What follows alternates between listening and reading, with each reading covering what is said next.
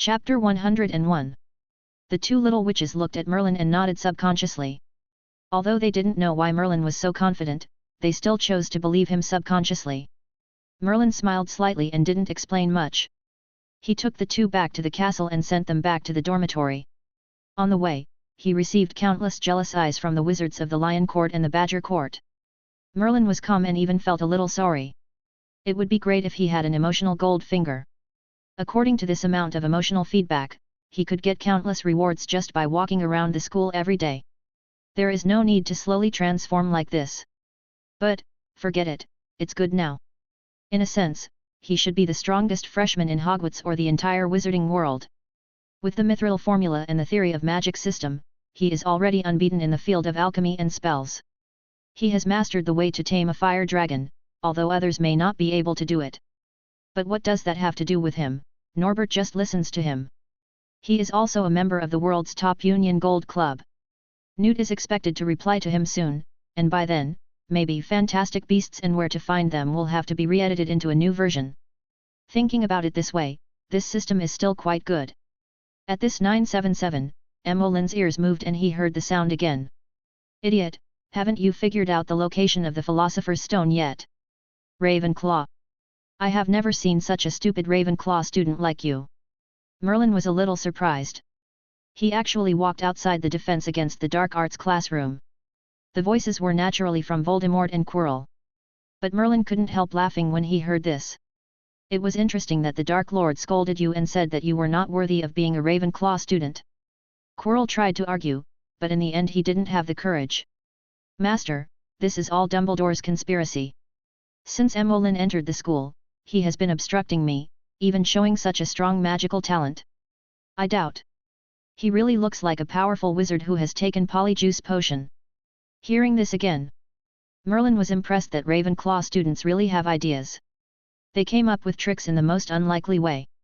But unexpectedly, Voldemort's voice fell silent. After a while, a new voice came out. I'll give you a chance. Go and stay with him for an hour to see if he's drunk the Polyjuice Potion. Yes, Master. Quirrell agreed respectfully, with a glimmer of pride in his eyes. But when he looked up, he became timid again. But, Master, once he discovers your presence. Idiot, I will completely hide myself for the next 2 days, so feel free to test him. But... Voldemort's voice turned cold. If you haven't made any progress by the time I wake up, don't blame me for practicing magic. Understand, my master.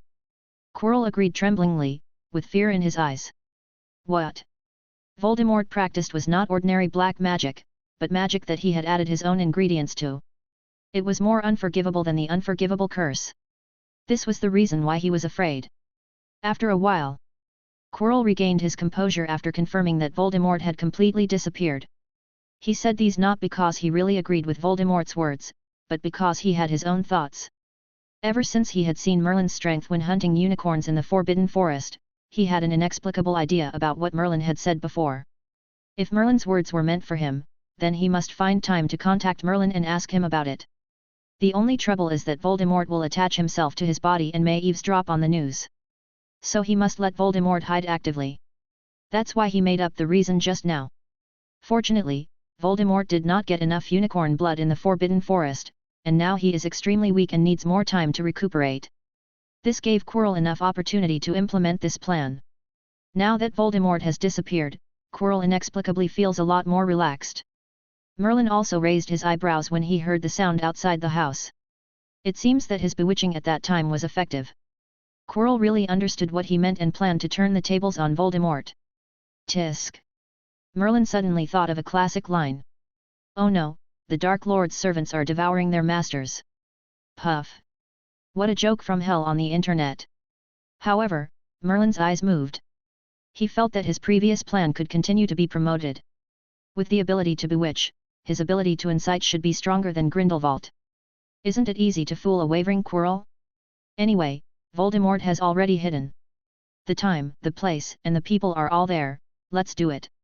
Thinking of this, Merlin thought of a random reason and started knocking on the door.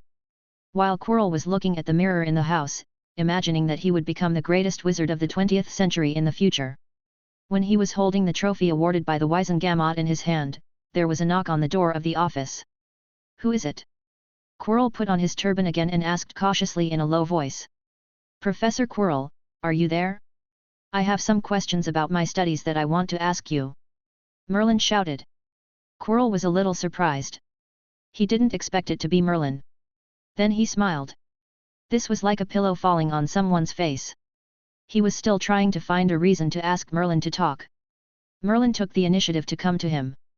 And he asked him questions, which was better than a deliberate arrangement. I'm afraid Merlin couldn't have thought of this development. Of course. "Merlin, come in." There was no time to wait for a second. Quirrell waved his wand to open the door and greeted Merlin. The classroom was still as dark as before, and the eyes of the green poisonous phosphorus snakes on the wall flashed with a faint green light. A huge mirror stood at the end of the classroom. Quirrell stood in front of the mirror, and there was a hint of abnormality on his face. Emolyn, what question do you want to ask?" Emolyn looked at Qiluo, thought for a moment, and said with a serious expression. "Professor, I would like to ask if you know the unforgivable curses." You said, what?" Qiluo's mouth trembled.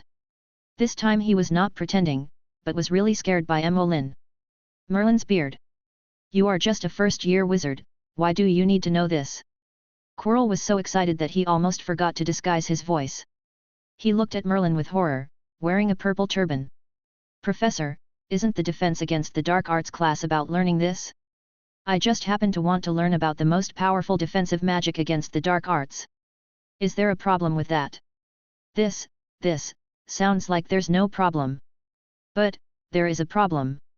Quirrell felt that Voldemort's consciousness was no longer in him, and he spoke slowly. "Oh? What's the problem?" Qiluo tried to calm down and looked at Emolyn. "Do you know what the unforgivable curses are?"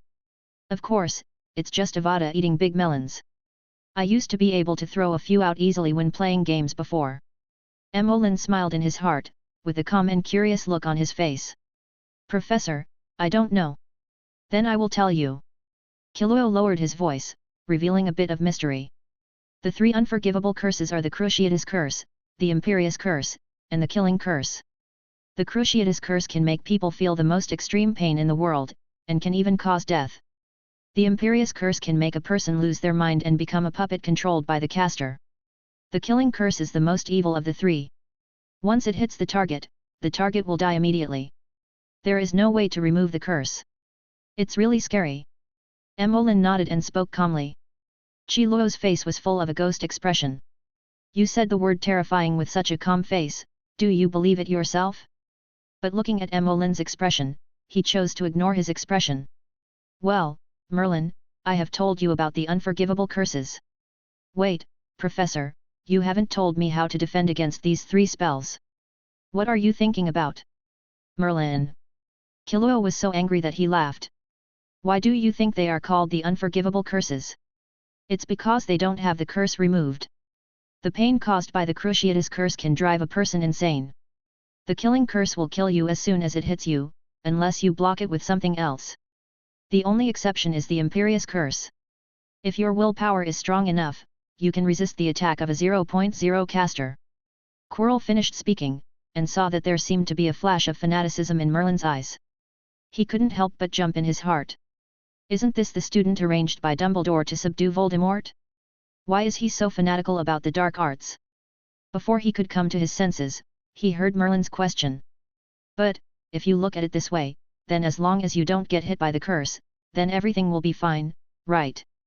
Professor, what are the criteria for determining these unforgivable curses?" "It is to hit people specifically." "Does it count if it's force, or if it hits clothes?" Quirrell was confused. Who would consider such a detailed problem when performing magic? But, if we don't consider it so carefully, won't problems easily arise? For example, Professor, you said that the Killing Curse can be blocked, so what is the difference between blocking with a shield and blocking with clothes? Wouldn't it be invincible as long as you always keep a layer of thick clothes around your body? Quirrell couldn't hold it in any longer. No, Voldemort didn't explain it in such detail when he taught him. After such in-depth research, who is the Dark Lord between you and Voldemort? Chapter 102. Professor, is there something wrong with what I said? Merlin looked at Quirrell firmly. To defeat the enemy, you must understand what the enemy is like. If I don't know how the unforgivable curses work, how can I defend myself? This. Qiluo was speechless for a long while, then nodded silently. You are right, Mr. Merlin. So. Merlin looked at Qiluo and smiled. Professor, can you demonstrate the unforgivable curses to me? Bang. Ouch.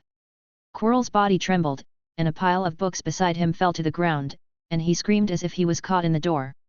Merlin, what did you say? Professor, did you really not hear me? Enough. Quirrell shouted and became nervous. The current situation seemed to be wrong. He obviously wanted to find out about Merlin, but he was asked several questions in a row, which was almost in violation of the laws of the Ministry of Magic, and he still didn't get any useful information. This was a bit outrageous. Let alone Voldemort's possession vessel. After all, he was an adult wizard who had been struggling in society for more than 10 years. How could he not handle even a little wizard? He wanted to refuse and ask Merlin about his own affairs. But Merlin's voice still rang out. Professor, didn't you say you could answer any questions for me? Or do you not know about this? Bewitching talent is activated. The bewitching was successful. The next second, Quirrell's eyes became blurry. It was still a familiar scene, but there was a different consciousness, telling him to listen to the words of the little wizard in front of him. And Emolyn also felt that he seemed to be able to control Quirrell to do something. And he felt that there was another consciousness in Quirrell's body. But this consciousness was now asleep. So Emolyn spoke calmly. Tell me what happened to you. Of course, Merlin. Quirrell breathed a sigh of relief. Really, I'm going crazy. I can't tell anyone about this. Then, Quirrell told the whole process of his encounter with Voldemort, and the content of Voldemort's bewitching him. After that, it was about what Voldemort wanted him to do, and the content of the various spells and potions that Voldemort taught him. After listening to it, Merlin couldn't help but sigh that he had used his bewitching skill correctly. To round it off, this is the second generation of the Dark Lord teaching in person. Now he can be regarded as having two demons, one white and one black, teaching him magic at the same time. The whole wizarding world has no second blessing. It's a pity that Quirrell's talent for magic is too poor. Voldemort taught him at least dozens of magic and potions. But since returning from the Dark Forest until now, he has only learned a few. Professor Quirrell, your learning ability is not worthy of the title of Ravenclaw graduate, right? Merlin sighed. Then he realized that this was what Voldemort had just said to Quirrell. Damn, how come I have become the Dark Lord? He thought about it again and felt that it was not right. This was obviously Quirrell's own problem. His ability was indeed not good enough. He learned too slowly.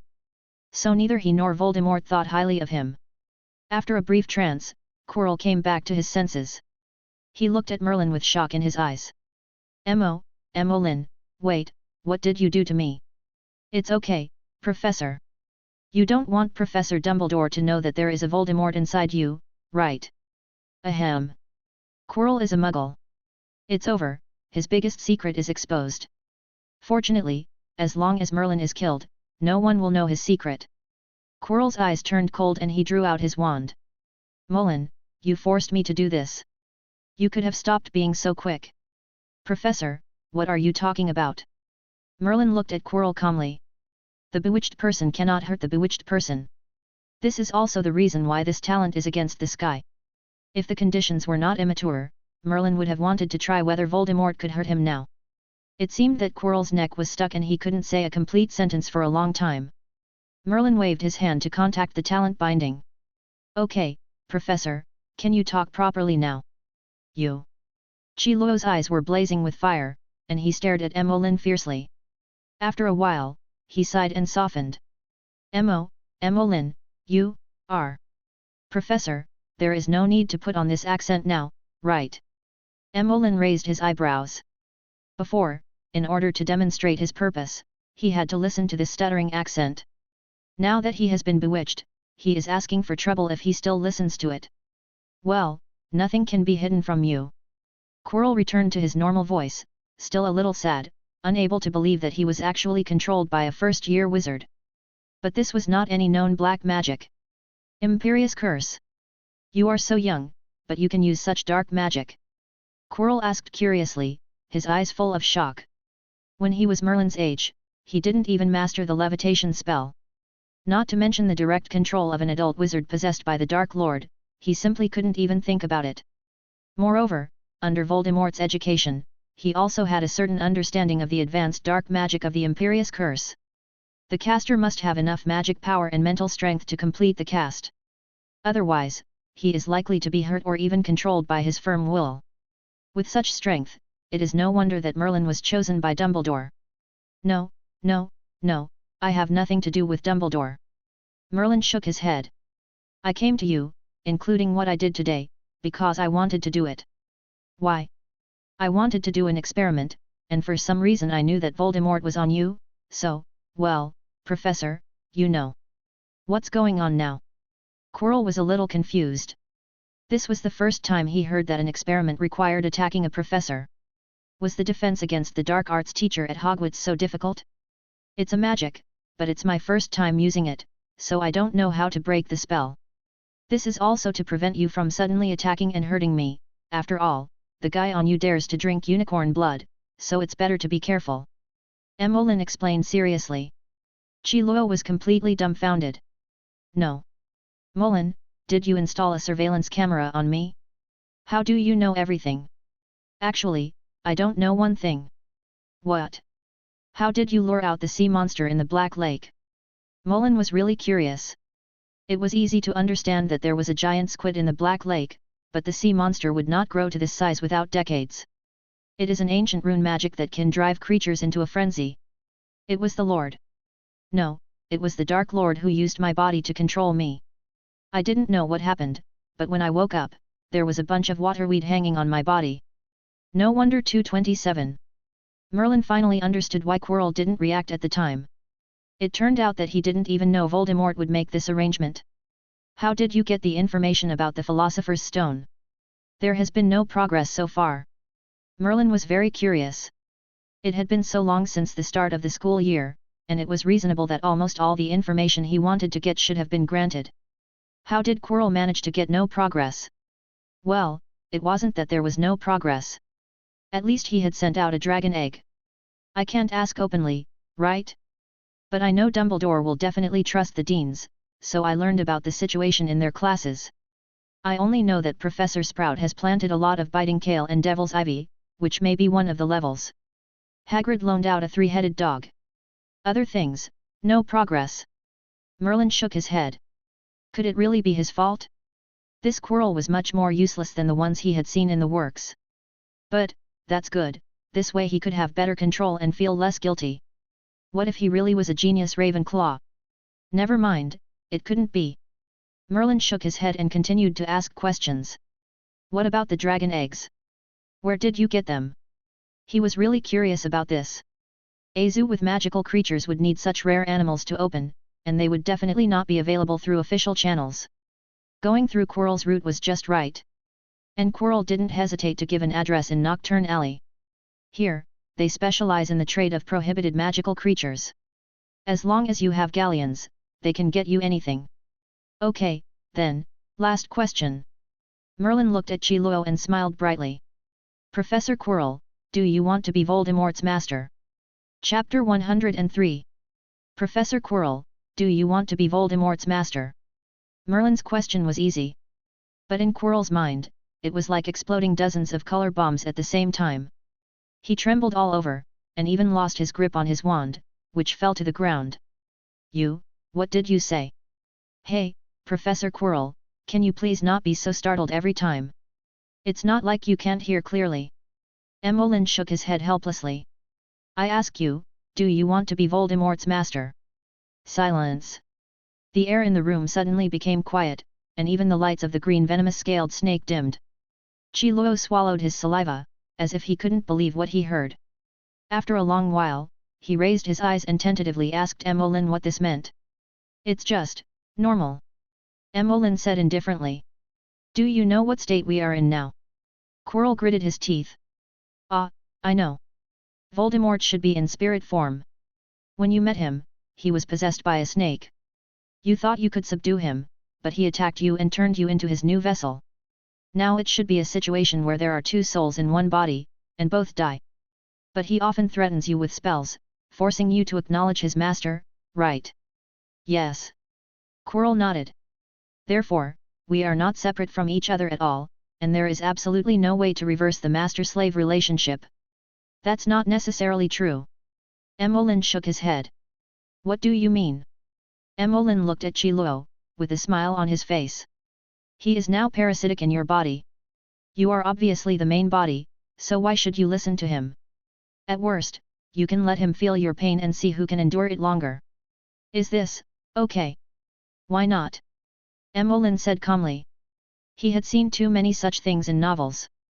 A master accidentally became a remnant soul and was forced to take over another body. If he succeeded, he would start all over again. If he failed, he would just be an old man delivering food. Here comes the golden finger. Think about it, you have a fragment of Voldemort's soul in you.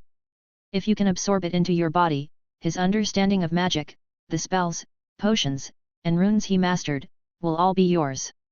Qiluo's eyes widened, very surprised. He had never thought that there was such a way. Can this really be done? You can try it. Merlin continued to persuade. Unfortunately, he did not have the skills similar to the magic seal wave.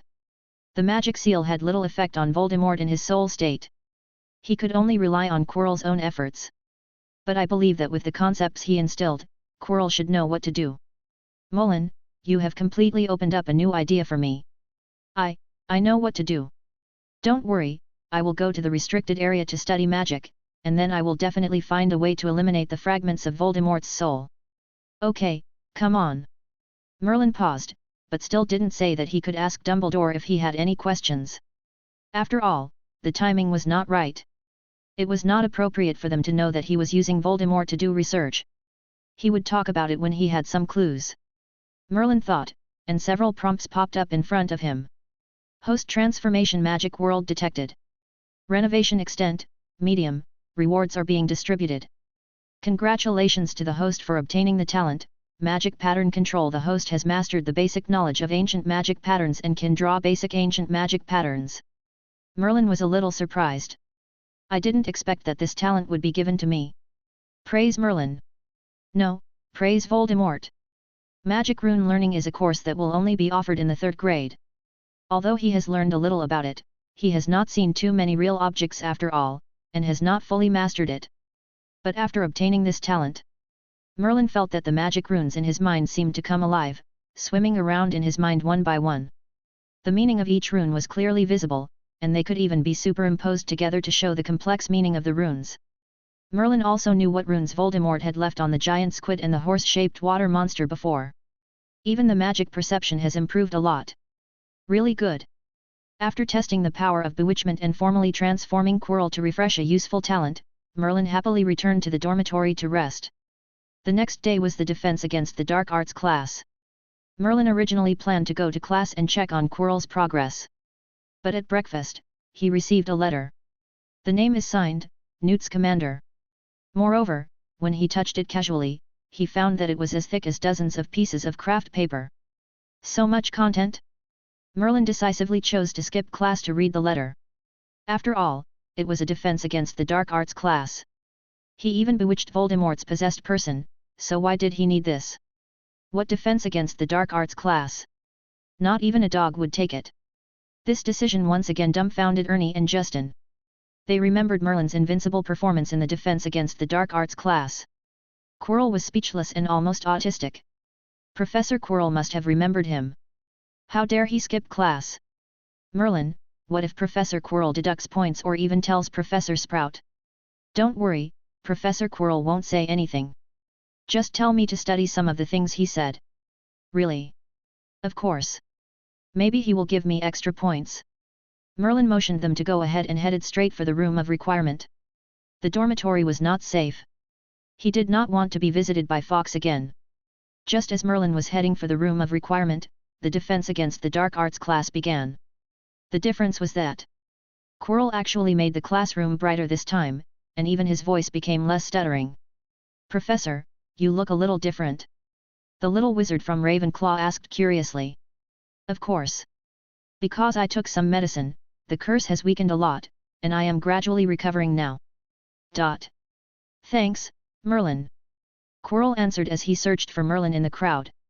After he went back yesterday, he looked up some information according to Merlin's instructions. Sure enough, he found a situation similar to his own.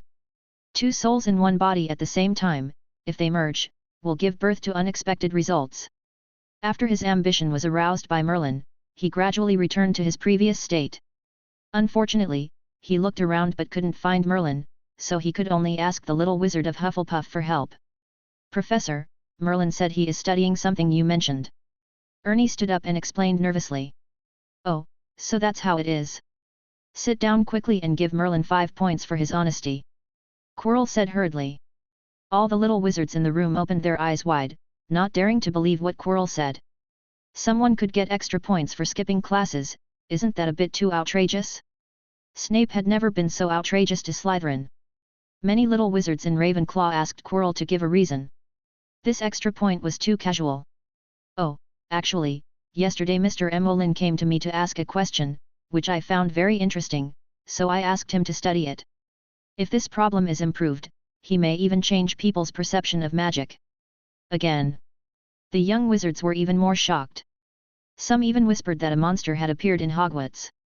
How could someone be so talented in potions, spells, herbs, and defense against the dark arts at the same time? The key is that he got an absolute score in every subject. And he is a little wizard from the Muggle world. This is simply too outrageous. But the facts are here, and they can't refute it at all. Ernie and Justin took a breath and understood what Merlin meant. So? If you study well, you can really do whatever you want, right? The two looked at each other and secretly decided to improve their strength like Emolin and make a presence in front of the professors. Maybe they could copy Emolin's grades and skip classes without doing homework. On the other side, Emolin conjured up a soft sofa and lay on it to read the letter sent by Newt. He was really curious about what the senior wrote about. Chapter 104. Opening the envelope. Merlin finally understood why Newt's letter was so thick. He actually put all the investigations and analyses he could find on the living habits and living conditions of the Norwegian Ridgeback in the letter. All of them were neatly handwritten. After seeing these, Merlin finally understood why Newt was so slow to reply. He only mentioned in the letter that he did not have much experience in raising dragons, but Newt prepared so much information for him. It was really touching.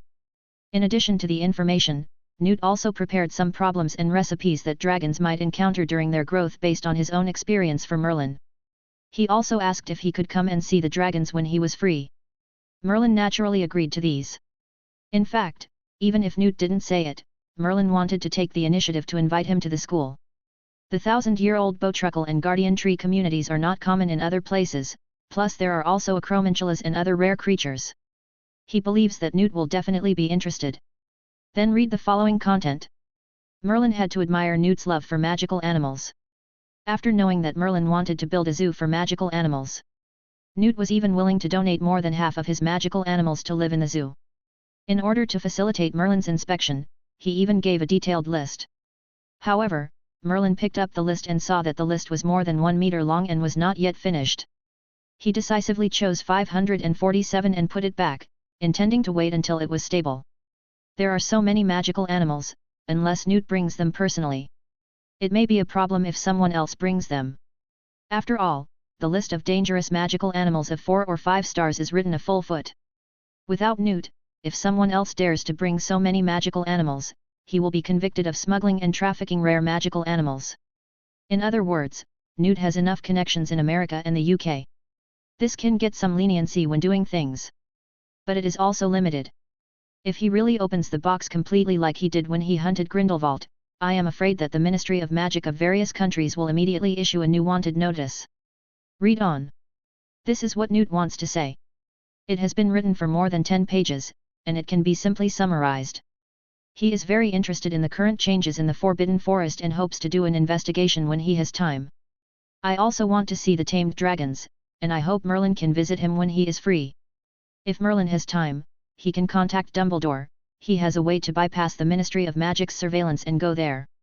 And if Merlin likes magical animals like dragons, he can recommend Merlin a few channels, CACF, to buy them, all of which are relatively complete places for English training. After watching it, Merlin can only say that his filter of Newt as a good senior is too serious. Kidnapping and buying rare magical animals. Smuggling dangerous magical animals in and out of the country. Teaching first-year wizards to enter the Forbidden Forest. Raising animals that are prohibited by the Ministry of Magic. Looking at the contents of the letter, it was almost a complete collection of crimes in the wizarding world. Merlin didn't even dare to let the letter leak out. He was afraid that Newt would be imprisoned because of the letter. However, he was very interested in several suggestions Newt made about the zoo. First of all, the space should be as large as possible at the beginning. Even if it is not used later, it should be reserved first, so that there is a possibility of change later. After all, the space needs to be reinforced after the traceless extension spell is cast. If it is not considered at the beginning, it is easy to have problems when it is extended again later. The second is the mixed living of various magical animals. Newt especially emphasized that the fierce ones must be separated from the fierce ones, so that they will not fight every day. There are dozens of such tips. After all, Newt is the one who plays with the magical zoo in the suitcase. He is particularly experienced in this kind of small space arrangement. Merlin accepted all the suggestions. When he turned over the parchment, he was so moved that he couldn't speak. Newt actually included the spell casting tips and precautions of the traceless extension spell in the letter. Merlin was deeply moved. It seems that the wizarding world is not deceiving people. There are really many good people in Hufflepuff. After reading all of them, Merlin wrote back to Newt. First of all, he thanked him for his help, and then explained that he might not have enough time to travel internationally, and could only wait for a chance to meet again. Finally, he felt that the idea of the zoo proposed by Newt was very good. He hoped to name the zoo after Newt, so that more people would remember fantastic beasts and where to find them. However, Merlin's words were not flattery, but flattery. He believed that with Newt's joining, no one would say anything even if he raised dragons in it. And since dragons were there, it would be more normal to have magical animals that were not as good as dragons. After writing the letter, Merlin was not in a hurry to send it out. Instead, he planned to wait for Nicholas Flamel's reply to arrive and send it together. After all, the mail from the French chicken was very fast. If Nicholas Flamel could give me some advice on the problem of magic energy, maybe the call badge could be created in the next 2 days. Just thinking about it. Merlin's mind moved and seemed to feel something. After exiting the room of requirement, he saw an owl flying in the air in the distance and crashing straight into him. When it got close, it dropped an envelope and then hovered in the air and shouted. "Is it something you want to eat?" Merlin rarely receives mail, but he has seen the situations of Ernie and Justin. After delivering the letter, the owl will become hungry, and the recipient usually needs to prepare some food for the owl's return journey. However, when Merlin saw Nicholas Flamel's name on the envelope, he had no intention of feeding the owl carefully. He tore off a piece of ream beef and gave it to the owl to finish it. He returned to the room of requirement with the letter and continued to read it. Compared with Newt's dozens of pages, Nicholas Flamel's letter was much thinner. And most of it was emotion and memories, and only a small part was related to Merlin's call badge. Some technical details and alchemical steps were noted in it. Merlin said that it was still of some reference value. But what was even more shocking was that when Merlin turned the envelope to check, a small piece of the Philosopher's Stone and the note on it rolled out of the envelope. Merlin looked at the red irregular crystal in his hand with a numb face. This can't be a Philosopher's Stone, right?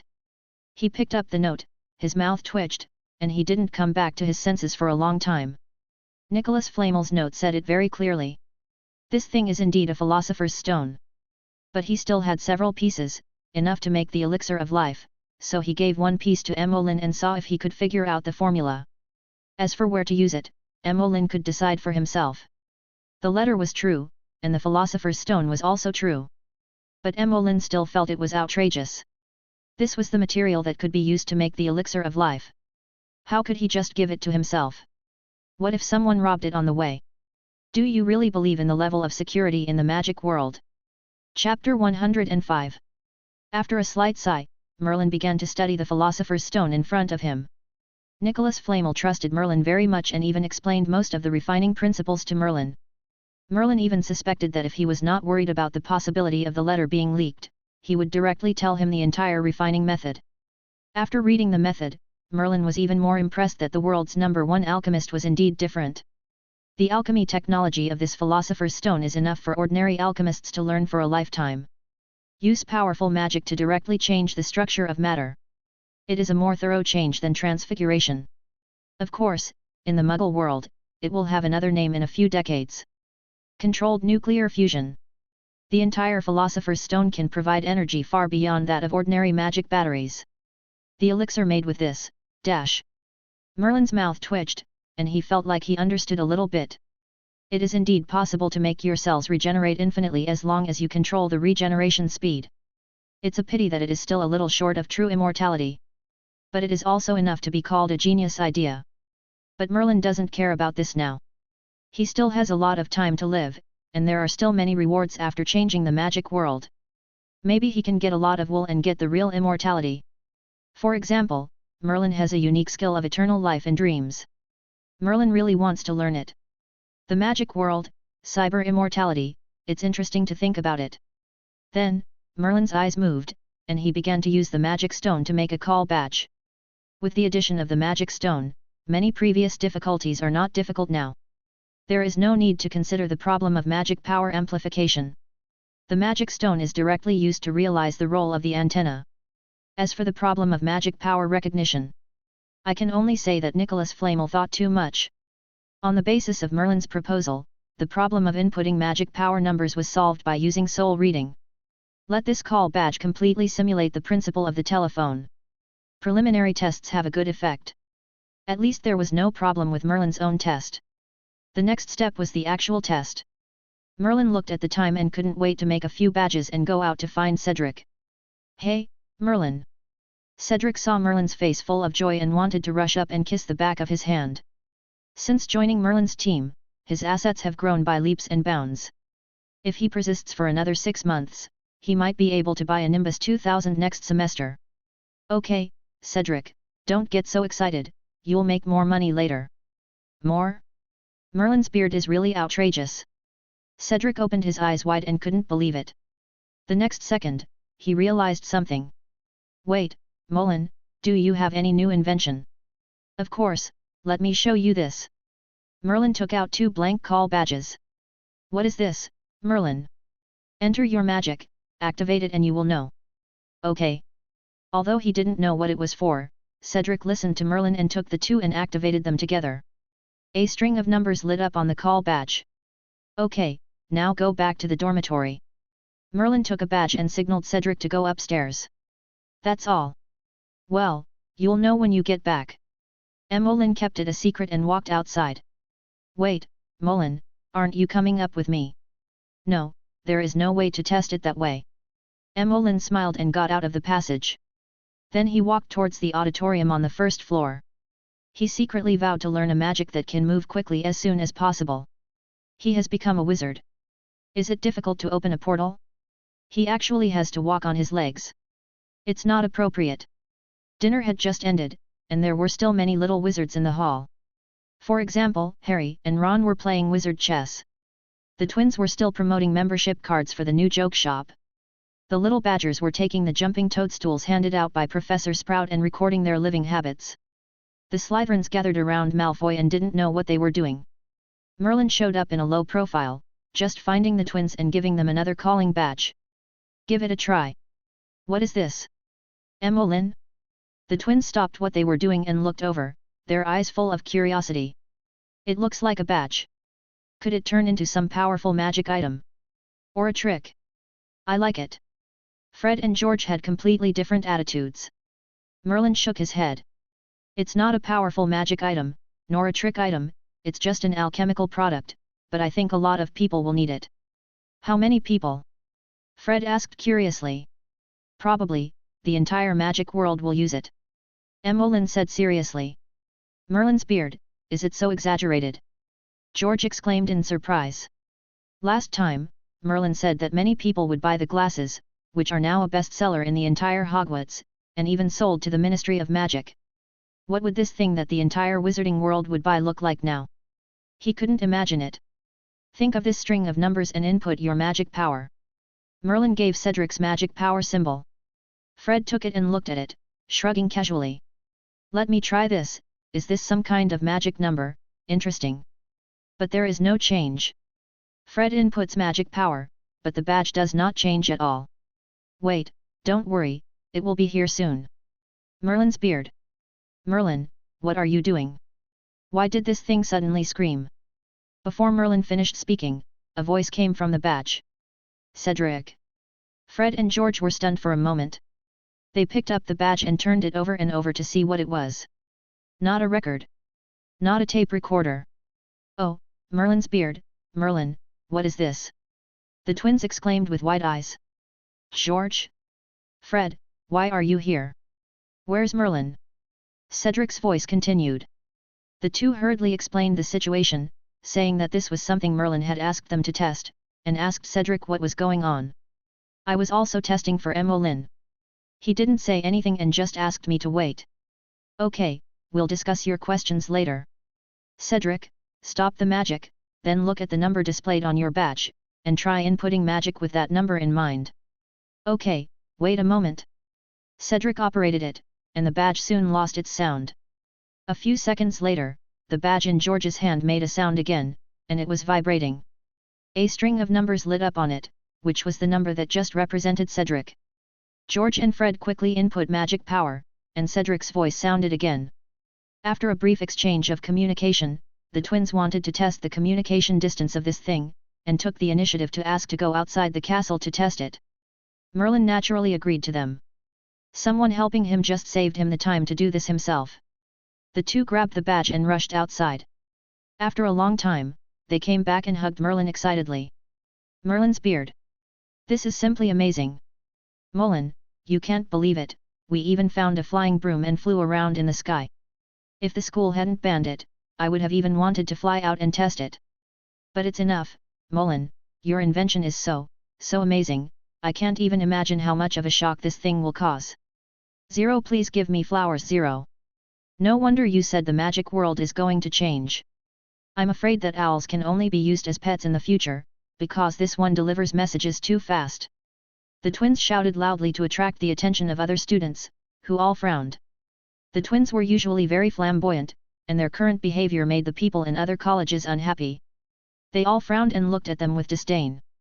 Some people even came over and asked them to keep their voices down. Oh, Merlin's beard, do you know what that is? Just try it yourself and you will know how great this invention is. If I invented this thing, I would even run around naked in the auditorium. George raised his badge and shouted. Behind him, a cold but majestic voice came slowly. Mr. George, I don't think anyone wants to see you doing something so outrageous in the auditorium. Professor McGonagall. When they saw Professor McGonagall appear, all the young wizards were too scared to speak loudly. After greeting, they stood silently. As the deputy headmaster of Hogwarts and the teacher of a difficult magic class like Transfiguration, McGonagall gave the young wizards a stronger sense of oppression than Dumbledore. Of course, Snape was an exception. Except for Slytherin, Snape was considered disgusting and inhuman in the eyes of the young wizards of the other 3 colleges. He didn't even have to participate in the selection. Mr. Fred, Mr. George. You were making noise and disrupting order in the auditorium, so you should have been deducted points. But I can give you a chance to tell me the reason for your shouting without deducting any points, if it is reasonable. McGonagall still gave her own school some slack. The two of them didn't waste any time and directly showed McGonagall the alchemy tools that Merlin had just made. Then they called Cedric's number to demonstrate to Professor McGonagall. Really, Professor, you will soon know how powerful Merlin's invention is. The twins tried their best to introduce it to Mag. The next second, the call was connected. Cedric's message rang slowly. This thing is really great. If you want to skip class and go out to play in the future, remember to tell me. I can no longer use OWL to contact you and talk about things that are inconvenient. Also, how many secret passages in the school did you two discover? Tell me about it later. Since we all follow Emolyn, you can't hide anything. Oh, sigh. Lock the tongue and seal the throat. Just as George and Fred were about to speak, Mag on the side interrupted them. Cedric didn't know what was going on and continued to act crazy. He talked for a long time, and stopped probing when he heard no sound from this side. Wait, George, Fred? Why aren't you talking? Mullen, is there something wrong with your thing? Ink. Mag interrupted him with a cough. Mr. Cedric, I think you don't need to ask any more questions. There is nothing wrong with this thing. I heard it clearly. As for what you, Mr. George and Mr. Fred, did, I think you need to come to my office and talk it over. You are really too arrogant. Merlin watched from the side and shook his head, mourning for the three people. I'm afraid the twins could not have thought that what they had been doing would be exposed because of a phone call from Cedric. While Merlin was sighing, Mag also looked up at him. Mr. Merlin, I think you need to come to my office too. The twin brothers couldn't help laughing. As expected, everyone is equal in front of their dean, and no one can escape. Hermione and Chuzhong in the distance gave him a blessing look. Merlin's mouth twitched and he sighed that the twins and Cedric were really pitfalls. He must stay away from them next time. But he probably can't run away today. He can only go to McGonagall's office to see what's going on. Chapter 106. I never thought that Cedric, the eternal other kid at Hogwarts, would also have a day of detention. Oh, I dread to think what Mr. Diggory will think when he gets home for Christmas this year. Their favorite son is actually in detention at Hogwarts. Coming out of Professor McGonagall's office, the twins couldn't stop laughing. Fred pointed at Cedric and laughed. No, I'm going to write my family and let them know that I'm in detention with Cedric, their best student. No, no, no, how could you tell Mom that? George shook his head. You have to say that, under the arrangement of Professor McGonagall, the two of us have the honor to complete a professor's task with Mr. Cedric, the best student in Hogwarts and the eternal pride of Mr. Diggory's family. Enough. Cedric blushed. Could you two please stop talking? Mullen is also in solitary confinement with us, why don't you talk about him? Mullen. The twins looked sympathetic and amused, and they took turns saying 717. Mr. Cedric, if we heard correctly, you want us to laugh at our boss. The best boss in the world. Or is it because of something stupid you did? Cedric also got angry. Well, if you hadn't called me with that badge and I didn't say anything, how would I have known that it was Professor McGonagall over there? Or you are stupid, you don't even have this awareness. Did you guys yell in the auditorium? This is your fault. No, it's obviously you two. Emmeline sighed and interrupted their complaints. Is there a possibility that I am the one who should be angry? What are you three still talking about? After hearing what Emmeline said, although the three of them still had dissatisfaction in their eyes, they all shut up. After all, Emmeline was really innocent compared to them. He was forced to be locked up with them just for testing an alchemy tool. Sorry, Mullen, this is our problem. I'm sorry to have caused you trouble. We really didn't mean it. How about we go back and talk to Professor McGonagall? Yes, you are not wrong at all, it is all our fault. The twins and Cedric were very excited. Especially since the detention that McGonagall had assigned them was to help Filch clean the castle, they didn't want Merlin to join in. They all thought it was too much to ask an alchemist to do this kind of work. No need. Emmeline shook his head. I just happened to have something to do with Filch. Besides, the closure tonight shouldn't last too long. The three of them were dumbfounded. They didn't understand what this meant. Especially Brother Fred, who was shaking his head desperately. No, Merlin, you really don't understand Filch's horror. They were frequent visitors to detention, and they were serious about popularizing this horror with Merlin. Since Filch cannot use magic, his detention does not allow him to use any magic and he basically has to do everything manually. Last time he made Fred and I clean out all the pictures in the school. We cleaned for a whole week. We asked someone to cast a cleaning spell to clean up some of this when no one was around during the day. Otherwise, we can't even imagine how horrible this is. Does it sound really scary? Emmeline asked back. Of course. The twins nodded vigorously. I'd rather pack potions for Snape than tidy up the castle with Filch. Have you been in detention recently? Of course not. The twins nodded subconsciously. We have been busy opening the store and researching new products recently, and have not had time to go into confinement. When Emmeline heard this, he didn't know what to say. Detention was not based on whether they were caught, but on whether they were free. No wonder they were the students with the most points deducted from Gryffindor. But now it's different. Emmeline smiled slightly. Don't worry, we can change it tonight. It won't be difficult to seal it tightly. Without further explanation, he said goodbye to the two and went to the room of requirement to prepare the potion. There was a problem with the potion he prepared for Filch last time. He simulated and modified the formula in his mind. There shouldn't be any problem, but he just hasn't prepared it and tested it. This time it's a good time to give Filch another try. I believe that the restrained effect of the potion should not cause the same noise as last time. At 9 o'clock in the evening, most of the little wizards in the castle returned to their respective lounges. Filch pushed open the door and looked at the little wizards in front of him. Let me see who is here today. Oh, Fred and George, old acquaintances, are you here because of the noise in the hall? Next time, remember not to be in a place like this. Filch said slowly, holding up the lantern. Fred and George were shocked and couldn't believe what was happening. Filch was actually talking to them in a gentle voice? It was impossible before. But what happened recently? Not only did he return all the props to them, but now he was a little gentle? Yes. That's right. It was gentle. For a moment, they even saw gentleness in Filch's eyes. This is impossible. The two looked at each other and thought they were under some kind of magic. They hurriedly shook each other's body. After a while, they confirmed that this was really not a dream and couldn't believe it for a long time. At this time, Filch had already looked at Cedric. Oh, why is it you, Mr. Cedric, why are you in detention too? The reason was that he wanted to skip classes and use the secret passage in the school. This is troublesome, Mr. Cedric, I have to follow Professor McGonagall's instructions to close several secret passages. 0. The three looked at each other, feeling as if they had seen a ghost. This detention was completely different from what they had heard before. Didn't Filch say that he would punish the little wizards who were put in detention? This attitude now seems okay? It's even better than not putting them in detention normally. When Filch looked at Merlin, the three were completely dumbfounded. Filch took out a box from somewhere.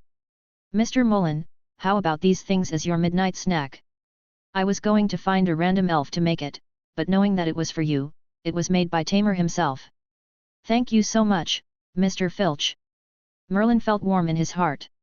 His first experience of detention at Hogwarts turned out to be quite good. He opened the lunchbox and looked at the full food inside. He decided to give Tamer a recipe as a thank you gift next time. Then he invited others to eat together. Is this too expensive?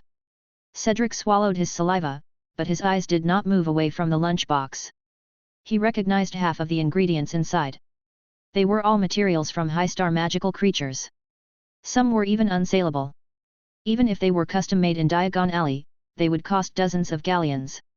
Although he knew that Merlin's food was expensive, he didn't expect that every meal was so expensive. It's actually cheaper than you think. I have a long-term cooperation with them. I always order the whole thing and send it to them separately, so the price is not high. Well, thank you Merlin. Thank you, Mr. Merlin. The four of them finally couldn't resist the temptation and joined the night snack team. Soon, Fred 0.8 remembered that they still had to clean up in the evening. Burping, he stood up and asked what to do. Filch looked at the three and shook his head. Actually, you don't have to worry so much. Tonight we are in charge of the showroom. We can solve it with a wave of the magic wand. Wand. The three were dumbfounded again. This was the first time they heard that Filch could use a wand in his detention. This was indeed much easier. Only Merlin knew what was going on. It seemed that his last potion had changed Filch's perception. He was just a wizard who couldn't control his magic, not a squib. Then, his new potion would be more effective. Thinking of this, Merlin interrupted him. Mr. Filch, I think there is something wrong with your arrangement. Mr. Merlin? What do you think we should do? Filch looked at Merlin respectfully and asked him what he meant. Merlin gently shook the bottle of potion in his hand. I have made some improvements to this potion, so the previous problems should not occur again. So, do you want to try to use the cleansing spell again yourself? Chapter 107. Cedric and the others' faces changed drastically. Every student at Hogwarts knew that Filch was a squib. Talking to him about magic would completely piss him off. Merlin actually dared to talk to Filch like that. I really didn't know what to say. Merlin! How dare you talk to him like that? Run! Filch will kill you! The three men urged Merlin frantically. But Merlin remained unmoved and just watched Filch quietly. Really, is it really possible? It should be. Merlin nodded. As you know, I couldn't find anyone else to do the experiment, so I made some improvements based on the results of the last experiment. In simple terms, it is to slowly release the originally violent magic power. Maybe the magic power is not as strong as before, but it lasts longer. Maybe you can cast a few more spells. I do.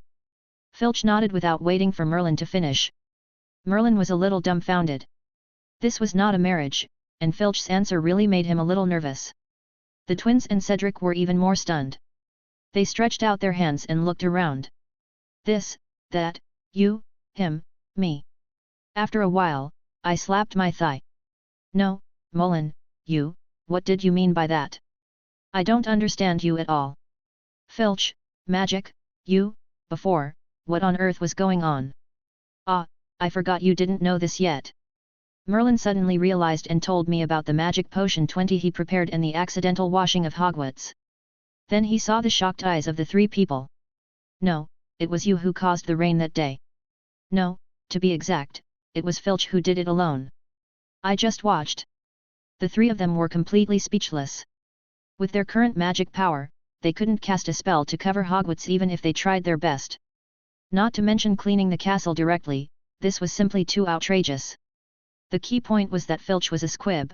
How did he do it? Does this work on all squibs? Cedric hesitated but still asked. Curious. The three of them nodded like chickens pecking at rice. This was a potion that could completely subvert their cognition. Who wouldn't be curious? From the current situation, yes. Emmeline nodded. After my research, I found that the squibs just couldn't mobilize the magic power in their bodies, so I used a little method to stimulate the magic power in their bodies. Of course, I was the one who first developed this potion for wizards to take. Wizard. The three trembled all over, not daring to imagine what the consequences would be. Even a squib could become a powerful wizard after drinking it, so wouldn't a real wizard have to become Dumbledore directly? Merlin looked at the three people in confusion. His strength was not good, but his imagination was really good. He wanted to become Dumbledore with a bottle of magic potion, which was better than dreaming. What effect is that? The three were still very curious. If it wasn't like this, what would happen if the wizard drank it? You will know after you try it yourself. Emmeline took out 3 original potions and the improved version. I recommend you drink this first, so it will be easier to compare the effects later. The 3 believed Emmeline, took the bottle and drank it without even looking at it. The next second, they felt the changes in their bodies, opened their eyes wide at the same time, and their faces were full of disbelief. How could this happen? Fred. I feel my magic power has increased. How about yours? Nonsense, I increased it too. Cedric, what about you? Same, I feel my magic power has increased. Are you feeling unwell? Emmeline asked. No. The 3 of them shook their heads like rattles and licked their lips. Then try the original one. Good. The 3 of them continued to drink the new potion. This time it took effect immediately. The 3 of them suddenly lost consciousness and took a few seconds to come back to their senses. Fred breathed heavily. Oh no, I feel so strong now that I can even arm wrestle with giant monsters. I feel so hot, but not in my body, but in my heart. George wanted to find some water to drink. Am I the only one who thinks this is normal? It seems like nothing happened. Cedric looked at Merlin suspiciously. What do you think, Merlin? Does it mean that my physical fitness is better than theirs? Merlin hesitated for a moment and pursed his lips. I think you might need to replenish your body. You are too weak. The twins burst into laughter when they heard this, and their eyes were full of mockery. Cedric, I never thought you would be such a person. I must have a good chat with Mr. Diggory about your life at school. Violated school rules, was put in solitary confinement, and became weak. Fred. Cedric looked over her fiercely. However, the twins didn't take it seriously at all and continued to smile. Give up, Cedric. Unless you move, we will keep your secret forever. Cedric felt desperate. For the first time, he had the urge to move. It can only be said that the territory of the wizarding world is really too small. The Diggory family, the Weasley family, and the Lovegood family all live in the same village. The distance is not far. They used to play Quidditch and goblins together.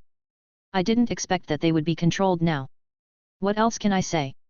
Filch returned with a gleam of surprise in his eyes. Mr. Merlin, I just tried it. It really works. I can use magic. I can't believe it, I can actually use magic like a normal wizard. This potion is so useful. I want to buy a few bottles, can I? Mr. Merlin, please tell me the price. It doesn't matter how much it costs. I must buy a few bottles. Filch burst into tears. He has been a squib in the magic world all his life. Except for Mrs. Norris, the cat, he has hardly received any good attitude. But today, he can finally tell others that he is also a squib who can release magic. There's no rush, Mr. Filch. Merlin waved his hand. Can you show me the effect and power of this magic? It will also help me record the data. Maybe there will be new potions later. Of course. Mr. Merlin, it's an honor.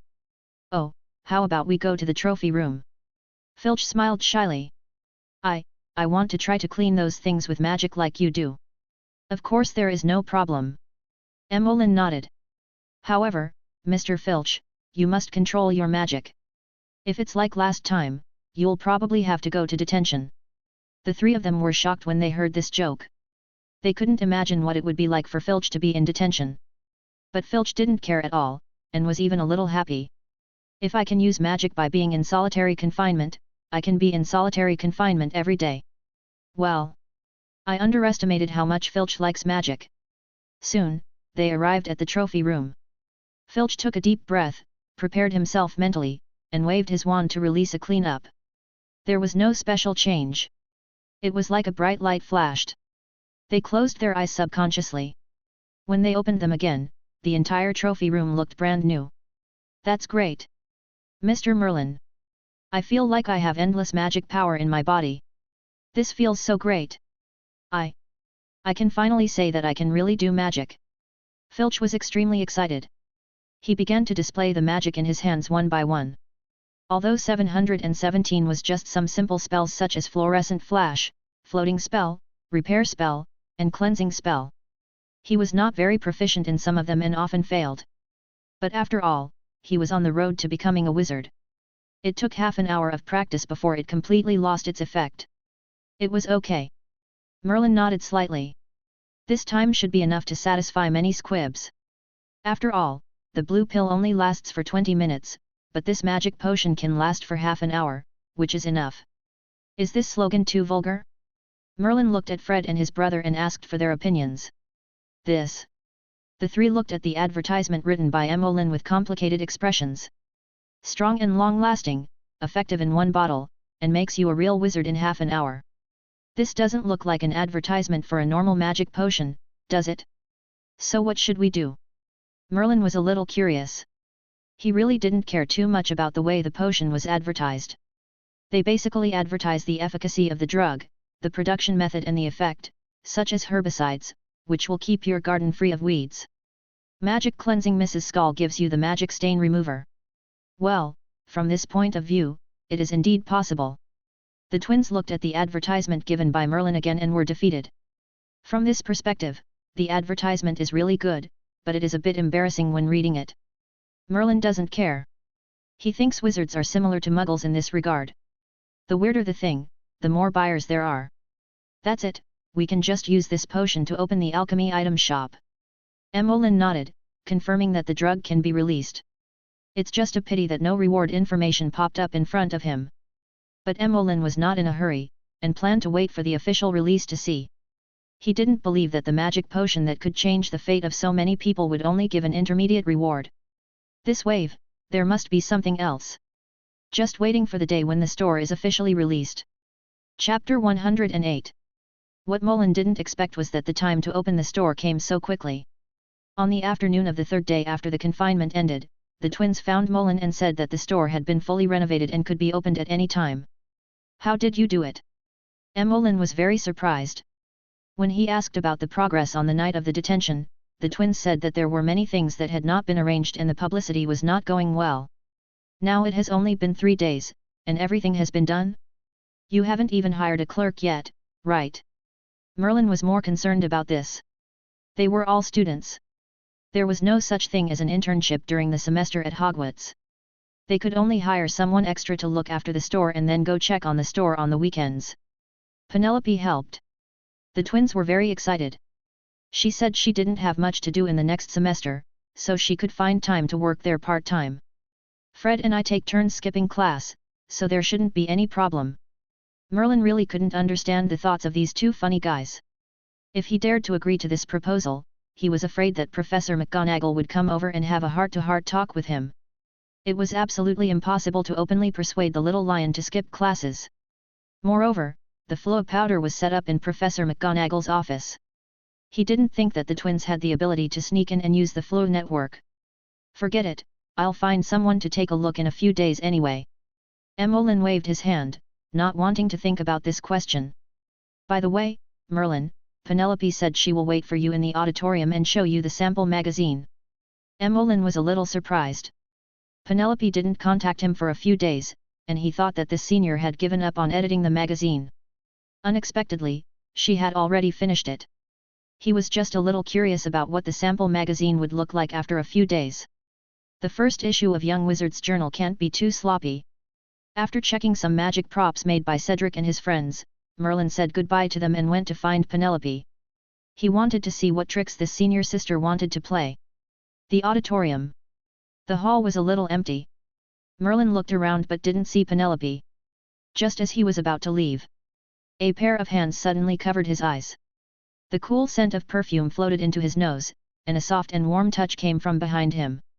"Don't look back, Junior, I'm your senior." Along with the seductive voice, Emolyn's hand holding the magic wand became hard again.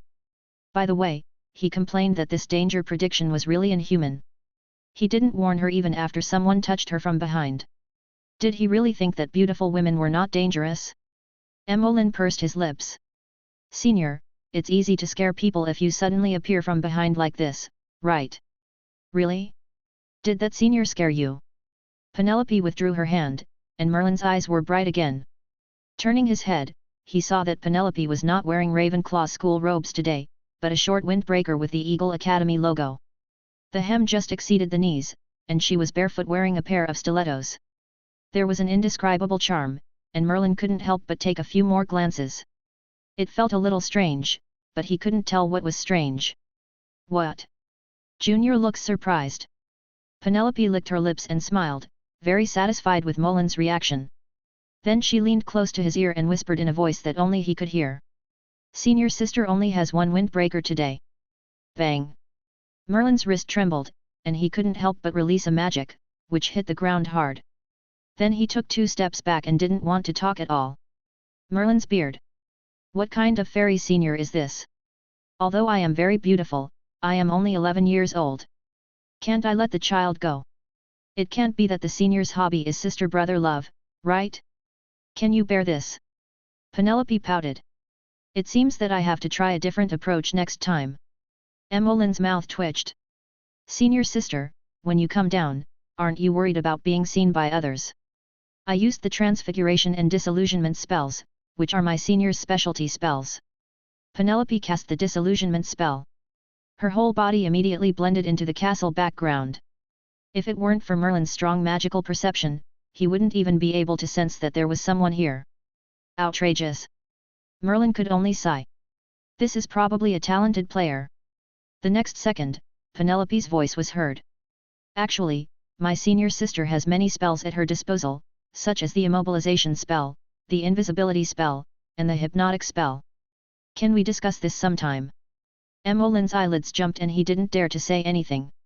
"Senior sister, your spell sounds normal, but it feels abnormal to use it. Boys should protect themselves when they are outside, so let's not discuss it casually. Speaking of which, senior sister, didn't you say that the newspaper is ready? Where is it?" Merlin hurriedly changed the subject. If Penelope continued to talk, his goal might not be to transform Hogwarts, but to adjust Hogwarts. Penelope just pretended that what happened just now had not happened. She waved her wand and summoned a newspaper that was about the same thickness as the Daily Prophet. Because the release frequency is not fixed, the first issue has more content. In terms of content, I designed it according to what you said, based on several pages such as spell teaching, overview of wizarding news, Quidditch events, novels, transactions, and advertisements. Penelope said as she flipped through the newspaper. She stopped at the last few pages and pointed to the blank space above. I have to say, my friend, your creativity is very good. This division makes the layout of the Daily Prophet much better, and the content is more extensive and more practical. If I hadn't read it several times, I wouldn't want to read the Daily Prophet. I'm really curious how you came up with this idea. I learned it in the Muggle world. Merlin smiled faintly, looking for a reason to hide his achievements and fame. Such newspapers are indeed a waste in the Muggle world. But in the current magic world, they are indeed a crushing level. As for the Daily Prophet, this third-rate newspaper that still needs Rita Skeeter to write false news to fill the pages should not come to touch porcelain. He even thinks that if the Ministry of Magic does not deliberately target it, in less than 3 months, the Young Wizard's newspaper will become the best-selling newspaper in the magic world. When Penelope heard about the Muggle world, she was stunned. A flash of surprise flashed in her eyes, and she returned to normal in an instant. Then she pointed to the blank content on the newspaper. Other places are good. However, we haven't received any advertisements yet, so we can't just leave a space empty for posting, right? No need. Emolin shook his head and spoke decisively. How much does this page advertisement cost? I bid. Penelope was a little dumbfounded. After a while, she looked at Merlin, not quite understanding. But, Junior, you have already paid us for this advertisement. No, no, no. Merlin waved his hand and told Penelope again what he had said to Fred and his brother. Investment is investment, and management is management. Don't confuse the two. Good Zhao. Penelope bit her lip, her eyes a little blurred. Well, it may sound a little strange, but you are the boss and you have the final say. So, the price for this ad is 50 galleons per issue. Come to the first 20 issues and sign the magic contract. No problem. Penelope nodded in agreement and suddenly leaned down. But what if the junior changes his mind?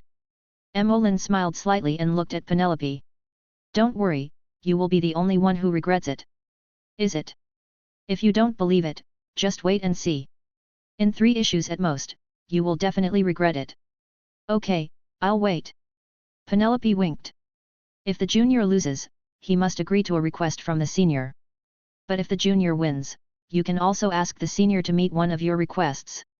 Merlin was silent. No matter how you look at it, Penelope wants to attack him, right? What a bad woman. It seems that the old saying is true.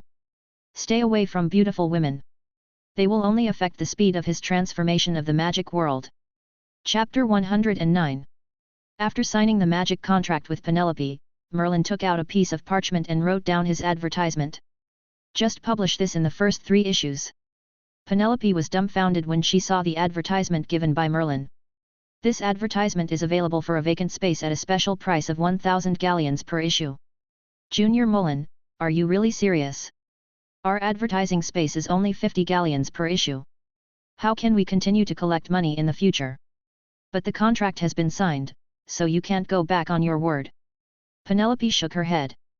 Well, since the sponsor said so, I can only obey and see what tricks my junior can come up with. Is there anything else that needs to be revised? Emolin pretended not to understand what she meant and calmly made some comments on the ideas of several columns. News can be excerpted, not reproduced in full, just extract the core and add comments, something like this. Merlin casually drew on the parchment the format of news reviews he had seen before. Penelope was stunned for a few seconds, picked up a pen and wrote it down. Very good idea, any more? Try to put 2 or 3 novels in it, and you can ask for some long serial format, which can be published separately. No problem. Penelope nodded repeatedly. Anything else is fine. Okay, Junior, with your suggestion, I believe our newspaper will definitely surpass the Daily Prophet. Then wait for the senior sister's performance. Merlin said lightly. Then he left after confirming that Penelope had nothing else to do, and returned to the room of requirement to start work. Today, the Ministry of Magic has sent him the patent for the call badge. After testing the effect of the badge, Fudge placed an order for 1,000 badges in advance, and wanted to equip all the people in the Ministry of Magic, so that an efficient work process could be established. In this regard, Merlin just wanted to say that Fudge's idea was very good, and he was also happy to purchase here. But the effect is hard to say. After all, it is a magical world. If you really want to speed up efficiency, you don't need to rely on a few call badges to do it. but there is no way to refuse money from those who rush to give it. Merlin happily collected the payment and went to make the order. Because the production requirements of the call badge are a bit high, others have not mastered it yet, so Merlin can only make it by himself. Fortunately, after getting familiar with it, the production is also very fast. It will definitely be completed before the end of the order. While Merlin was busy, Snape was also preparing potions in his laboratory. There was only one bottle of unicorn blood left from Merlin. At this moment, he was staring intently at the potion in the crucible. If someone with a keen sense of magic stood by, he would be able to feel the vigorous vitality emanating from the pot. Snape watched the color of the potion in the crucible begin to change, and immediately dripped the unicorn blood in the bottle. There was a muffled bang. The potion in the pot instantly turned into a ball of burnt ash. Failed again. Snape's excitement calmed down instantly. He took out a piece of potion residue and analyzed it for a while before muttering. It looks like there's something wrong with the potion's ratio. Should have added less dragon blood. Snape muttered as he tried to re-prepare the potion, but he became discouraged when he looked at the bottle in his hand and the wound on his wrist. All his unicorn blood had been used up. In order to prepare this potion, he used his own blood to keep the unicorn blood active, using the dark magic that Voldemort had taught him. But he didn't expect that after 3 bottles were used up, it still didn't work. It was just a little better than before. Snape took a deep breath, calmed down, opened the closet, and chanted a spell. The secret is revealed. A space suddenly appeared on the side of the closet. If someone was here at this moment, they would definitely be shocked. In the closet of Professor Snape, the head of Slytherin, who hated Gryffindor, there was a red and gold Gryffindor scarf hanging. There was also a photo of a Gryffindor girl next to the scarf. Lily, I swear, I will bring you back to life. Avada Kedavra only severs the connection between life and soul. The soul does not really disappear. I believe it must be hidden somewhere. Believe me, I will do it. A rare look of sadness and regret appeared on Snape's face. After a long time, the emotion dissipated, he cast a spell again to hide the photo and scarf, and looked through the crucible to continue trying something. In the room of requirement, Merlin, who had finished processing some orders, was taking a break. In his hand was a letter from Ollivander. This was the letter he received at noon, but he had not had time to read it. Now he opened it and found that the content inside was quite surprising. When Ollivander was studying the mithril wand, he asked him some questions. For example, why metal is easier to cast magic than wood, and the magic cast is more accurate and fast. Merlin could only introduce some ideas from physics. I told him that the magic conductivity of common metals in the wizarding world is too low, so they cannot be used to make wands. The characteristic of mithril is magic conductivity, so it has extremely high magic conductivity, so it can naturally be used to make wands. By the way, I also sent him a pair of magic detection glasses I made, so that he could control the magic according to the same standard to test the magic conductivity of various materials. Now Ollivander is reporting this news. He said that after such tests, the magic conductivity of almost all commonly used wand woods and wand core materials has been counted. The magic conductivity of a mithril wand is almost twice that of a wooden wand, so it is more convenient to cast spells. Different wand cores the material still enhances magic, and because there is no influence from the wooden wand, the magic power is even stronger. In his letter, Ollivander lamented that the magic conductivity proposed by Merlin was too convenient. Now he even considers the magic conductivity of the wand when making wooden wands. He also asked if he could write an article and submit it to publications such as the Daily Prophet and Wizard Weekly to promote the mithril wand.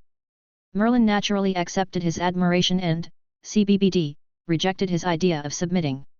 Are you kidding? The newspaper in his hands has just started, how could such an important paper be used to support the enemy? When his newspaper includes more academic content, in the future, wizards should know what it feels like to be a wizard in the wizarding world. Merlin thought evilly. All the little wizards in Hogwarts who were doing their homework couldn't help but feel a shock in their hearts, feeling that something had changed, but they looked around and didn't find anything unusual. In the end, they could only think that Snape was holding back some bad intentions and was going to punish them in the next class. They cursed Snape. After dealing with all the potions, Merlin suddenly felt a little hungry and had an urge to eat barbecue. Thinking of the fact that he hadn't had a real midnight snack since he came to Hogwarts for so long, Merlin was a little tempted. Let's go to the kitchen. Merlin did what he thought, and cast a series of concealment spells such as disillusionment and whispering charm on himself and walked towards the kitchen. Although he had a good relationship with Filch, Filch could do it for him even if he was put in detention. However, this was an attitude problem. It would be a bit bad if he was caught by other professors. He didn't walk far. Just after going down 3 floors, Merlin heard voices coming from the corridor. "Fred, are you sure this is okay?" From the voice, it seems to be the good student Cedric. Then, Fred and George's voices rang out. "Of course. We have walked so many times, how could there be any problem? As long as you go out of this corridor and enter through the unrepaired door, you will enter a secret passage leading to Hogsmeade. If you weren't in solitary confinement with us, we wouldn't have told you about this passage. But the 4th floor, isn't that not allowed?" Cedric looked nervous. Professor Dumbledore was just joking. He was just afraid that this secret passage would be discovered. "Let's go over and try it now and come back later." Merlin was a little confused for a moment when he heard what they said. If he guessed and heard correctly, Fred and George wanted to take Cedric to the corridor on the right of the 4th floor to find the secret passage. Can the plot change like this? It was agreed that Harry and his 3 friends would go to open a new map, but why did they change to the 3 of them? Although the number of 3 people is still the same, this situation is a bit wrong, right? It was originally a test left by Dumbledore for Harry and Quirrell. How did it become an adventure for these 3 guys? Merlin quickened his pace and followed. These are all his good employees, and no accidents can happen. When he arrived at the 4th floor, the lock of the corridor door to the right had been opened, and there was still a faint magic left. Merlin shook his head and followed. By the way, he cast a silencing spell outside the door to prevent the screams of the 3 people from attracting Filch or others. Just after the spell was released, a terrifying howl came from the room at the end of the corridor. "Ah! What is this? Run, run! Oh my God, how could there be such a thing in school? George, run!" The next second, the sound of the chain shaking was heard, and a roar full of anger rushed out from the end, rolling up a strong fishy smell. 3 figures stumbled towards Merlin. Then a dog head emerged from the room. Merlin finally saw what a real 3-headed dog looked like. Judging from the appearance alone, the 3-headed dog is even bigger than Hagrid. The half-head sticking out of the door frame is as tall as a person, and it is hard to imagine the size of the whole body. It can only be said that the film and television dramas are still a bit conservative. How could it be easy to be the guard of the 1st level of the Philosopher's Stone chosen by Dumbledore? It is also understandable why Snape and Quirrell could not handle it alone. When Merlin reacted, George's body shook in vain, and he looked behind him in horror and roared. "Fred, quick! Help me, it's biting me. I'm going to die." Merlin looked at it carefully and wanted to say that it was outrageous. George's robe happened to fall into Lu's mouth and was pulled back by the bite. Fred and Cedric were completely stunned and even forgot to use their wands to escape. Merlin shook his head, knowing that if he didn't take action, George might be stuck here. He removed the magic on his body, took out his wand and cast a powerful magic. Armor of Armor. Chapter 110. Emmeline? Why are you here? Cedric and Fred turned their heads after seeing the spell and were stunned. A familiar figure slowly appeared in the corridor on the 4th floor. The wand in his hand showed that the armor spell just now was cast by him. "I was going to the cafeteria to get some midnight snacks, and I saw you guys, so I followed you over to have a look. The canteen is not in our..." Wait. Just as the 2 were about to start chatting, Fred's face changed drastically and he interrupted their conversation. "Merlin, hurry up and save George, he is about to be killed by this monster. Also, you used the iron armor spell, which is not an offensive spell and has no effect on this monster. Don't worry, it will work." Emmeline comforted. "With this spell, the 3-headed dog can't hurt him," Merlin said as he walked forward. George's screams continued to ring. But just as Merlin said, no matter how the 3-headed dog attacks, a layer of light film will block it when it gets close to George. George's screams gradually stopped. When he realized that the 3-headed dog couldn't hurt him, he pulled out his wand and began to cast small spells to stimulate the 3-headed dog. "George, if I were you, I would take off my clothes and run away right now instead of trying to die here." Merlin stepped forward, sighed, and waved his wand to release the magic again. "Fire God, make way!"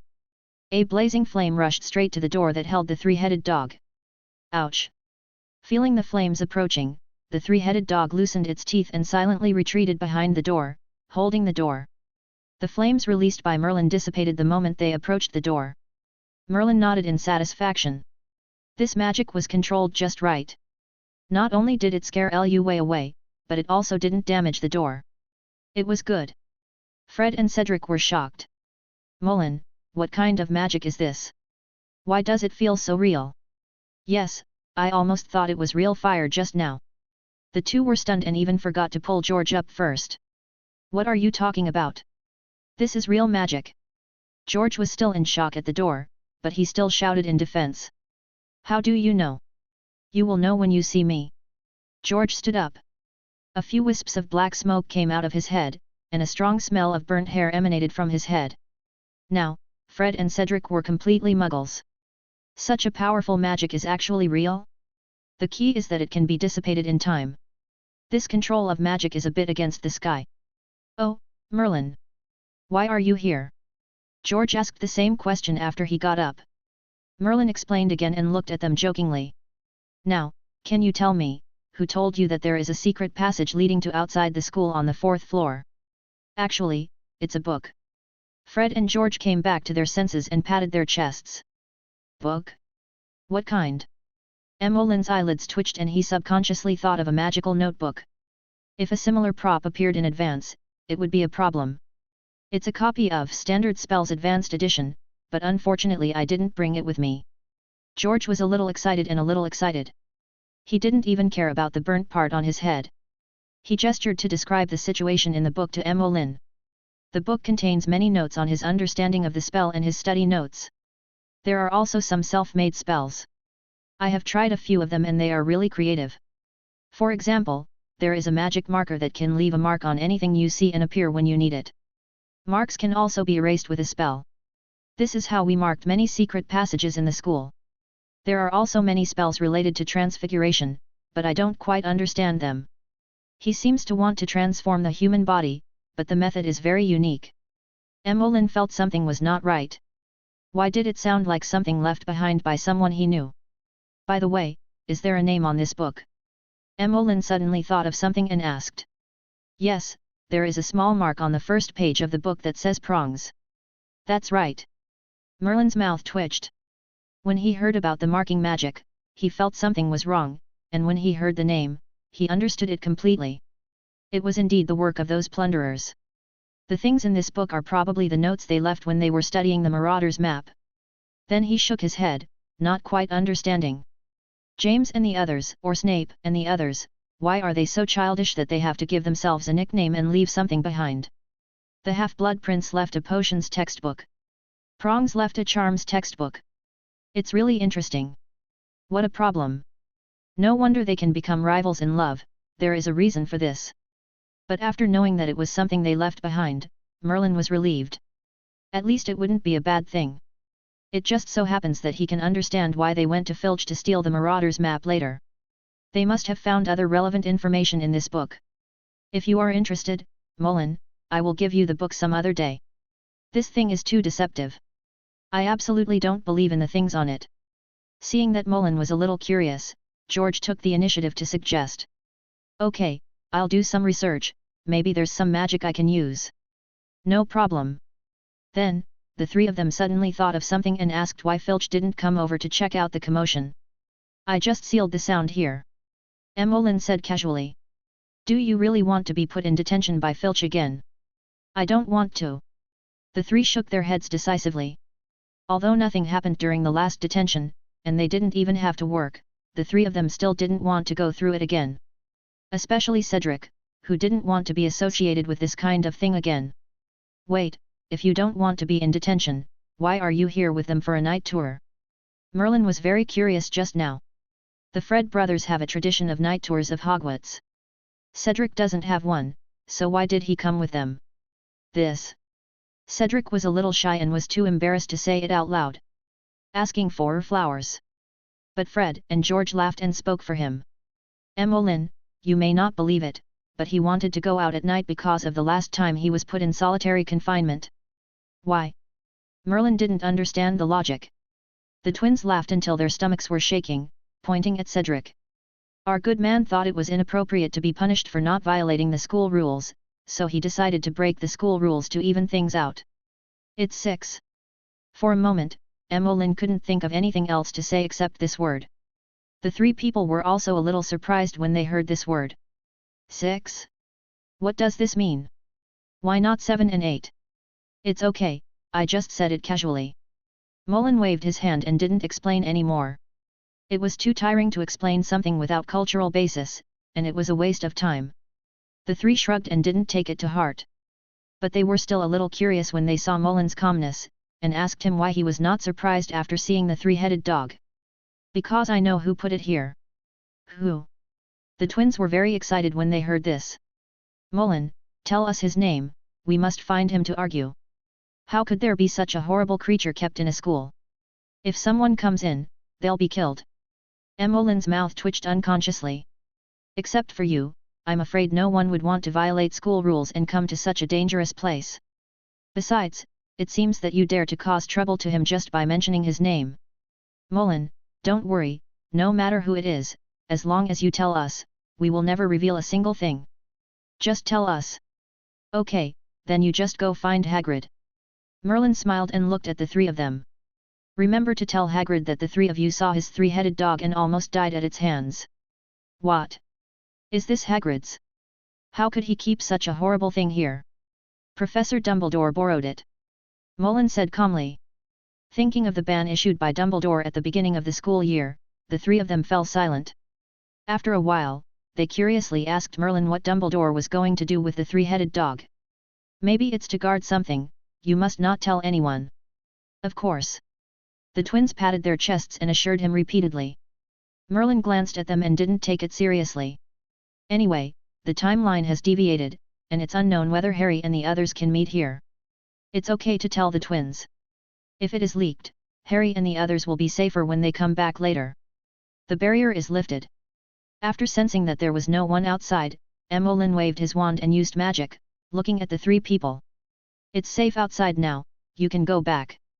Oh, okay, not right. The three nodded and were about to leave when they suddenly realized something and looked at Emmeline. We are leaving, what about you? Emmeline smiled and looked at the door that had just closed. I plan to find the three-headed dog to practice magic. Chapter 111. What? The three of them were stunned, unable to believe what they heard. The three-headed dog just now was as tall as a whole house when it stood up. From their visual estimation, a weaker giant monster might not be able to defeat this guy. Merlin actually wanted to use it to practice magic. This sounded a bit too magical. What? Don't you want to try? The three of them hurriedly shook their heads. Especially George, who was so scared that he almost fell down again. He finally recovered from the panic just now, and now his legs were a little weak when he stood up. Let him face this terrifying guy again? Noisy. George waved his hands quickly. Fred and Cedric also shook their heads to let it go. Merlin could only send them off in a friendly manner and went in to practice magic with the three-headed dog. After half an hour of friendly communication, Merlin finally tested that the danger level of the three-headed dog was about 4 stars, only one level lower than the dragon.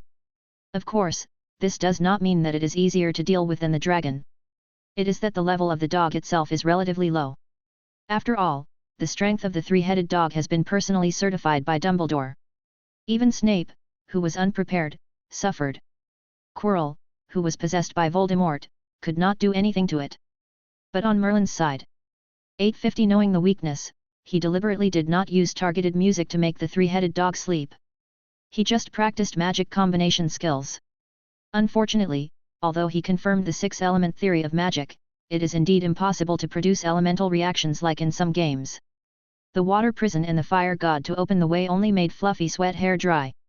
Some magic even had no effect at all. If it were not difficult to do the experiment, Merlin even suspected that Fluffy's skin had a higher magic resistance than dragon skin. Of course, he still took a few strands of Fluffy's hair for testing. If possible, Ollivander might have another material for making wands. Half an hour later, Merlin fed Fluffy a bottle of magic potion, then whistled to make it fall asleep, and quietly left, just as nothing happened. By the way, he felt that the school motto left by the Big Four at that time was indeed meaningful, and even wanted to add a sentence. Sleeping dragons should not be disturbed. Sleeping dogs should not be disturbed either. He couldn't guarantee what Fluffy would look like when he woke up. He just hoped that Snape or Quirrell would not see him. As for the others, I believe they should not have the courage. Go back to the dormitory and have a good sleep. After waking up, deal with the more urgent matters first.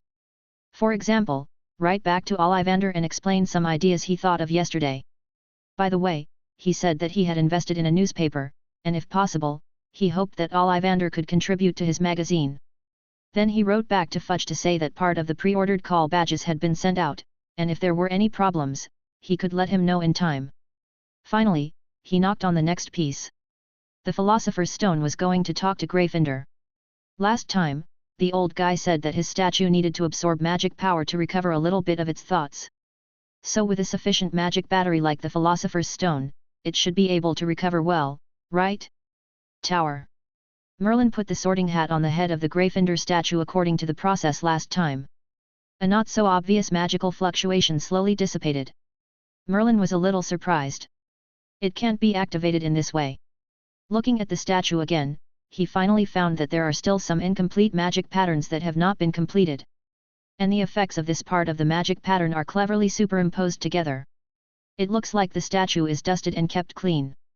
Only those who know the magic patterns well enough can find that these magic patterns are connected together. A part of each magic pattern is reconstructed. A new magic pattern. This new magic pattern is the core of this statue, and it can store a very profound magic in the statue. Seeing the problem, Merlin didn't waste any time, and directly took out the magic stone and rune pen to start outlining this important magic pattern. Only halfway through the outline, Merlin couldn't help shaking his head. Although Gryffindor's magic pattern is okay, it is too rough.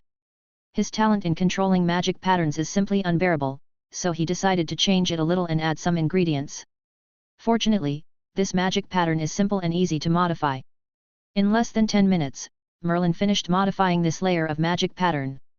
Put down the pen and try to connect the magic pattern channel. The statue above his head made a slight vibration. The stone on the surface of the statue slowly faded, revealing Gryffindor's face again. "Hey, Merlin boy, you are here again." Gryffindor smiled happily. "Did 3 months go by so quickly? I don't think even the sun has changed much, or is it because I like the sunshine in Hogwarts too much?" Merlin pursed his lips calmly. "In fact, it has been less than a month since you last woke up. How is it possible?" Gryffindor shouted. "The magic pattern I set up takes at least 3 months to restore the magic power, and the time it takes to wake up will not be long. Maybe I think it's been too long, so I gave you some magic power in advance," Emmeline said lightly. "Also, I think your magic pattern is too crude. It doesn't have much confidentiality. It only has one layer of nesting, which is too easy to crack." Gryffindor opened his eyes wide and stared at Merlin as if he had seen a ghost. "Wait, what did you say? You said you cracked the magic pattern I set." "Yeah." Emmeline nodded. "It's not something difficult, just take a look at it. There are 8 magic patterns in total, and a part of each pattern is extracted to form a new magic pattern. You don't even bother to build multiple layers of stuff, you just put it out there, it's hard to understand." Gryffindor felt that his brain was a little disconnected. What was going on? He just slept for another month, right? Has the first-year wizard at Hogwarts become so outrageous? In his era, magic runes were one of the most difficult courses to learn. Many young wizards could not master a few magic runes by the time they graduated. The magic runes he left on the statue were even the culmination of ancient magic runes. Ordinary wizards could not understand them at all. But now, a first-year wizard not only understood them, but also directly transformed the magic runes on his body. A gift bag. Gryffindor lowered his head to check it out, and shook his head in shock. He had just confirmed that this was indeed an effective magic pattern. And it was even more sophisticated than what he had set up at the time. Not only did it hide the original intention, but it also made the magic pattern more three-dimensional.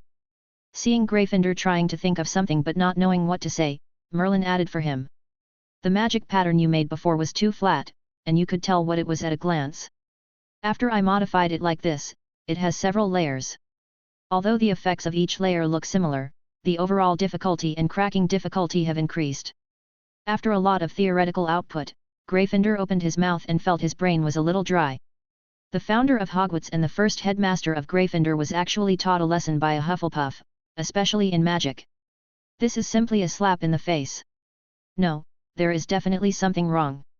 Emmeline, there is something wrong with the magic pattern you mentioned. I need to think about it carefully.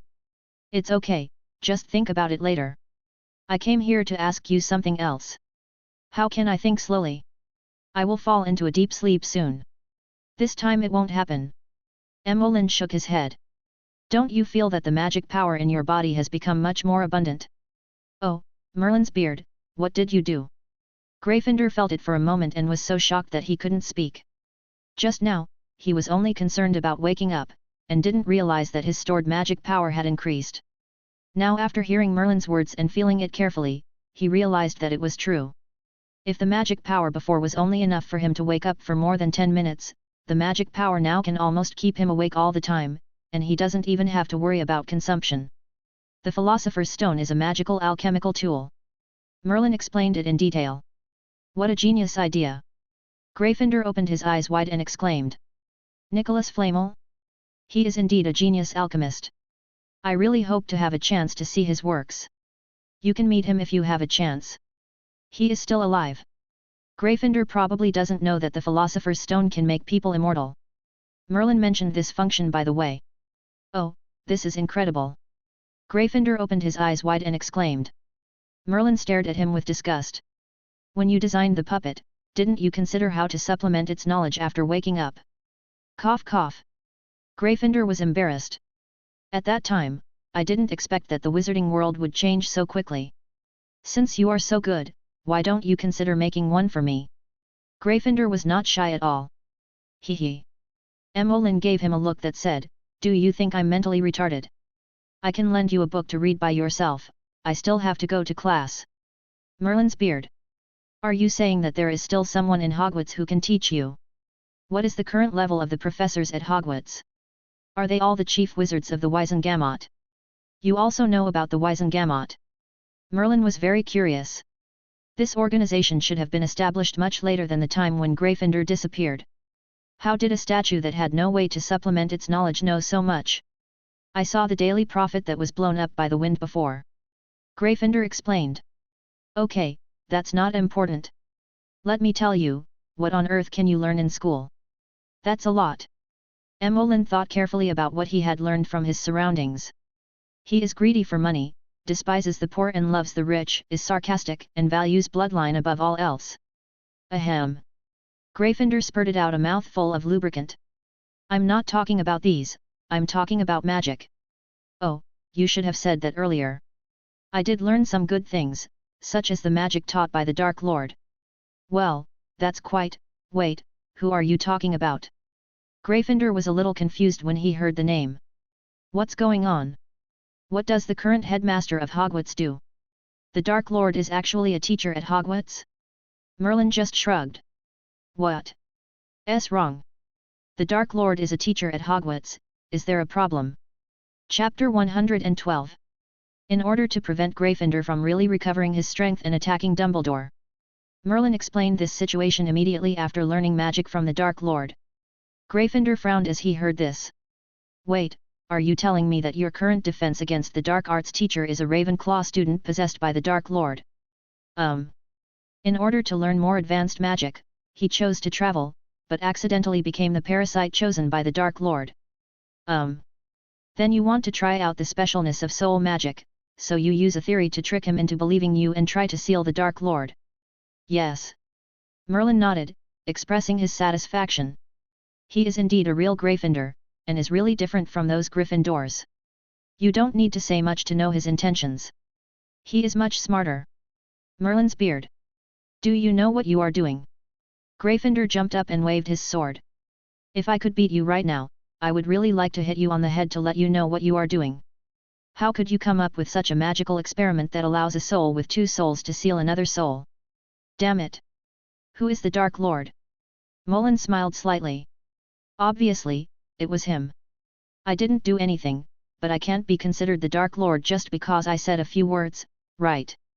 Gryffindor was speechless and shook his head for a long time. Forget it. If there is any result, please tell me. I also want to see if this can really work. Look, old G, you also have the potential to be the Dark Lord. Get lost. Gryffindor rolled his eyes and looked back at Merlin. You just said you had something to ask me. What was it? Oh, so you left so many secret passages in the school. What were you thinking? This one. That's right. Gryffindor looked embarrassed. We didn't intend to set up a secret passage at the beginning, but due to some problems, such as misreading the drawings or wrong data, this problem occurred during construction. There is no other way but to find an excuse that this is a specially designed secret passage, which can save a lot of trouble. And if some of them feel really unreliable, then use magic to cover them up. I knew it was like this. Emolin's mouth twitched slightly, and the mysterious veil of the Big Four was completely lost. He was wondering how someone could deliberately leave such a backdoor, and now the case has finally been solved.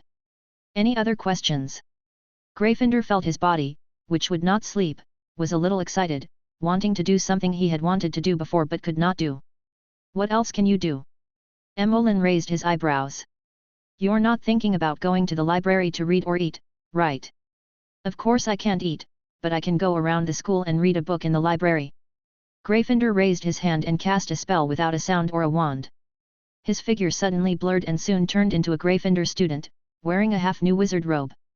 How about this, is this okay? It's quite realistic. Emolin nodded. Well, I'll be back to work, you can go by yourself, by the way, use this to contact me if you need anything. Merlin left a calling badge for Gryffindor and explained how to use it. It's amazing. Gryffindor was a little surprised after trying it. Much better than owl. But owls can also deliver goods, which is not good enough. That's a good idea. Merlin curled his lips, finally understanding why the magic world has not made any progress in all these years. Even wizards of the Big Four think that old things are better, so new wizards naturally cannot improve.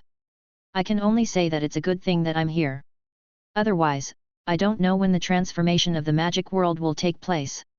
After confirming that there will be no problems with Gryffindor, Merlin returned to the room of requirement to continue transforming the Sorting Hat. Hermione happened to be here, and she seemed particularly happy to see Merlin. Merlin, you are finally here. It feels like I haven't seen you for a long time. The little witch ran over from the table and hugged Merlin. Hey! Merlin was stunned. He recalled the last time he saw the little witch, when she was in solitary confinement with the twins. Now it has only been a few days, but it feels like a month. You are busy, and with research and skipping classes, I haven't even had a meal with you since I last saw you. Forward. Merlin thought about it carefully and looked embarrassed. It seemed to be true. He seemed to have neglected Hermione and Chu Jong. But it was all caused by Fudge's order, and the twins caused him to be in detention. Anyway, the little witch didn't know her situation, so she just passed the buck. Sorry, Merlin, I really didn't know you were working so hard. Hermione became nervous when she heard Merlin's schedule. She didn't know where to put her hands. Merlin just waved his hands when he saw her. It's okay, it's always a bit harder, if we work harder now, we can relax later. Hermione blushed when she heard this. She had never talked to a boy about the future before. She didn't even know what to say. Finally, she shyly clenched her fist and hit Merlin a few times. Then she belatedly asked Merlin if he was tired now and whether he wanted to take a rest. I want to rest, but I feel dizzy. How about I give you a massage? The little witch's eyes lit up. My father is a dentist. Whenever I was feeling uncomfortable, he would always massage my head. How about I try to massage you? Okay. Emolin nodded repeatedly and chose a comfortable position to lie on the sofa. The little witch gently raised her hand and rubbed his scalp with her 10 fingers. It was itchy and had a different kind of electric shock. After a while, Emolin felt comfortable all over, and then he stopped the little witch. Seeing the little witch's forehead oozing with fine sweat, he felt a little embarrassed. How about I give you a massage? No. The little witch snorted and rolled her eyes. Don't think I don't know what you're thinking. I won't be fooled. Merlin was puzzled, wondering what the little witch had thought of. He swore to the god of magic 563 that he really just wanted to give Hermione a normal massage to thank her. But, well, since it is not needed, Merlin had to give up and continue to prepare the materials for refurbishing the Sorting Hat. Last time, the lining and the outer inlay were made. The material of the main body has not been settled yet. Today Merlin plans to deal with the dragon skin material. After cutting the dragon skin with special tools and making a suitable shape, Merlin began to sew it. Without the sorting hat making fun and interfering, Merlin felt that his processing speed had become much faster. And when he had finished all of it, it was the final process of adding the magic pattern array. This step requires the sorting hat itself for comparison, so Merlin could only choose to stop and draw the array on paper to get a feel for it. Hermione, who was standing next to him, covered her mouth and exclaimed when she noticed the array he drew. "Oh, Merlin, how do you know such difficult magic? Did you go to the restricted books section?" "Of course not." Merlin shook his head decisively. "I just met someone who is quite knowledgeable in magic runes, and he taught me a little bit." "Who is it?" "Gryffindor." Why didn't I know there were such amazing people in our college?" "Really, that's what he said." "If you don't believe me, I'll let you meet me next time we see each other." "Good. It's a deal," the little witch said excitedly, and suddenly remembered something, but shook her head in an instant, thinking it was unlikely. Forget about the sorting hat teaching Merlin the history of magic. This Gryffindor should just be a code name for the school, right? It must be. Chapter 113. After enjoying the little witch's massage, Merlin looked at Hermione and suddenly wondered what Harry and his partner were doing recently. They didn't see the three-headed dog during their night outing, and Hermione wasn't involved. They probably haven't seen the three-headed dog yet, so they should be very relaxed recently. Harry received a Halo 2000 and has been taken to Quidditch training by Wood every day, saying that he would beat the Slytherins out of their heads. When is the game time? It's still early, until after Halloween. It's still early. Merlin looked out the window. According to the original plot, he was destined to spend a relatively boring daily life. But Merlin thought about it and realized that his shop should be open soon. Then he could often visit Diagon Alley, and maybe even go to Nocturne Alley, which would be nice. Thinking of this, Merlin asked the little witch if she had time recently. "Of course." Hermione nodded repeatedly. "As long as it's you, Merlin, who asks me out, I'm always available. Is there anything you want to do?" Merlin was stunned. He didn't expect that the little witch could play straight. He didn't know if she learned it from Chujong. He reached out and patted her head. "Didn't I say I would take you to Diagon Alley? If you are free on the weekend, my shop will be open, so you can go there." "But, could I really slip away at that time?" "Why not?" Merlin was a little confused. "When my family's dental clinic opened, our whole family went to help, even my grandparents and my uncle whom I had hardly ever met." Hermione said seriously. "That's because the store is yours, of course it's like this." "But isn't the shop in Diagon Alley yours too?" "No, strictly speaking, I am just an investor. I leave the store to the Fred brothers and Penelope. I provide the initial capital and get a share. I am afraid of money. They do the work and we share the money in the end." "Can." Before the little witch could say anything, Merlin rubbed her head and covered her mouth with his hand. "Okay, stop talking. I'll take you to Diagon Alley when the time comes." "Yet." Hermione nodded excitedly. She was not only happy that she could finally go to Diagon Alley, but also that she was with Merlin. "Isn't this like a date?"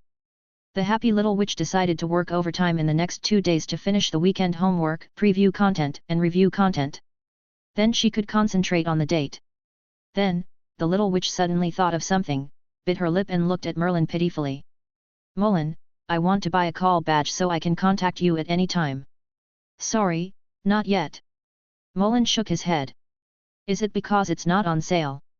Hermione was a little disappointed, then hurriedly assured. "Merlin, I will never take it out casually, only with you." "No, no, no." Merlin shook his head, knowing that the little witch had guessed the reason wrong, and shook his head slightly. "What are you talking about? I can give it to you even if it's not released yet, but I want to give you something special, so it's not ready yet." "Real? Yet?" Merlin nodded. "Great. Thank you, Merlin, it's great to be with you." The little witch cheered. Then she realized that what she said seemed a bit inappropriate, and hurriedly waved her hand to say something. But Merlin didn't give her a chance and nodded with a smile. "Indeed, I also think it's really good to be with me." Merlin! Hermione was so angry that her face turned red. She had said so, but Merlin was still joking. But when she saw Merlin's joking expression, she realized that this was Merlin's way of joking with her to ease her embarrassment. She quickly regained her temper, but she didn't know how to deal with it for a while, so she could only lower her head silently, tears welling up in her eyes. Okay, I know what you mean, Hermione. I am also very happy to be with you. Merlin smiled and lifted Hermione's face, looked at the little witch seriously, and reached out to wipe away the tears from the corners of her eyes. Really? Merlin. Of course, otherwise why wouldn't anyone know about this place? That is not right, there is also Chujong.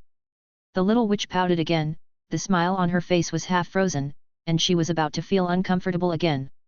She has never been to this lab. This is my room and yours. Real? Yet. Emolyn nodded, thought for a moment, and suddenly spoke. Hermione, close your eyes. Well. Okay. Hermione blushed, not knowing what she was thinking, but she closed her eyes obediently.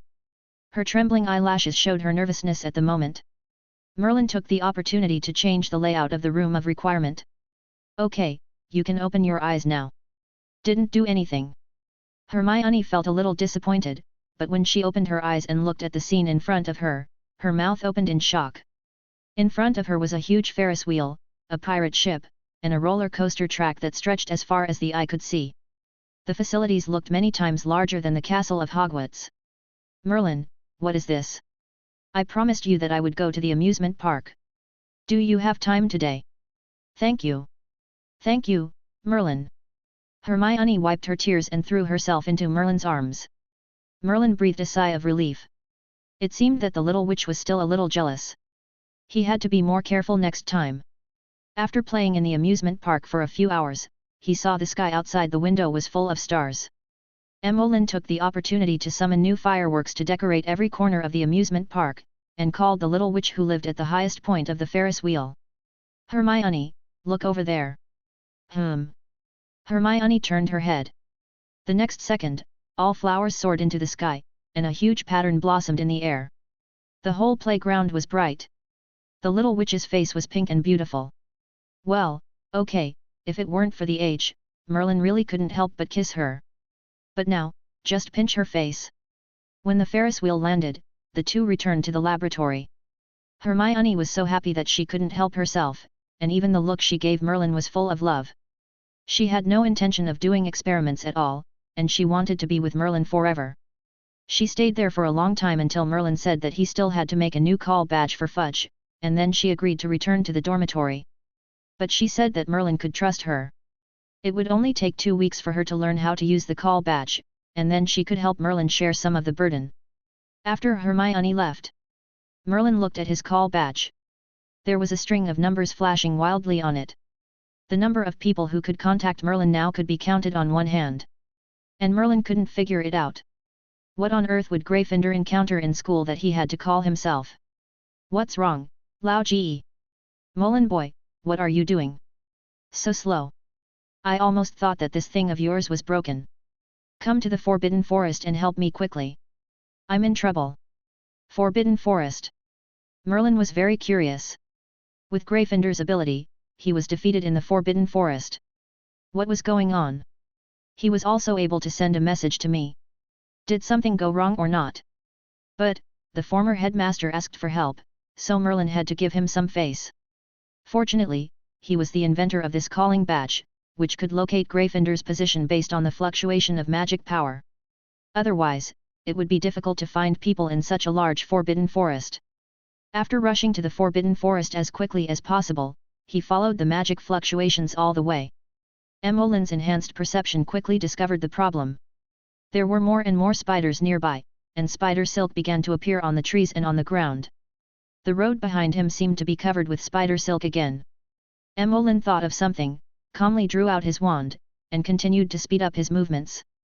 Soon he arrived at the place where the magic fluctuations were most obvious. Countless huge fir trees rose from the ground, and the outstretched branches extended for hundreds of meters. The spider silk was stacked layer by layer, forming a nest that covered the sky. In the middle of the nest, a spider silk as thick as Emolyn's arm hung a huge spider silk cocoon. Gryffindor's voice came from inside. Is there anyone? Help me. Merlin, are you here? Merlin sighed slightly, knowing what happened. But he still couldn't understand. How could a Gryffindor, a former dragon tamer, not even be able to beat an eight-eyed giant spider and become a captive of the spider? It looked like if he hadn't come here, he would have become food for the eight-eyed giant spider. Isn't this too useless? Chapter 114. Lao Ji, what's wrong with you? Emolin asked in a hoarse voice. Oh, boy Molin, you are finally here. Wouldn't it be better to put me down first before talking about this? No, I'm afraid I can't do that yet. Someone, oh, no, something doesn't want me to let you go so early. The clouds just covered the moon. There were a lot of dense and slight noises coming from the ground and the trees. Countless green spots of light appeared in the forest. When the clouds quietly dispersed, these spots of light revealed their true appearance. There were spiders from the ground to the top of the head. Even Gryffindor was surrounded by hanging eight-eyed giant spiders. The small ones were only the size of a palm, but the big ones had legs 1 meter long. To be honest, it was only because Merlin did not have intensive phobia, otherwise he would not know how he died after looking at this scene. But Merlin was not in a hurry to do it. The biggest feature of the eight-eyed giant spider is that it is huge, not 8 eyes. Although these spiders in front of him looked big, they were still small compared to the real eight-eyed spider. Moreover, there was no way to communicate with things that couldn't even speak. Merlin was waiting for the biggest one to come out. However, there were more and more spiders around, and some even surrounded Merlin, but the eight-eyed giant spider he was waiting for had not appeared yet. Overhead, Gryffindor's shouting continued. 160 Merlin, what are you doing? Don't tell me you can't deal with these things. Wait, Lao Ji, I'm waiting for an acromantula that can negotiate. Negotiation. Gryffindor was stunned for a moment, then suddenly shouted. Emolin, are you crazy?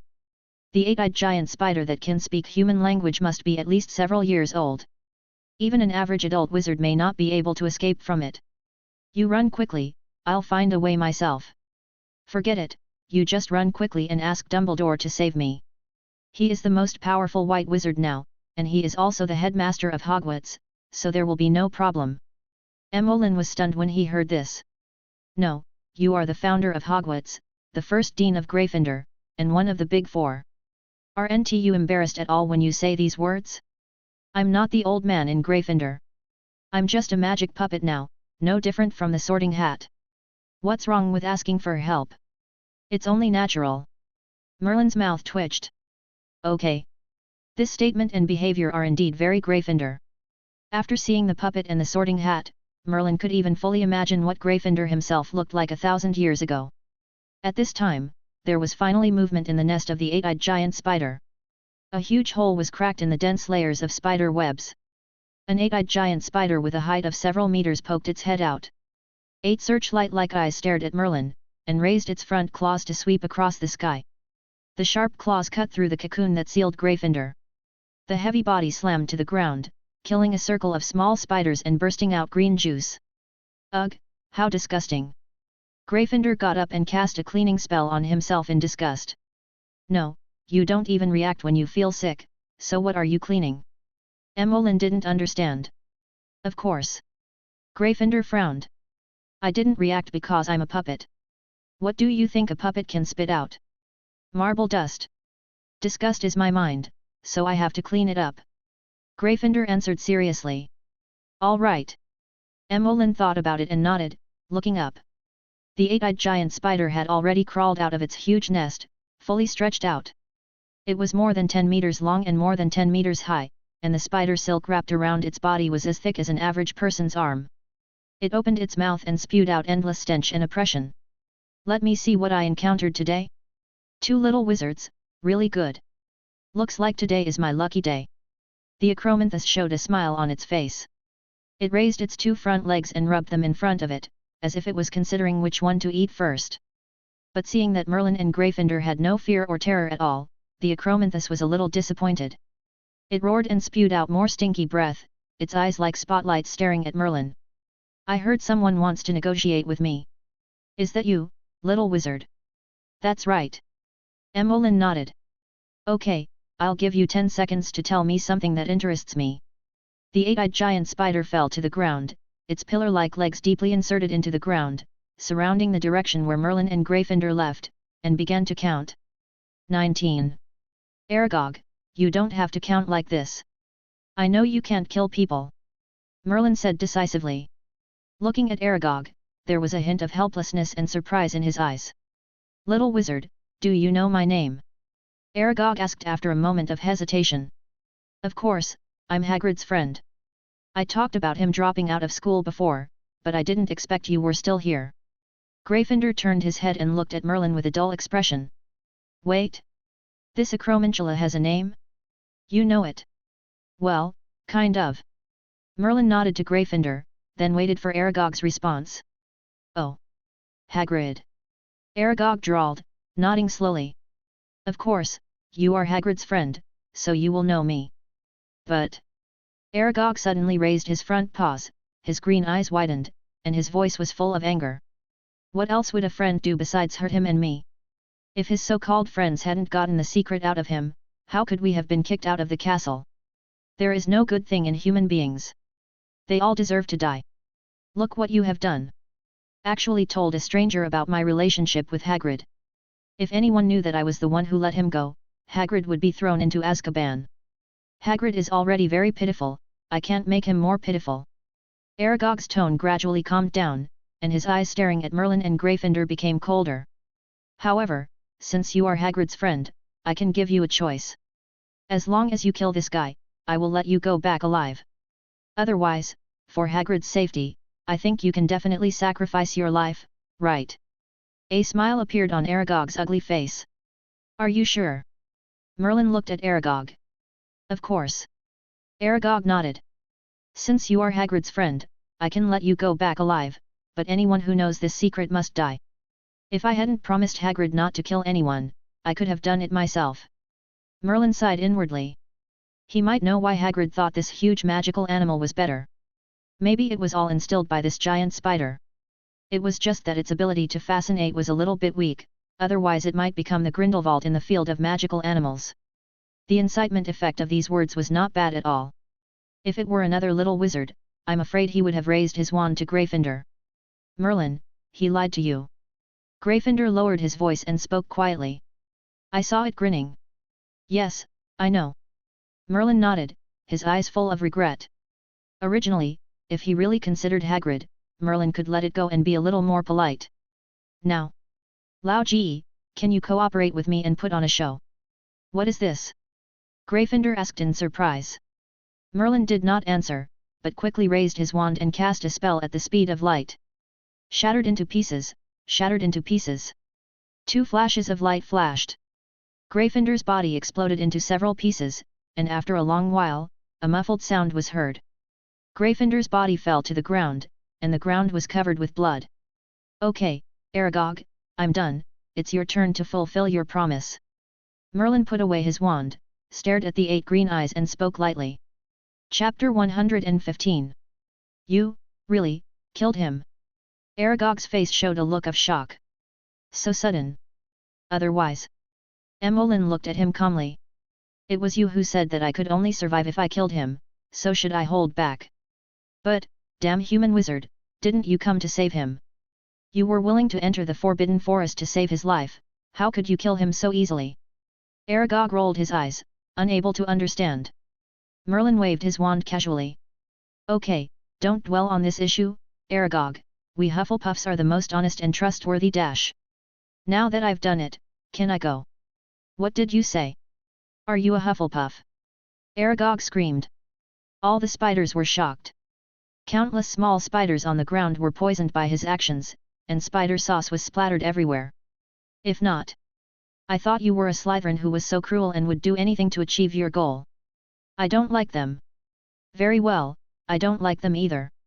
Aragog laughed like a bellows. So I can leave now, right? Of course, not. Aragog's smile turned hideous. In fact, I believe everything you human wizards say. If you come here and see me, you will die. Besides, a cruel little wizard like you is not suitable to go back to school. Do not worry, it's safe here, no one will know you've been here. But you promised Hagrid that you wouldn't kill anyone. Aragog stopped moving, his eyes wandering. You are right, I cannot kill you, but my descendants can. Little wizard, let me pray for the last time. Don't break the school rules in your next life. I will make them go away as soon as possible. Alas! It seems that I can only make Hagrid sad. Merlin sighed and looked at Aragog again. Aragog, I gave you many chances, but you didn't take them seriously. Since you think Hagrid's friends are unimportant. I don't think you're important. What are you going to do? A wave of fear surged in Aragog's heart, and he subconsciously wanted to run away, but he couldn't move a step at all. He looked down. The originally solid ground had turned into a wet swamp without knowing when. All his legs were deeply stuck in it, and he couldn't move at all. You are seeking death. Aragog opened his mouth to spray venom. But Merlin was faster than him. Water prison. Without any unnecessary movement, a huge water cage appeared out of thin air, imprisoning Aragog. The venom it sprayed fell on the inner wall of the water cage, making a sizzling sound, but not a single drop of it flowed out. Instead, it fell on Aragog's body, corroding holes one after another, causing the eight-eyed giant spider to wail. Kill him! Kill him for me! Aragog roared angrily. The surrounding eight-eyed giant spiders obeyed the order and rushed over, spraying spider silk and venom at the same time. The spider webs and venom covered the area several meters around Merlin. Merlin raised his hand in contempt. Vulcan, make way! Instantly, a much larger dragon of fire than the one he had released in the corridor on the fourth floor burst out from the tip of the magic wand. It roared and surrounded Emmeline, devouring all the spiders, big and small, around him. The air was filled with the smell of burning spiders and the stench of venom. Countless spiders turned into corpses and roasted spider jerky. The sky, the ground, the trees, all the spider silks were burning with sparks and slowly burned up. Stop! Stop! That's enough, little wizard. I give up. It's you who should stop. Seeing that the spider kingdom he had built for decades was about to be destroyed, Aragog immediately gave in. He had fought hard to escape from Hogwarts, and now he didn't want to die in the Forbidden Forest. Merlin stopped, and the fire dragon hovered around him without leaving. He looked back at Aragog in the water dungeon. Now, restate your terms. What conditions? The conditions for you to live, or in a more understandable way, the money to buy your life. Emmeline pinched his fingers and gestured. How much do you think your life is worth? Just name a price. If it's reasonable, I can consider letting you go. Also, you'd better think it over carefully. You only have one chance. Just want to attack human wizards, I can kill you 100 times. If you don't want me to say after I get out that Hagrid raised you to attack the little wizard, then you'd better raise the price. Also, since you can give birth to such a large population, you should have a wife, right? If I'm not mistaken, she should also be in the nest up there, you'd better take her into consideration as well. Emmeline said calmly. Devil! You are really a devil! Aragog's 8 eyes revealed fear. He had never thought that he would be threatened by a little Hufflepuff wizard one day. But he had no ability to resist. After a long silence, he slowly spoke. The only value we have is our venom, venom glands, mastiff feet, teeth. As long as you let us go, I promise to provide you with 2 pints of venom, 100 venom glands, 100 pairs of mastiff feet, and 200 teeth every month. How about it? It seems that you have no idea of your own life, Aragog. There is no need to talk about this anymore, you can die now. Merlin raised his wand and began to chant the spell. The magic power fluctuations at the tip of the wand became stronger and stronger, and Aragog's eyes were completely panicked. He felt that if this wand was released, he would definitely die. Wait! Little wizard, wait, don't do it, I'll change it. I'll change the conditions. In the face of life and death, Aragog could not care too much and decisively changed his words. 8 pints of venom, 500 venom glands, 500 pairs of mastiff feet, 1,000 teeth. Every month. Every month. Aragog wanted to shout at the top of his lungs. Merlin seemed to be thinking. After a long while, he nodded slightly. Well, considering your sincerity now, I can consider letting you go.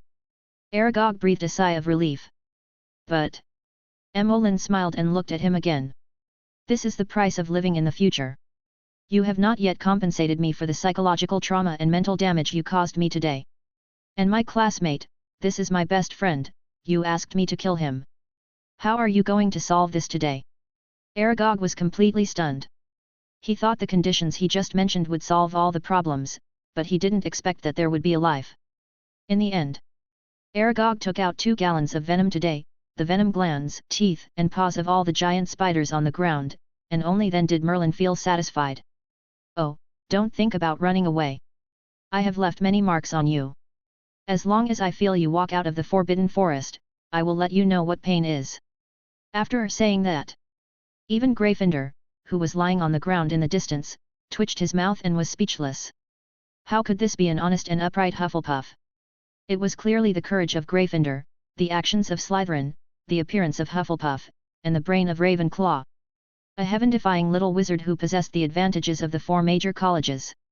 Thinking that he already had half of the relics of the 4 giants of Hogwarts in his hands, Gryffindor was a little emotional for a moment. Was it a good thing to let such a person inherit Hogwarts? Before he could think about it, Merlin's voice rang again. Okay, old G, get up when you've had enough of lying down. We still need to go back to sleep. The next second, Gryffindor stood up in Aragog's shocked eyes, reattached his limbs, and retracted the simulation spell on the ground. He regained his normal walking ability. Aragog looked at Gryffindor with a shocked face. Wait, why didn't you die? Why did you come back to life? Chapter 116. Is there a problem? Merlin looked at Aragog. Yes. A trace of grievance appeared in Aragog's eyes. If I had to pay so much compensation if he wasn't dead, wouldn't it have been in vain? Is that so? Merlin looked at Aragog sinisterly, with the corner of his mouth raised. If you think it is inappropriate, we can renegotiate the compensation. No, it's fine this way. Aragog looked at Merlin and thought of something, and quickly huddled up and shook his head. You are smart. Merlin shook his head. Go back. I will send someone to pick up the things every month. If there is any problem, you know the consequences. I understand. Aragog had no intention of resisting at all. A system prompt popped up in front of Merlin. Host transformation magic world detected. Renovation scope, small, 093 rewards are being distributed. Congratulations to the host for obtaining the talent. Immunity to poisons. The host's body is immune to almost all common toxic substances, and can quickly deduce the antidote after contact. Not bad. Merlin was satisfied. Although he did not expect that subjugating Aragog could be considered a transformation of the wizarding world. But if you think about it carefully, it makes sense. At least if Harry and Ron find the Forbidden Forest later, they can leave alive and not be so embarrassed. And this immunity to poisons is also a good talent. At least you can eat with peace of mind in the future, and you don't have to worry about anything happening if you occasionally eat something wrong. Watching Aragog return to the nest. All the 8-eyed giant spiders on the ground hid and disappeared, and Merlin looked at Gryffindor and asked the question he had always been curious about. Lao Ji, after all you made this magic puppet for yourself, doesn't it enhance its combat power? Is it really appropriate that the founder of Gryffindor can't even defeat an Acromantula? Gryffindor rolled his eyes.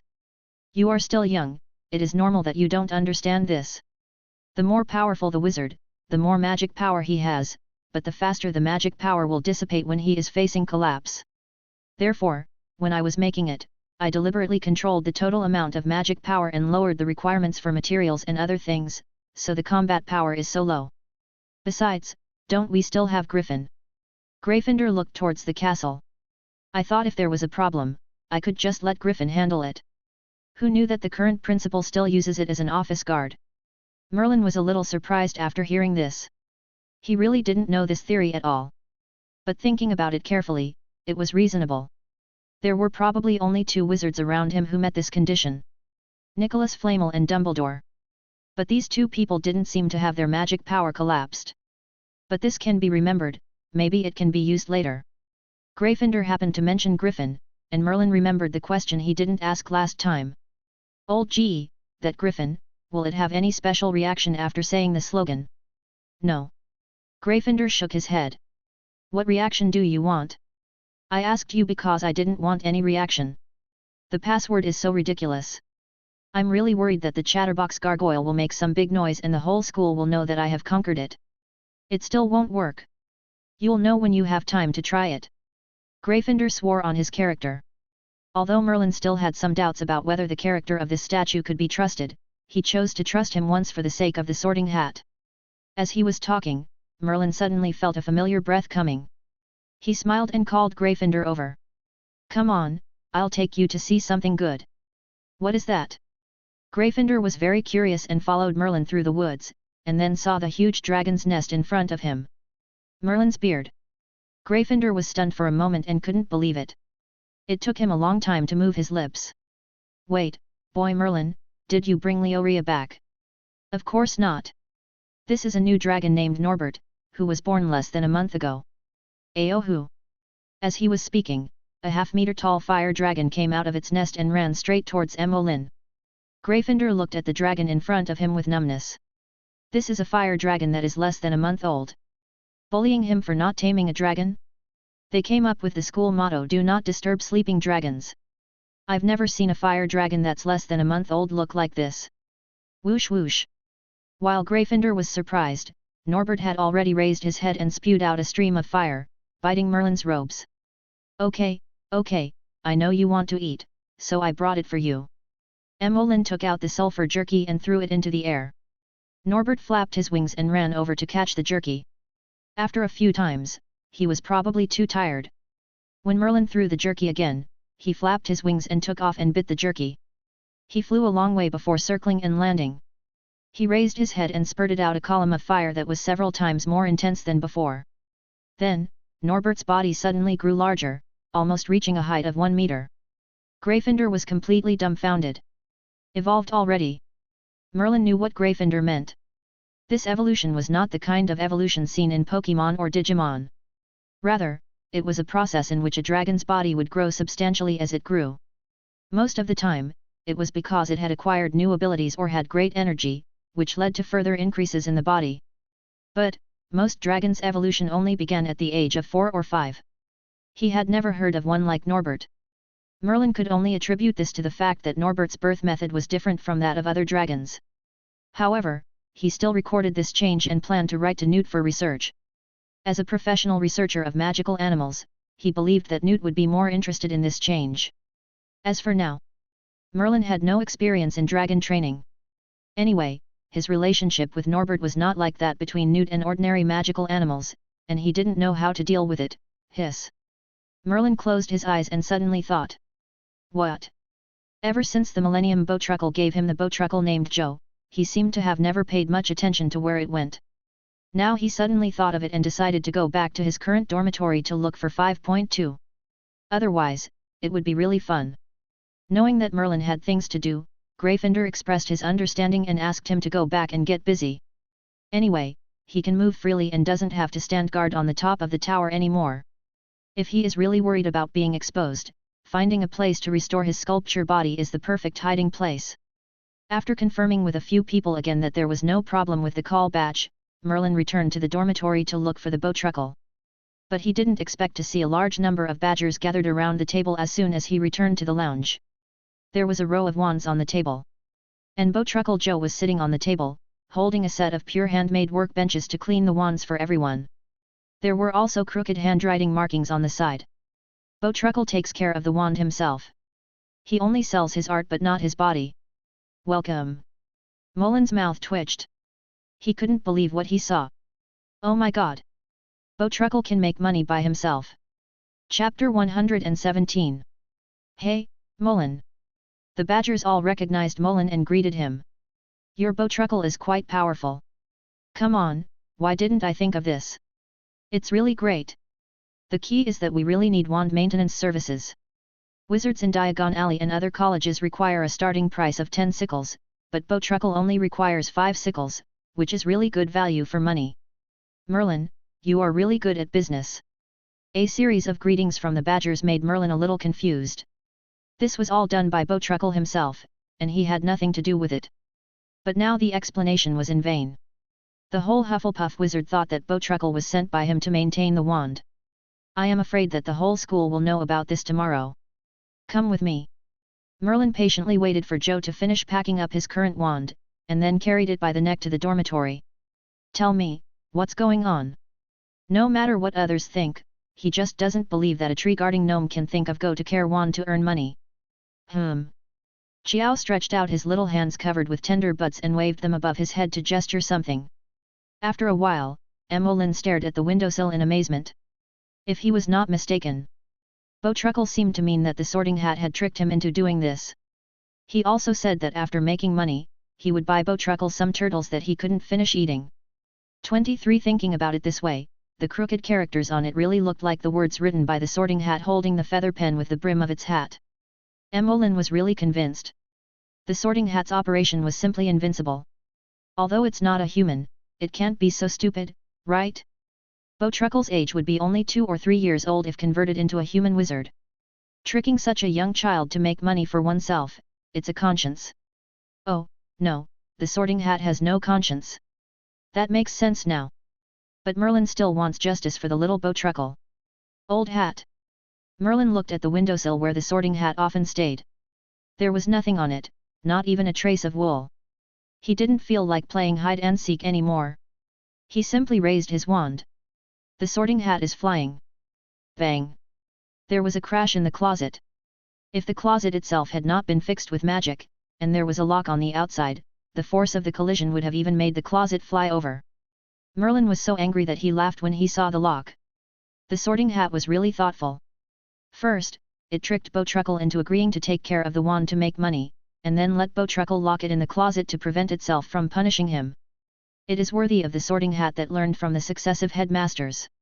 It is smarter than Gryffindor himself. It just so happens that Bowtruckle's forte is unlocking locks, so hiding inside is stress-free. Did you drive it? Emolyn looked at the Bowtruckle. Yay! Really good. Although I already knew that the Bowtruckle could open locks, it was a different experience to see it with my own eyes. Moreover, it was quite enjoyable to watch the Bowtruckle open locks. It was simply an art. Emolyn took out a beetle to reward the Bowtruckle, then opened the closet door, pulled out the Sorting Hat and asked it what it wanted to do by doing this. Oh, Merlin, I really want to buy a beetle for Bowtruckle. Of course, I also want to give Gryffindor and Dumbledore a Christmas gift. If you can give me one, I will give you one too. Merlin was a little surprised. He had thought of many reasons, even that the Sorting Hat wanted to make money to buy some ladies' hats.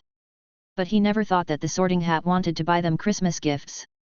He couldn't help but feel warm in his heart. It's still early for Christmas, and the Sorting Hat thought of this, which was thoughtful. What gifts are you going to buy? Emolyn asked curiously. He had never thought about buying Christmas gifts before, but now he thought it would be better to prepare in advance. After all, he has more than 100 million friends in the magic world. It's just right to refer to the advice of the Sorting Hat. Well, Dumbledore likes desserts best, but he said he likes wool socks. I think this is probably fake. After all, he doesn't even check how many pairs of socks he has, and he even wears the wrong socks. Merlin was silent. He felt inexplicably amused when he thought that even someone as powerful as Dumbledore might have different socks on his left and right feet. I understand. I'll consider it when the time comes. Emolyn nodded slightly. What about Gryffindor? He likes flashy things, just look at the sword of Gryffindor he made. An adult wizard who has not gotten rid of vulgar tastes is doomed to be unsuccessful. The Sorting Hat said viciously. Merlin couldn't hold back after hearing this. This Sorting Hat is indeed an old thing that has lived for 1,000 years. It's not very good at other things, but it's really good at cursing. Does Gryffindor know that you scolded him like that? Humph, what can he do if he knows? Anyway, he may not be awake for many hours in a month. I am really desperate. I will not visit him for decades. You have guts. Merlin nodded silently, feeling lucky that he didn't have time to tell Gryffindor that he could resume independent actions. He decided to tell Gryffindor about the Sorting Hat's decision. It depends on whether the Sorting Hat can sense Gryffindor's. But how did you calculate the money? Merlin was a little curious. 5 sickles for the maintenance of the wand was almost the same as giving it away for free. Small profits but quick turnover. The wizards don't have much money. If the fees are too high, they would rather handle it themselves. It's better to make less money. Maybe they can make more money this way. But how many gifts do you want to buy? Just the little Hufflepuff wizard has earned you more than 10 galleons, right? Not enough. Merlin had just asked the Bowtruckle how much it cost. The Bowtruckle had no concept of money, and only told Merlin that it had serviced more than 30 wands today. At 5 sickles per wand, the Sorting Hat had received more than a dozen galleons. This was enough to cover the expenses of an average little wizard for a year. It wouldn't cost that much to buy an ordinary gift, right?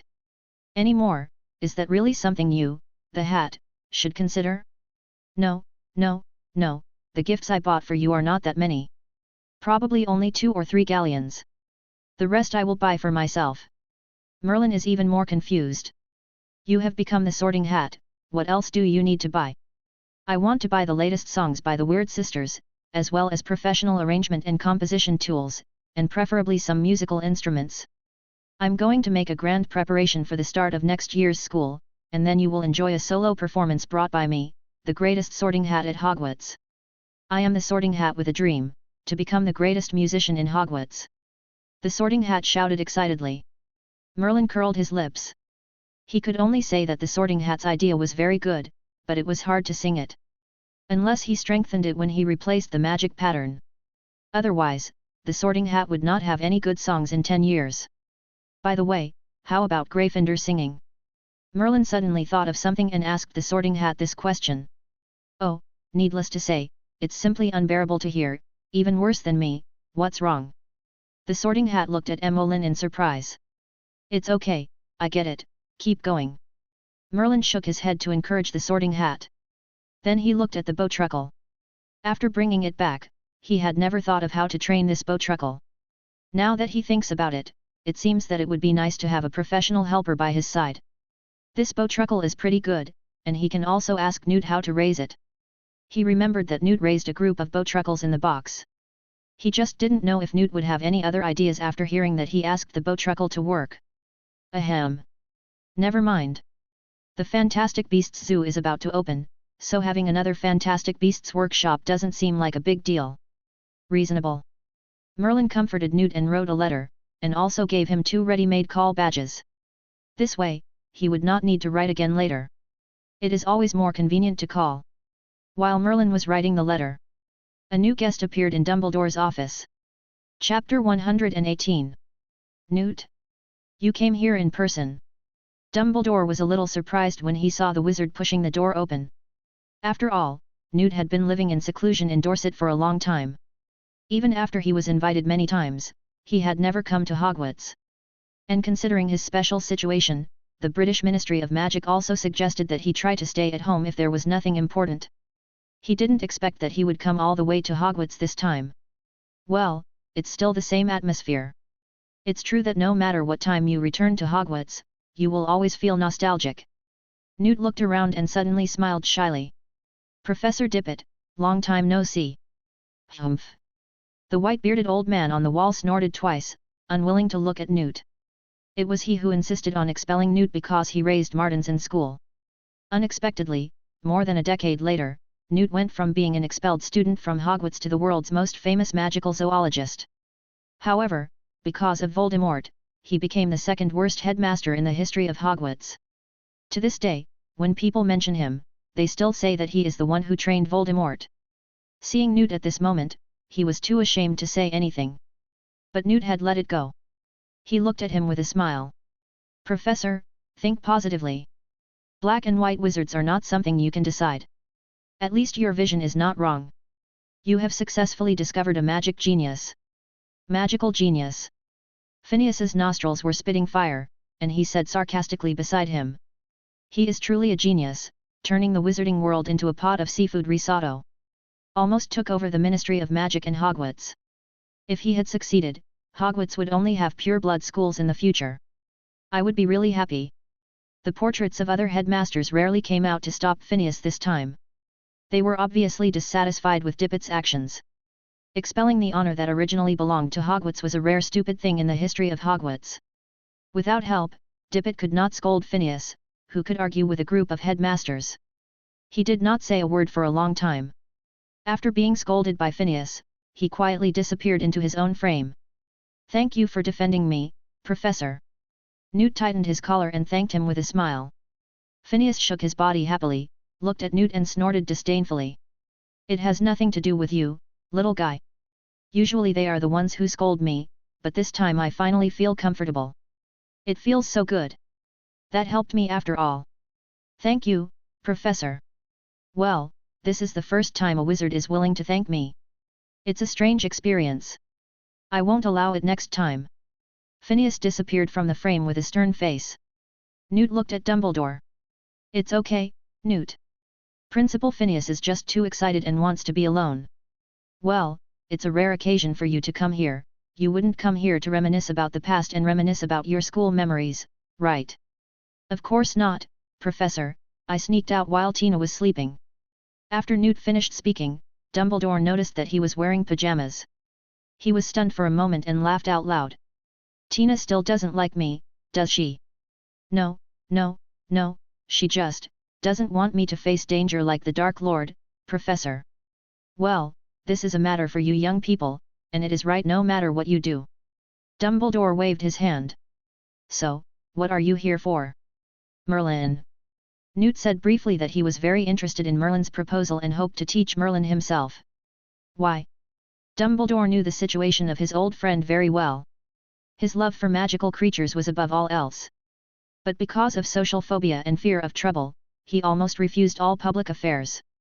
He had invited Newt to Hogwarts several times to teach the Care of Magical Creatures course, but it was unsuccessful for this reason. Now he would take the initiative to teach a student just because of an idea. This was simply not something he could do.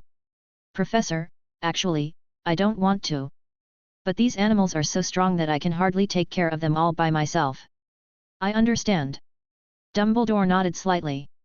Even Nicholas Flamel could not resist the threat of death, but the elixir of life greatly reduced the speed of his life passing. This is even more true for ordinary wizards. Newt is almost 100 years old and is no longer the young man he used to be. Although the lifespan of wizards will be longer, it is also limited. He can now subdue so many magical animals, but if something happens to him, this suitcase may become an uncontrollable bomb. No country in the world would want to accept this thing. But no one can afford Newt's entrustment. Why not consider your grandson? Rolf, I remember he also loves fantastic beasts. No, he can't. Newt himself denied his grandson. He is more suitable to be a professor than a person like me. I don't want my babies to spend the rest of their lives in a box. Oh, Pickett, wait, this is not a toy. Get down from the lamp. Newt was about to say something, but suddenly he saw a green figure in the air from the corner of his eye, and he quickly stretched out his wand to guide the green figure in the air back to himself. Pickett, a naughty Bowtruckle, isn't he? Yes, Professor. I believe he will be very happy here. Of course, I believe he will. Newt nodded, then thought of something and looked at the time. But, Professor, wouldn't it be too offensive to contact Merlin now? Of course not. Mr. Mullen should not be asleep at this time. Professor, no more. I have to return to Dorset in half an hour. Newt urged. Dumbledore looked at Fawkes beside him. Fawkes, please go and see Mr. Merlin again. Dumbledore tapped Fawkes' feather. Bing! Fawkes turned his head and pecked Dumbledore, as if complaining about having to work so late. Dumbledore could only smile bitterly and take out a piece of dried meat to comfort Fawkes. Fawkes then turned around and flapped his wings and disappeared into the night sky. In Merlin's dormitory. Merlin was flipping through the textbooks left by James Potter, and by the way, he felt that these people were really talented in magic. If he didn't cheat, he would not be as good as them. There are many annotations in this spell book that are in preparation for the Marauders map. Merlin even suspected that they used this book as a draft to create the Marauders map. It has to be said that they can complete such a difficult alchemical product at school.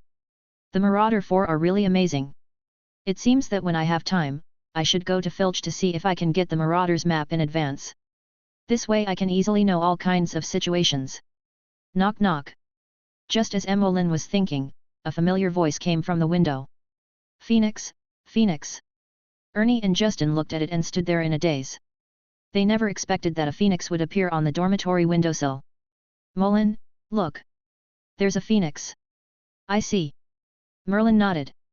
The moment he saw the phoenix, he knew it must be Dumbledore looking for him. He opened the window and let the phoenix in. The information on the phoenix feathers immediately shocked Merlin. He looked at the letter in his hand that had not been sent yet and the photo hanging on the wall of the principal's office and immediately decided not to send the letter. It would be better to give the letter in person if there was a chance. Professor Dumbledore is looking for me, nothing to worry about. Damn Zhao, he explained to his roommates, ignoring the sour lemon looks from his two roommates. Merlin took the phoenix tail feathers to experience the experience of flying to Dumbledore's office again. Bang! It fell on the windowsill just like last time. But this time Dumbledore had the experience to open the window and wait. There was a kind old man with freckles on his face looking at him with a smile. He asked a heavyweight question. Merlin, my name is Newt, and I want to ask you, are you willing to be my student? Merlin was still on the windowsill, and his mind was buzzing when he heard this. He thought that Newt might come here because he tamed the dragon, or the 1000-year-old Bowtruckle in the Forbidden Forest, or even came to see Dumbledore. But he never thought that he came to be his teacher. But before he could open his mouth, Dumbledore looked at him with an apologetic look in his eyes. Sorry, Mr. Merlin, I didn't have time to ask if you were willing.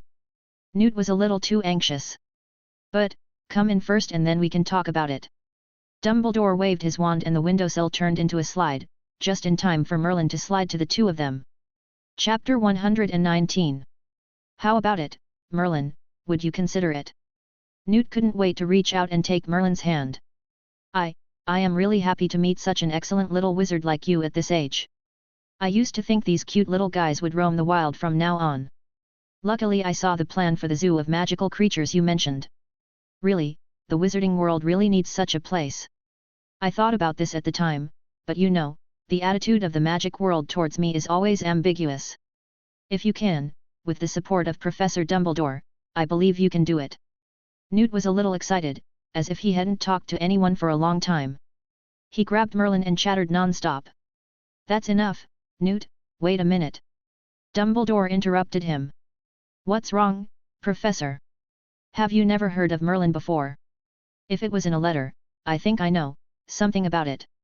Newt said embarrassedly. Sorry, Merlin, I really didn't know much about you before. No wonder. Dumbledore nodded. If you knew Mr. Merlin's achievements, you probably wouldn't have said what you just said. Achievement? Newt was stunned, looking at Dumbledore with wide eyes, wondering if he had said something wrong. Achievement is different from achievement. Only those inventions that are huge and significant enough to change the wizarding world can be considered achievements. Merlin is just a first-year wizard, how could he use the word achievement? It seems that you really don't know. Dumbledore shook his head and began to talk about what Merlin did after entering school. He didn't have any perception when he heard about the inventions before. But when he heard that Nicholas Flamel was shocked by Merlin's invention and even applied for the Order of Merlin, Newt realized that his performance just now was a little inappropriate. After all, he was awarded the Order of Merlin, 2nd class, when he was about to retire because of his lifelong dedication to the protection of magical animals. If Merlin got even the lowest 3rd class medal at his current grade, it would break the history of Hogwarts.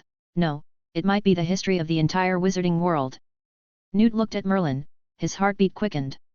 He took out a bottle of anti-hypertensive medicine from his pocket and swallowed it hard. His eyes were a little embarrassed. Sorry, Merlin, I didn't know you were this strong before. If I had known, I would have. No, Newt, I'm not finished yet. 170. Dumbledore spoke again, talking about Merlin's achievements in the field of potions. Merlin's beard. Merlin, you are really not Merlin's illegitimate child, grandson. Newt even joked to show his shock. He had never seen a little wizard have such achievements at this age. Professor, you weren't so powerful back then, were you? Dumbledore had a complicated expression and didn't want to talk. Merlin was embarrassed to look at Newt and Dumbledore.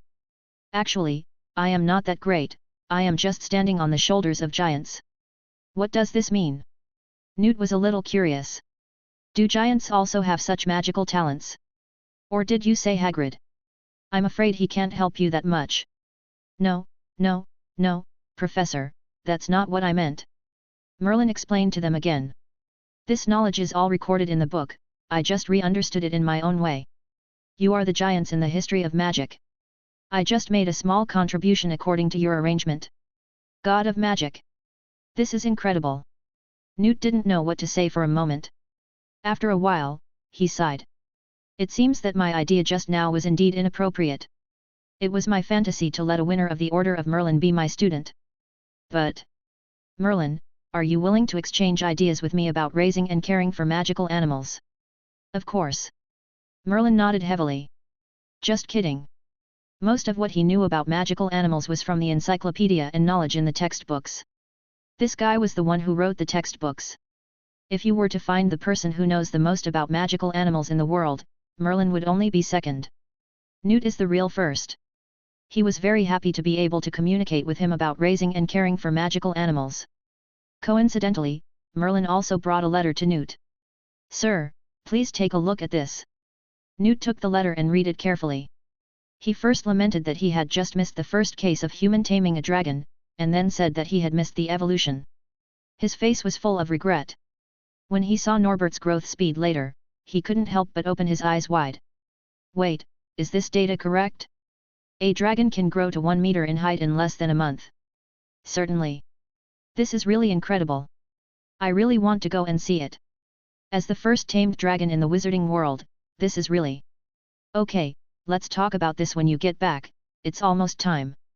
Seeing that Newt was about to start another academic discussion, Dumbledore had to interrupt him and tell him that he had to go back in 10 minutes. It's such a pity, I can only write to you when I get back. Newt looked regretful. Merlin's eyes lit up. No, Mr. Newt, I just found a way to solve this problem. Then he took out the call badge. This was meant to be sent to you.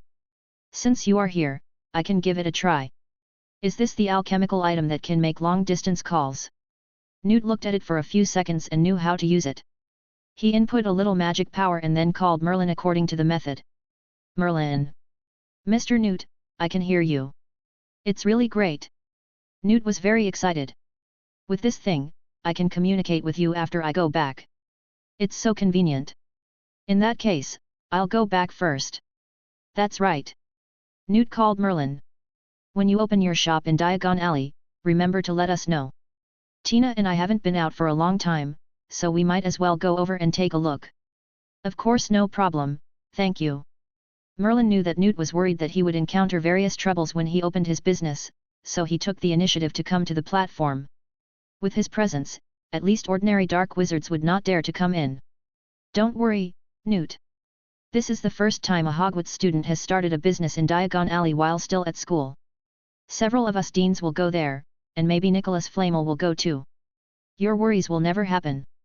Newt shook his head, looking envious. Merlin, I really don't dare to imagine what you will become in the future. I'm afraid there is no wizard more powerful than you in this world. No, at least not yet, but I will work hard for what you said. Merlin said seriously. Newt nodded with satisfaction. As expected, the little Hufflepuff wizard was still pleasing to the eye. He took a last look at the time, suddenly remembered something, took a bamboo-like branch from his body and handed it to Merlin. How about it, Merlin, would you consider it? Newt couldn't wait to reach out and take Merlin's hand. I am really happy to meet such an excellent little wizard like you at this age. I used to think these cute little guys would roam the wild from now on. Luckily I saw the plan for the zoo of magical creatures you mentioned. Really, the wizarding world really needs such a place. I thought about this at the time, but you know, the attitude of the magic world towards me is always ambiguous. If you can, with the support of Professor Dumbledore, I believe you can do it. Newt was a little excited, as if he hadn't talked to anyone for a long time. He grabbed Merlin and chattered non-stop. That's enough, Newt, wait a minute. Dumbledore interrupted him. What's wrong, Teach? Have you never heard of Merlin before? If it was in a letter, I think I know something about it. Newt said embarrassedly. Sorry, Merlin, I really didn't know much about you before. No wonder. Dumbledore nodded. If you knew Mr. Merlin's achievements, you probably wouldn't have said what you just said. Achievement? Newt was stunned, looking at Dumbledore with wide eyes, wondering if he had said something wrong. Achievement is different from achievement. Only those inventions that are huge and significant enough to change the wizarding world can be considered achievements. Merlin is just a first-year wizard, how could he use the word achievement? It seems that you really don't know. Dumbledore shook his head and began to talk about what Merlin did after graduation. He didn't have any perception when he heard about the previous invention. But when he heard that Nicholas Flamel was shocked by Merlin's invention and even applied for the Order of Merlin, Newt realized that his performance just now was a little inappropriate. After all, he was awarded the Order of Merlin, second class, for his lifelong dedication to the protection of magical animals when he was about to retire. If Merlin got even the lowest third-class medal at his current age, it would break the history of Hogwarts. No, it might be the history of the entire wizarding world. Newt looked at Merlin, his heartbeat quickened. He took out a bottle of anti-hypertensive medicine from his pocket and swallowed it hard. His eyes were a little embarrassed. Sorry, Merlin, I didn't know you were this strong before. If I had known, I would have. No, Newt, I haven't finished yet. Dumbledore spoke again, talking about Merlin's achievements in the field of potions. Merlin's beard. Merlin, you are really not Merlin's illegitimate child, grandson. Newt even joked to show his shock. He had never seen a little wizard have such achievements at this age. Professor, you weren't so powerful back then, were you? Dumbledore had a complicated expression and didn't want to talk. Merlin was embarrassed to look at Newt and Dumbledore. Actually, I am not that great, I am just standing on the shoulders of giants. What does this mean? Newt was a little curious. Do giants also have such magical talents? Or did you say Hagrid? I'm afraid he can't help you that much. No, Professor, that's not what I meant. Merlin explained to them again. This knowledge is all recorded in the book, I just re-understood it in my own way. You are the giants in the history of magic. I just made a small contribution according to your arrangement. God of Magic. This is incredible. Newt didn't know what to say for a moment. After a while, he sighed. It seems that my idea just now was indeed inappropriate. It was my fantasy to let a winner of the Order of Merlin be my student. But, Merlin, are you willing to exchange ideas with me about raising and caring for magical animals? Of course. Merlin nodded heavily. Just kidding. Most of what he knew about magical animals was from the encyclopedia and knowledge in the textbooks. This guy was the one who wrote the textbooks. If you were to find the person who knows the most about magical animals in the world, Merlin would only be second. Newt is the real first. He was very happy to be able to communicate with him about raising and caring for magical animals. Coincidentally, Merlin also brought a letter to Newt. Sir, please take a look at this. Newt took the letter and read it carefully. He first lamented that he had just missed the first case of human taming a dragon, and then said that he had missed the evolution. His face was full of regret. When he saw Norbert's growth speed later, he couldn't help but open his eyes wide. Wait, is this data correct? A dragon can grow to 1 meter in height in less than a month. Certainly. This is really incredible. I really want to go and see it. As the first tamed dragon in the wizarding world, this is really... Okay, let's talk about this when you get back, it's almost time. Seeing that Newt was about to start another academic discussion, Dumbledore had to interrupt him and tell him that he had to go back in 10 minutes. It's such a pity, I can only write to you when I get back. Newt looked regretful. Merlin's eyes lit up. No, Mr. Newt, I just found a way to solve this problem. Then he took out the call badge. This was meant to be sent to you. Since you are here, I can give it a try.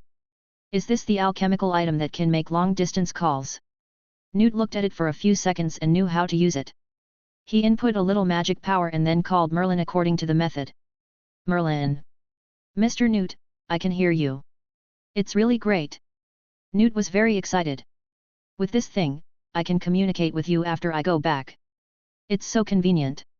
In that case, I'll go back first. That's right. Newt called Merlin. When you open your shop in Diagon Alley, remember to let us know. Tina and I haven't been out for a long time, so we might as well go over and take a look. Of course, no problem, thank you. Merlin knew that Newt was worried that he would encounter various troubles when he opened his business, so he took the initiative to come to the platform. With his presence, at least ordinary dark wizards would not dare to come in. Don't worry, Newt.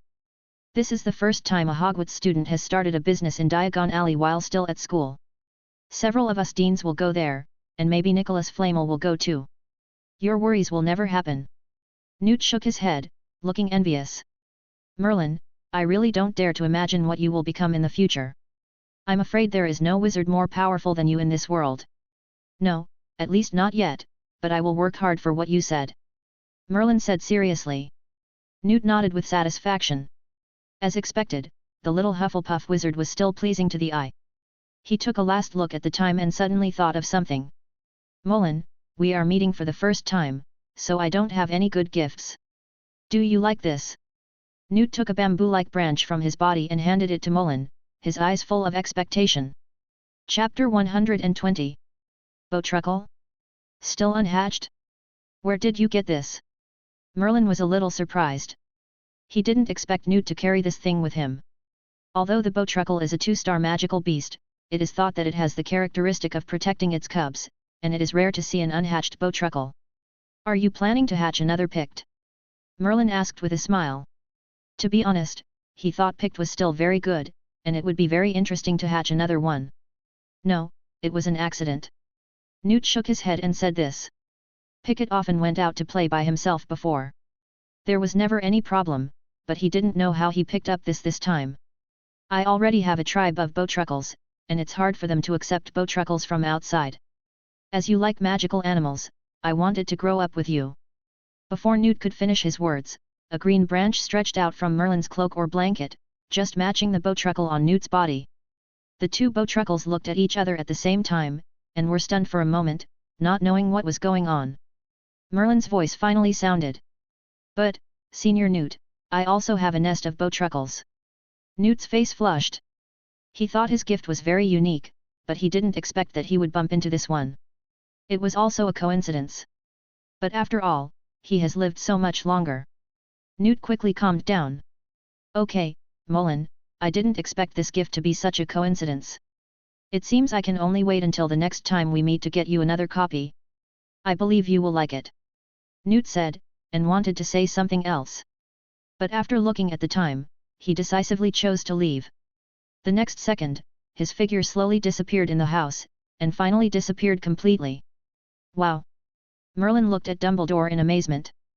Before he could speak, Dumbledore answered his question. It's the effect of the magical animal elusive bird. This bird can move very quickly. If you like it, there should be a colony in the Forbidden Forest. You can go and see it. Is it the Forbidden Forest again? Merlin thought and decided to go in and take a look next time when Newt has more time. He wanted to get a good understanding of the ecological environment of Hogwarts. It would be even better if he could clean up hundreds of years of garbage like last time. Dumbledore knew what Merlin wanted and shook his head. Don't lead Newt astray. I want him to come to school to teach the course fantastic beasts and where to find them. Merlin felt his head buzzing. It would be fine if others said this, but wouldn't Dumbledore feel guilty saying this? Newt raised martins in the castle, while he at least raised dragons in the Forbidden Forest. Who led whom astray? And there is another point. Newt may not be interested in those materials. He has always liked magical animals. But if he took Snape for a walk in the Forbidden Forest, I am afraid that the entire Forbidden Forest would have to be scraped. But, looking at Dumbledore, Merlin still sighed. Professor, you really don't believe me. I really just want to have a good look at the situation in the Forbidden Forest with Newt, and there won't be any other surprises. You sure? Of course. Merlin nodded seriously. All right. Dumbledore looked through the lens and chose to believe Merlin. Merlin, it's time for you to go to bed. Little wizards always need enough sleep to grow up healthier. As you wish, Professor. Merlin shrugged, stopped, and looked out the window. Wait, do you still want to go back like this? Professor, do you want me to walk back from the stairs during curfew? Forget it, Fox, please give Mr. Merlin another ride. Fox turned his head and twisted his body away proudly, pretending that he couldn't hear. Dumbledore took out a piece of dried meat and tried to feed Fox. But Fox didn't buy it and still turned his head away without even looking at it. Merlin thought about it, took out a dozen pieces of dried meat from the space, and pushed them directly in front of Fox. Oh, oh, oh!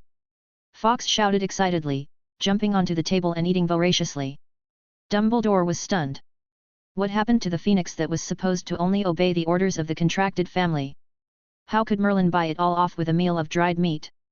The key point was that Merlin seemed to get along with the phoenix very easily. If he hadn't been sure that Merlin and he had no blood relationship, he would have suspected that he had done something wrong. Merlin didn't know what Dumbledore was thinking, and he suddenly became playful when he saw the phoenix eating. Fox, forget about the Dumbledore family and come to my side. Eat jerky every meal until you are full.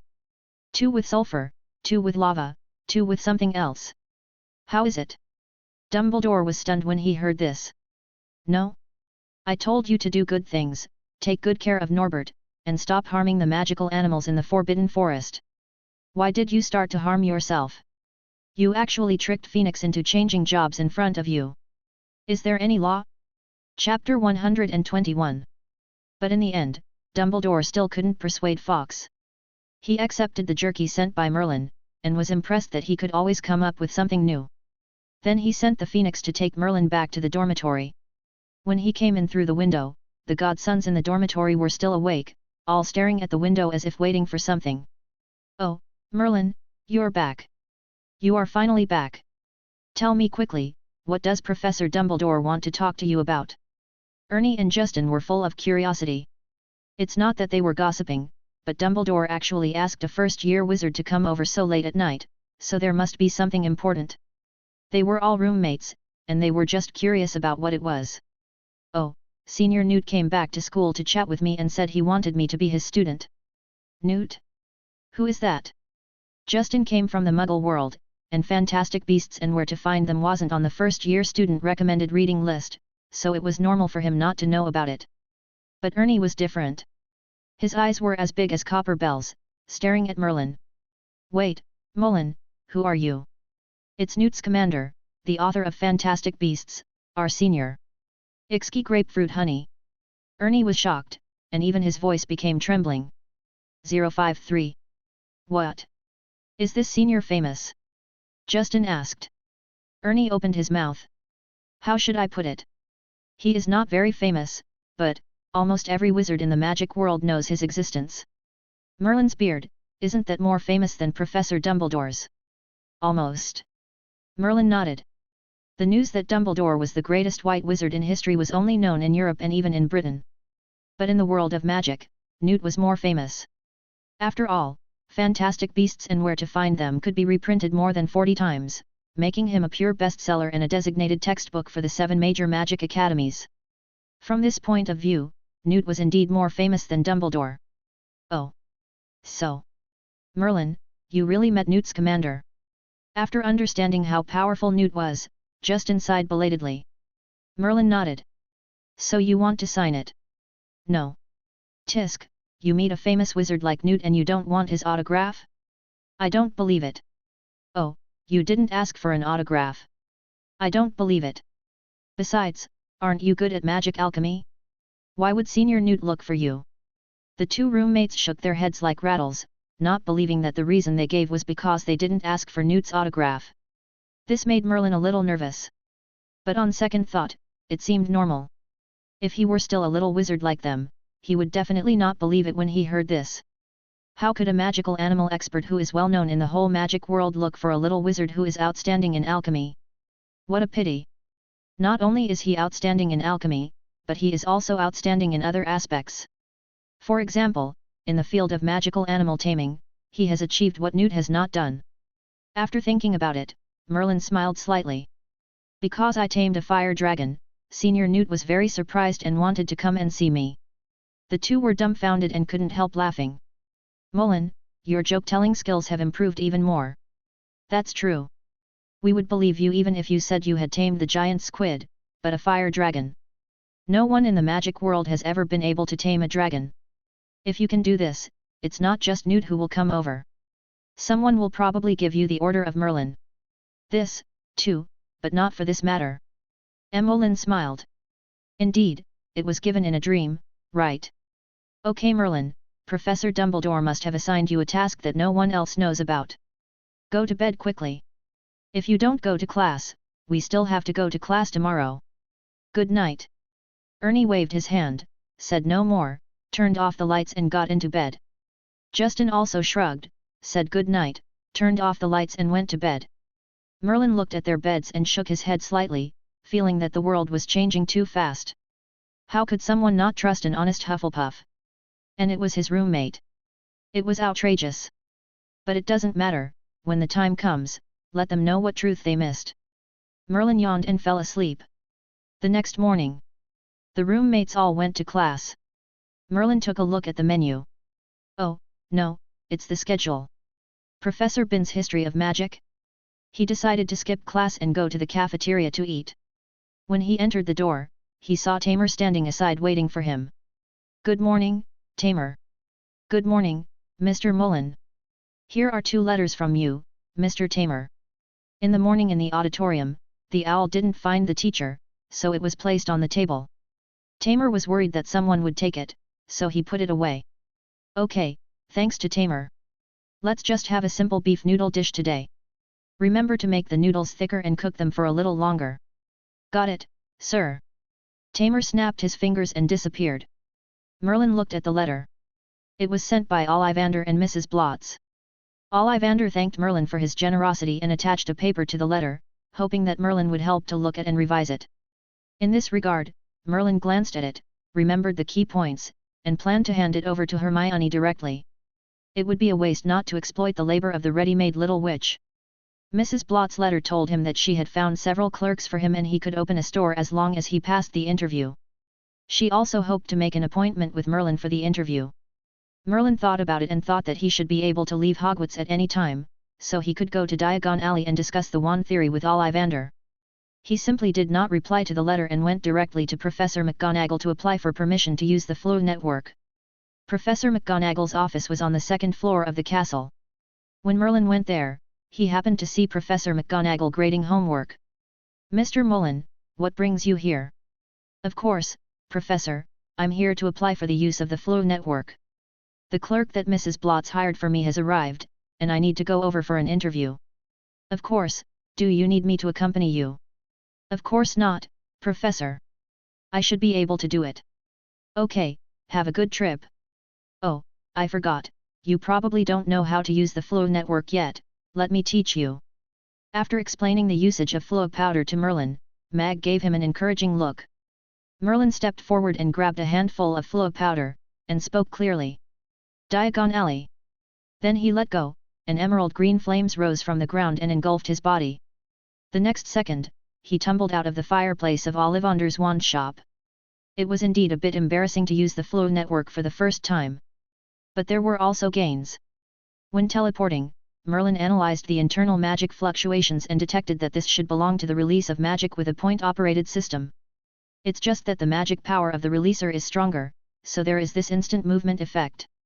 Merlin remembered the magic fluctuations and intuitively thought that the door key should be a similar situation. If he could find another door key and combine it with the apparition spell, he might be able to achieve a similar teleportation effect. Thinking of this, Merlin was a little excited, turned over, and cast a cleansing spell on himself. A flash of light passed, and Merlin's whole body became clean and tidy again. Ollivander heard the movement and came to check the situation. Oh, Merlin! Ollivander looked around and frowned. Where's Professor McGonagall? Where's Professor Dumbledore? Didn't they come with you? Yes, I came here alone. Oh, Merlin's beard, how could they trust you to come here alone to buy a store for an interview? Ollivander blew his beard and glared to defend Merlin. Merlin was a little touched. He explained that he already had a store and that Mrs. Blotz would help him with the interview. Ollivander was relieved. Then he asked Merlin if he was in a hurry to go over to see the store. No hurry, you can tell me about your article. Merlin knew what Ollivander was thinking. He took out a piece of parchment with notes on it and gave it to him, asking him to read it first. He would go to Diagon Alley first and buy some desserts. You know, there's no sweet shop in Hogwarts, and I can't go to Hogsmeade, so... Of course, go ahead, I'll tell Professor Dumbledore you've been here. Thank you, Mr. Ollivander, you are such a good man. Merlin handed out a good man card, then went out and ordered a few hundred ice creams from Mr. Fusco's dessert shop. Anyway, there is space, so it won't go bad. When he wants to eat it, he can have it anytime. Very good 4.2. Then he went out and headed straight for his real destination. Nocturne Alley. After Quirrell told him that there was a place to buy forbidden magical creatures here, he was very interested. His magic power is now almost at its current limit, and continuing to eat the original materials will grow too slowly. Merlin speculated that this was because the magic power that his body could accommodate had reached its upper limit, and if he wanted to continue to grow, he could only increase his physical strength. But he had tried all the materials he could buy, and the results were not very good, even worse than Merlin's own to improve his physical strength. He could only focus here. He wanted to see if he could get some rarer materials. Moreover, Merlin wanted to try another idea. Gryffindor and Newt had both said that wizards would lose their magic power when they reached a certain age. He suspected that this loss of magic power was related to physical strength. Otherwise, Nicholas Flamel would have lost his magic power long ago. Therefore, he planned to prepare some potions that could restore physical strength and give them to Nicholas Flamel and Newt to try. If it works, it will definitely change the magic world. Thinking of this, Merlin turned the wall at the end of Diagon Alley and saw the black iron sign on the wall on the other side with dark words. Nocturne Alley. Chapter 122. As a notorious place in the wizarding world, it is rumored that there are many black magic-related items and many robbers on the street. After Merlin came in, he felt that the description he had seen before was a bit too slanderous about this place. Obviously, the streets are much cleaner than Diagon Alley. The wizards around are all wearing hoods and walking in a hurry. There are no noisy advertisements or screaming children. To be honest, Merlin likes this atmosphere very much. It's just that the eyes of several wizards looking at him are a little malicious. Merlin looked down and didn't find anything unusual. In order not to expose his identity, he deliberately cast an illusion spell on himself. If those wizards can see through the illusion spell, they will find that they are still wearing Hufflepuff school uniforms. Attacking himself is a provocation to Hogwarts. If they can't see through it, then their strength is probably not as good as mine. Activate the magic detection glasses. At a glance, Merlin was a little shocked. Several guys who were eager to move and kept staring at him were even light green in the glasses. The value fluctuated around 40. This magic power is about the same as that of a fourth-year wizard in Hogwarts, and he still wants to do bad things? For such a person, Emmeline snorted coldly. He only wanted to say one thing. I'll beat 10 of these scumbags. When Merlin was looking at them, several people looked at each other and gradually approached Merlin. Merlin's wand slipped out of his sleeve and held it in his hand at a hidden angle. At the same time, he quickly cast several protective spells on himself, wanting to see what they were going to do. The dark-skinned wizard with dreadlocks approached Merlin and lowered his voice. Hey, bro, this is your first time here, wanna have something good? What good stuff? A genuine half-blood Vila with rich experience, I will definitely let you fly to the sky.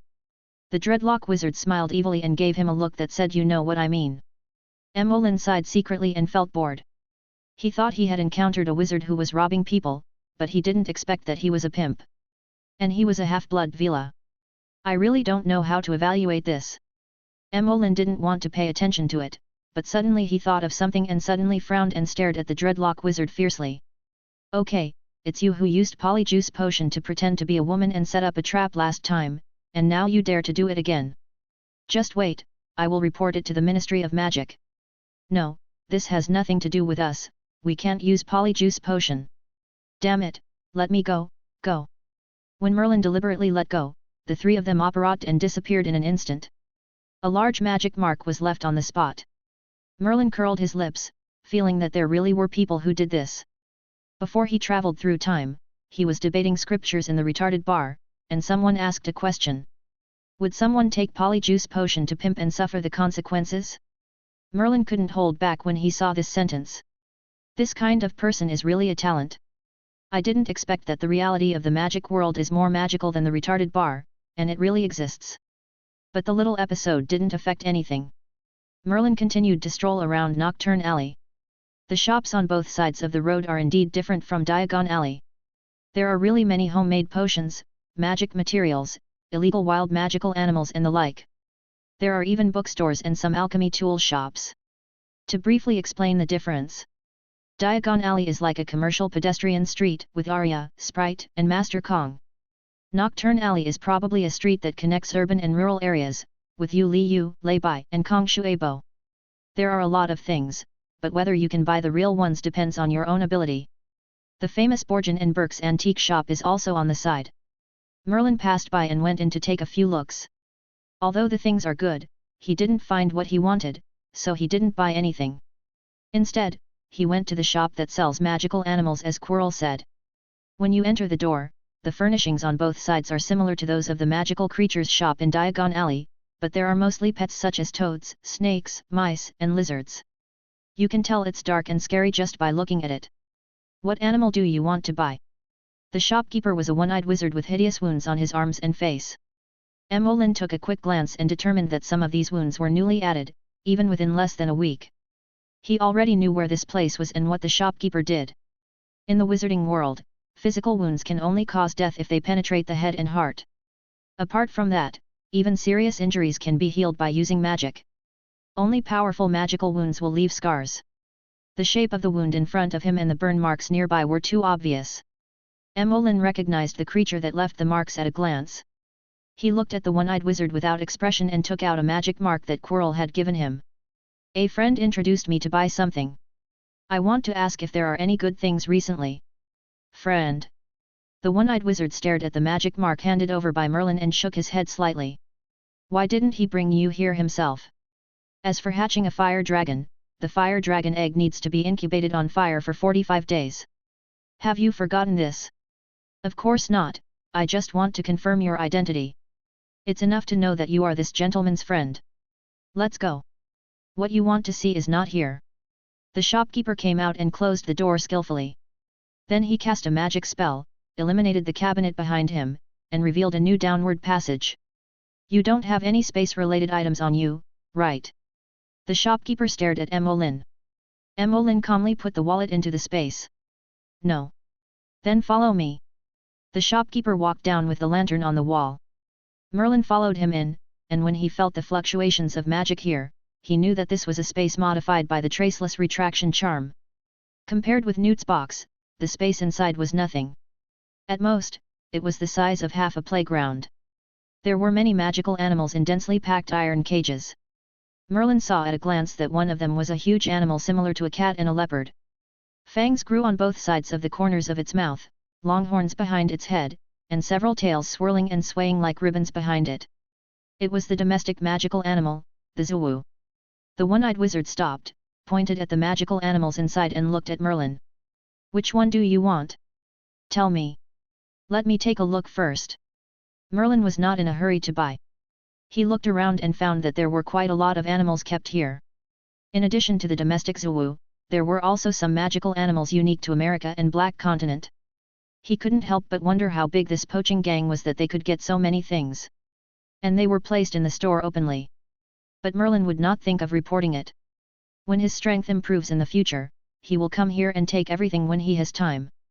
It's the most satisfying to rob the thieves. He doesn't believe that the other party dares to ask Aurors to come to 793 to investigate. At that time, all of them will be expanded into his own magical animal zoo. If it doesn't work, he can ask Newt to join. I believe that Senior Newt will not refuse such an act of protecting magical animals. But now, Merlin still wants to buy this zoo first and then talk about other things. What does it mean to let others take away his own sacred animal? This kitten, how much is it? 2,000 galleons. It's a bit expensive to buy a cat with so much money. Hiss. Hearing Emolyn calling him kitten, Zouwu's fur stood up and he got up from the iron chain and screamed fiercely. The owner had no choice but to explain Zouwu's situation. Emolyn nodded and pretended to understand. That's fine, I'll buy it.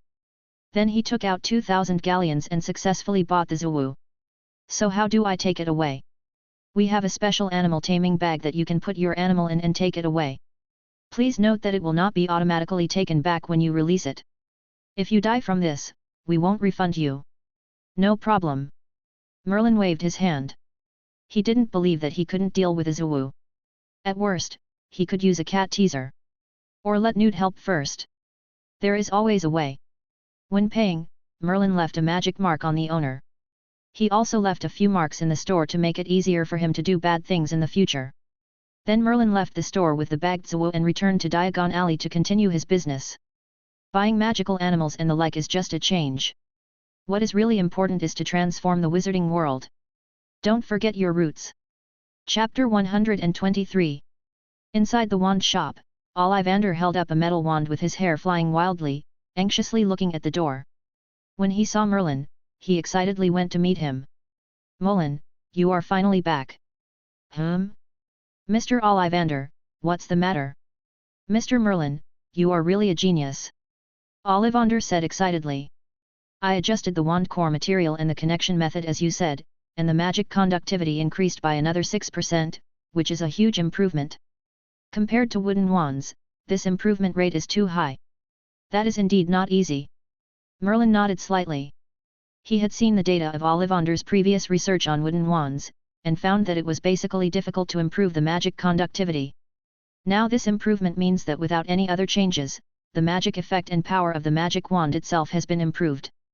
Merlin, believe me, this discovery deserves a place as a Wizengamot wizard. They should definitely recognize your huge contribution to the wizarding world. Hey! Merlin opened his mouth. This was a bit too much.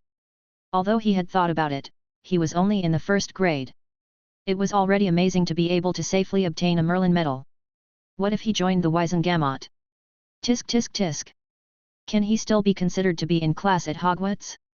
Dumbledore was probably the only one in the school who was qualified to teach him. Merlin wanted to refuse, but he couldn't stand Ollivander's constant encouragement, and finally agreed to let him try to publish an academic paper with this discovery. Great! With this joint discovery, I am also eligible to receive the Order of Merlin. Ollivander shouted happily. Merlin's mouth twitched. No wonder this old guy works so hard. Soon. Merlin said goodbye to Ollivander and went to find Mrs. Blotz. Oh, dear Merlin, you are here, what food are you bringing? Mrs. Blotz looked at the bags of snacks and the huge luxury ice cream in front of her and couldn't help but smile. Mainly to thank you for your help, madam. If I hadn't read so many books in the bookstore, I wouldn't have achieved what I have now. Emmeline smiled slightly. And this time she helped me recruit store clerks. I can't thank you enough. What a sensible little guy. Mrs. Blotz looked at Merlin, her eyes almost filled with honey. Well, take a look at the profiles of these candidates. If they are suitable, you can have an interview today and you can open your business this weekend. It's a good opportunity to promote it since it's very popular recently. Popularity? What happened recently? Merlin didn't remember anything big happening in Diagon Alley recently. Oh, I forgot, Merlin, you are a little wizard from the Muggle world, you don't know this matter. The day after tomorrow is Halloween, and the day after that is Christmas. This is the most popular time of the year in Diagon Alley except for the start of school at Hogwarts. So that's it, I understand. Emmeline suddenly realized. Isn't this the Spring Festival and Lantern Festival in China? It's no wonder that the traffic is so large when these two festivals are put together. Thinking of this, Emmeline decided to open the store tomorrow. Welcome Halloween! After making the decision, Emmeline didn't care about the subsequent interviews with the shop assistants. Anyway, the work content is very simple, collecting money and picking up goods. Emmeline randomly picked 4 witches who were pleasing to the eye, gentle and experienced to complete the interview. Even Mrs. Blotz was surprised. Mullen, you are hiring 4 people at once. Are you sure your income can cover their salaries? Of course, ma'am, if you don't believe me, you can come and see tomorrow. Okay. Mrs. Blotz nodded and agreed, saying that she would definitely go there tomorrow to show her support, and reminded Emmeline to prepare the clothes for the shop assistants. You don't want the store clerks to blend in with the crowd in their wizard robes, do you? Got it, thank you madam for reminding me. Merlin left another luxurious ice cream and went to find Madame Malkin to customize the shop's work clothes. Madame Malkin thought Merlin was here to customize the school uniform, and was ready to measure the size. But when she heard that he was here to order work clothes, she was still stunned. Finally, to apologize, several work clothes were discounted by 20%. Merlin also designed a set of JK clothes for Hermione and a set of Hanfu for Chuzhong according to his own ideas. I believe that the little witches will like such a dress at that time. It will also be particularly pleasing to the eyes. After paying an expedited fee of 20 galleons, Madame Malkin said that she would definitely deliver the clothes to Merlin's store before the opening tomorrow. After that, Merlin went to Ollivander to confirm the situation of the metal wands. Nicholas Flamel and others will be present tomorrow, and alchemical products must be promoted as the main product. Ollivander took out all the metal wands he had made recently. There were more than 70 in total. Ollivander kept 10 for sale and gave the rest to Merlin. Mr. Ollivander, we may need you to come to the store tomorrow to help explain this situation. No problem. Ollivander readily agreed. After confirming that there was nothing else, Merlin returned to Hogwarts and found the Weasley brothers to explain the opening of the business. So fast. The two were surprised. They were still thinking about how to solve the employee problem, but they didn't expect Emmeline to solve it directly. However, they were not nervous about the early time. They even took out 4 large boxes of magic props. These are the things we made recently, and they can be sold when the time comes. Sure. Merlin knew the approximate function of these things at a glance. They were mostly funny and would not cause any problems. The main products in the store were still magic detection glasses, call badges, and metal wands. It all depended on how the two of them appeared tomorrow. Then he went to find Penelope. Penelope, whose mind was full of yellow waste, did not say much when she knew the situation was urgent. After ensuring that the first issue of the Young Wizard's newspaper was in sufficient supply tomorrow, he returned to the Ravenclaw common room. Just when I left, I suddenly looked back. Aren't you curious about whether I wore anything today? After saying that, he licked his lips without waiting for Emmeline to answer. The answer is no. Merlin subconsciously looked at Penelope's clothes, only to find that her shirt and skirt seemed to be carefully hidden under her skirt. The wizard robe was even cast with a tight spell to prevent exposure. So tempting. But this time Penelope didn't stay for long, just gave him a wink and went back to the tower. Merlin sighed deeply. Who said that Ravenclaw only has beautiful women? There is also old Snakeskin. After finishing everything and returning to the dormitory, Merlin saw Ernie and Justin and realized something very important. The Halloween party is tonight. Emmeline was confused. Halloween is the day after tomorrow. Shouldn't the Halloween party be held on Halloween Eve, which is tomorrow night? It should be so, but Dumbledore said it will be earlier this year. Yes, don't you know? Justin spread his hands and looked at Emmeline. During class, the professor said. Oh, it's okay, there's one person in our dormitory, Nono Zhao, who doesn't have to attend class. Ernie followed and fanned the flames. That's right, 2 months into the school year, there's less than a week of classes. Tell us who will choose to skip the required courses. Who will skip the elective courses? It turns out to be our favorite roommate Merlin Handel. The corner of Emmeline's mouth twitched. These two are really amazing. With this level of cooperation, they should debut as a group. Just name them the Magic Melon Brothers and start singing, dancing, and rapping. Maybe they will be more popular than the Weird Sisters. But what Emmeline is concerned about now is not the issue of changing the time of the dinner, but whether something else will happen in the evening. In the original work, Voldemort deliberately caused a riot to go to the Forbidden Corridor on the 4th floor to find Fluffy in order to steal the Philosopher's Stone. Now Quirrell has been bewitched by himself and is about to seal Voldemort's soul. He won't let the troll in, right? Emmeline thought about it and sensed it carefully. The danger perception was not activated, so he didn't take it to heart. There is no danger, which means everything is fine. It's a good time to relax. I haven't seen what Halloween at Hogwarts looks like yet. Chapter 124. It has been a long time since I had a good sleep. Now there are still a few hours before the dinner. Merlin decisively rewarded himself with enough sleep time. Magical sleep, automatic timer. When he opened his eyes, it was just evening, so he could go downstairs for dinner. Walking in the castle, the walls were already covered with colorful decorations. Magic bats were scattered on the ceiling above his head, forming dark clouds covering the starry sky, and from time to time they spread out and held the stars and spread their wings. Dumbledore and the professors were sitting in the guest seats. Even Quirrell was among them. The ghosts seemed to be more lively, and even Myrtle, who usually hid in the toilet, showed up. Merlin quickly lowered his head to avoid Myrtle's sight.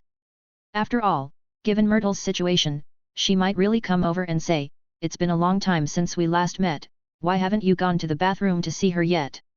By then, all the teachers and students in the school would know that he had been to the girls' bathroom. This would be a disgrace. Fortunately, Myrtle only went to Slytherin for a walk and continued to cross the floor to return to her bathroom. The Slytherin students were left dumbfounded, not knowing what was going on. Malfoy's 2 followers grabbed the food on the table and stuffed it in big mouthfuls, chewing it several times before looking at each other and spitting it all out. "What's wrong?" Malfoy looked at them with disgust and even distanced himself from them. "This food doesn't taste right." Crabbe's face was complicated. I tasted a foul smell. Mine smells the same, very familiar, and a little moldy. The wizard who had been staring at the Slytherin table couldn't help laughing. Don't you know that Moaning Myrtle is a ghost that lives in the bathroom? She spends her days digging around in the toilet, and the water on her body is all from the toilet. Another characteristic of ghosts is that any food they eat will quickly spoil and rot. You two are really brave. I suggest you transfer to Gran 717 Fendo. No, no, no, we Gryffindors are brave, not stupid. We should stay in Slytherin. What nonsense are you talking about? I'm talking to you bunch of crap. Seeing that Gryffindor and Slytherin were about to start quarreling again, the little wizards of Hufflepuff and Ravenclaw hurriedly pretended to eat and started to watch the show. The little badgers and the little eagles watched the dragon and lion dance, which is also a traditional festival for the annual dinner. Under the gaze of the crowd, Crabbe and Goyle still couldn't suppress their nausea and vomited violently. Malfoy looked at the things on the ground with a pale face, wishing he could die. This was simply embarrassing in front of the teachers and students of the whole school. He would have a psychological trauma when he came to the auditorium next time. You two idiots, give me! Roar! Bang! Malfoy was halfway through cursing when a huge noise came from outside the castle gate. The gate, which was several stories high, shook and shook off countless dust. Then there was a roar that resounded through the sky. The thing outside seemed to take a few steps back and then sprint. The next second, as the castle gate opened a crack, a huge and ugly head finally appeared. Troll! It's a troll! Someone shouted, and the students at the Halloween party screamed in surprise. The entire Hogwarts Great Hall was in chaos. Students from various colleges stood up and ran away, and the hall was instantly crowded. Merlin raised his eyebrows and realized that something was wrong. Obviously Quirrell was in the castle, how could someone let a troll in? Moreover, no wonder there was no warning of danger, a troll, he could easily deal with it. It seems that the system has calculated this scene accurately. It depends on what Dumbledore and several deans are doing if they don't take action. Silence! Dumbledore cast a sound amplification spell on himself, and then asked all the deans to come out and lead their students back to the common room. He went to deal with the hall and corridor first. Wait, shouldn't we deal with the giant monster first? And is there really no one left in Hogwarts? It took the headmaster himself to deal with a small troll. No, Professor, let me do it. Dumbledore stood up, and before he could even walk, he heard a riot of magical power in a familiar voice. Dumbledore turned around in surprise, wanting to see who was still there at this time. Mr. Filch. Dumbledore was stunned when he saw the speaker. No matter how hard he thought, he never thought it was Filch. Filch was also very satisfied with Dumbledore's performance and stood up straight with a smile. Professor, I'm the gatekeeper of Hogwarts. No matter how this troll got to Hogwarts, as long as it has not fully entered Hogwarts, it is my responsibility. Let me deal with it. But you... Dumbledore was still haunted by the last magical explosion. An Obscurus could do more harm than a troll, which was why he didn't want Filch to take action. Don't worry, Professor. Merlin has changed the potion formula for me. Now I can cast spells like a normal wizard. Really? Dumbledore was a little surprised. Although Merlin was the inventor of the magic potion, the reform and innovation of the potion could not be completed in one day. Especially for making the squib release magic once and continuously cast magic, the difficulty was completely on a different order of magnitude. Even if Merlin was the inventor of the potion, it would not be so fast. And he was very clear about Merlin's schedule, and there was not much time left for the potion. It was outrageous that there was still such progress. Believe me, Professor. Filch smiled, turned and walked down the guest desk, and walked along the passage to the castle gate. Filch. How did he go to the troll? Wait, is he trying to close the door to block the troll? The fleeing wizards opened their eyes wide, unable to believe Filch's actions. Roar! The troll outside the door roared more violently, swinging the tree roots and smashing the door hard. Filch walked towards the door step by step. The little wizards looked at Filch and felt a little emotional. I didn't expect that no teacher in Hogwarts was willing to face the troll, but let a squib go to die. But, just when they were disappointed, Filch suddenly lifted his cloak, drank a bottle of potion, then drew out his wand and swung it vigorously. Expelliarmus! A flash of red light flashed from the tip of Filch's wand and hit the troll. The tree root in the troll's hand broke away and flew into the air. Huga, the troll made a puzzled sound and lowered his head to look for the tree root. The little wizards around were also shocked and looked at Filch, suspecting that there was something wrong with their eyes. A squib could actually use magic? They rubbed their eyes and looked at Filch and the troll standing outside the door, stunned for a moment. The troll did not react to the disappearance of the wooden stick in his hand, and continued to wave his arms, thinking that he was holding the tree root to hit the door. At this moment, Filch continued to wave his wand at the tree root stick. Wingardium Leviosa. The giant's tree root stick flew more than 10 meters high and continued to rise. Filch didn't release his wand until it was level with the top of the castle, and even cast an acceleration spell. Bang! A sound that made people's brains numb rang out. All the young wizards present covered their heads and dared not look at the tragic scene in front of them. The troll probably never thought that one day he would be chopped apart by the tree root stick in his hand. The ground was scattered with blood, dirt, and leaf residue. Filch stepped forward to confirm that the troll was no longer breathing, and he breathed a sigh of relief. This damn guy is dead. After saying that, he waved his wand and used the levitation charm and cleansing charm again. The troll's body flew out of the castle, and the stains on the hallway and corridor disappeared instantly. Then he turned and looked at Dumbledore. "Professor, it has been solved. My mission as the gatekeeper is not a problem." Silence.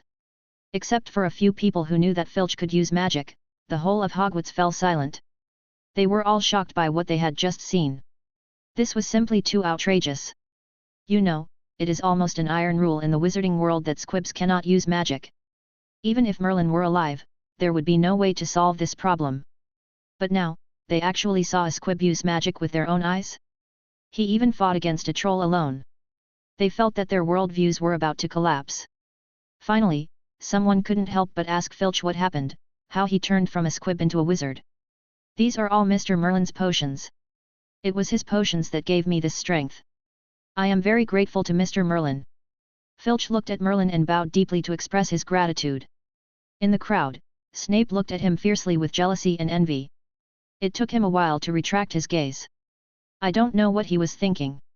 The little wizards also stared at Merlin, looking like they wanted to say something but didn't dare to. In front of Merlin, a prompt popped up. Detected host created magic world. Renovation scope, large, rewards are being distributed. Congratulations to the host for obtaining the talent, physical enhancement. The host can obtain the physical potential of the designated target by fusing the target's blood, and improve physical fitness. Merlin opened his eyes and looked at the prompt with excitement. What is sleepy and then a pillow is sent? I was still thinking about the issue of magic reaching the physical limit this morning, and now I have this talent. If my physical fitness is maxed out, I won't have to worry about magic storage in the future. It may even be possible to research a potion that delays the loss of magic from myself. Killing two birds with one stone, great.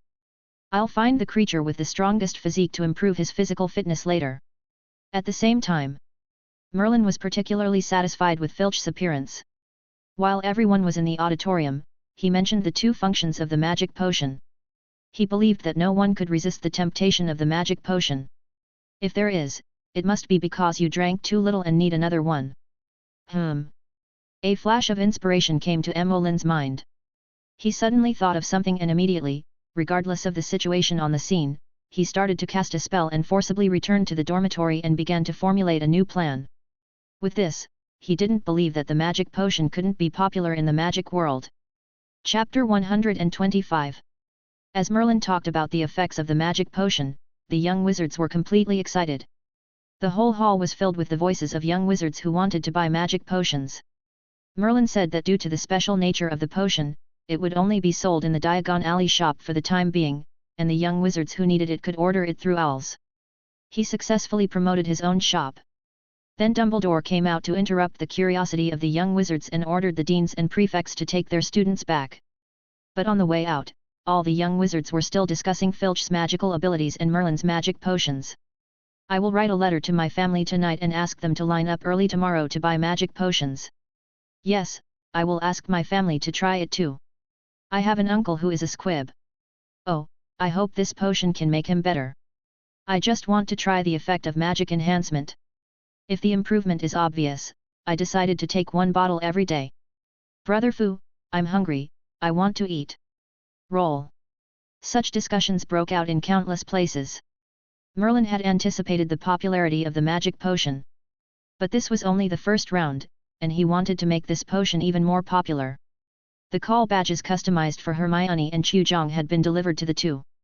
Merlin needed manpower now, so he didn't care about anything else. He avoided the crowd and contacted Chu Jong and Hermione, asking them to come to the room of requirement.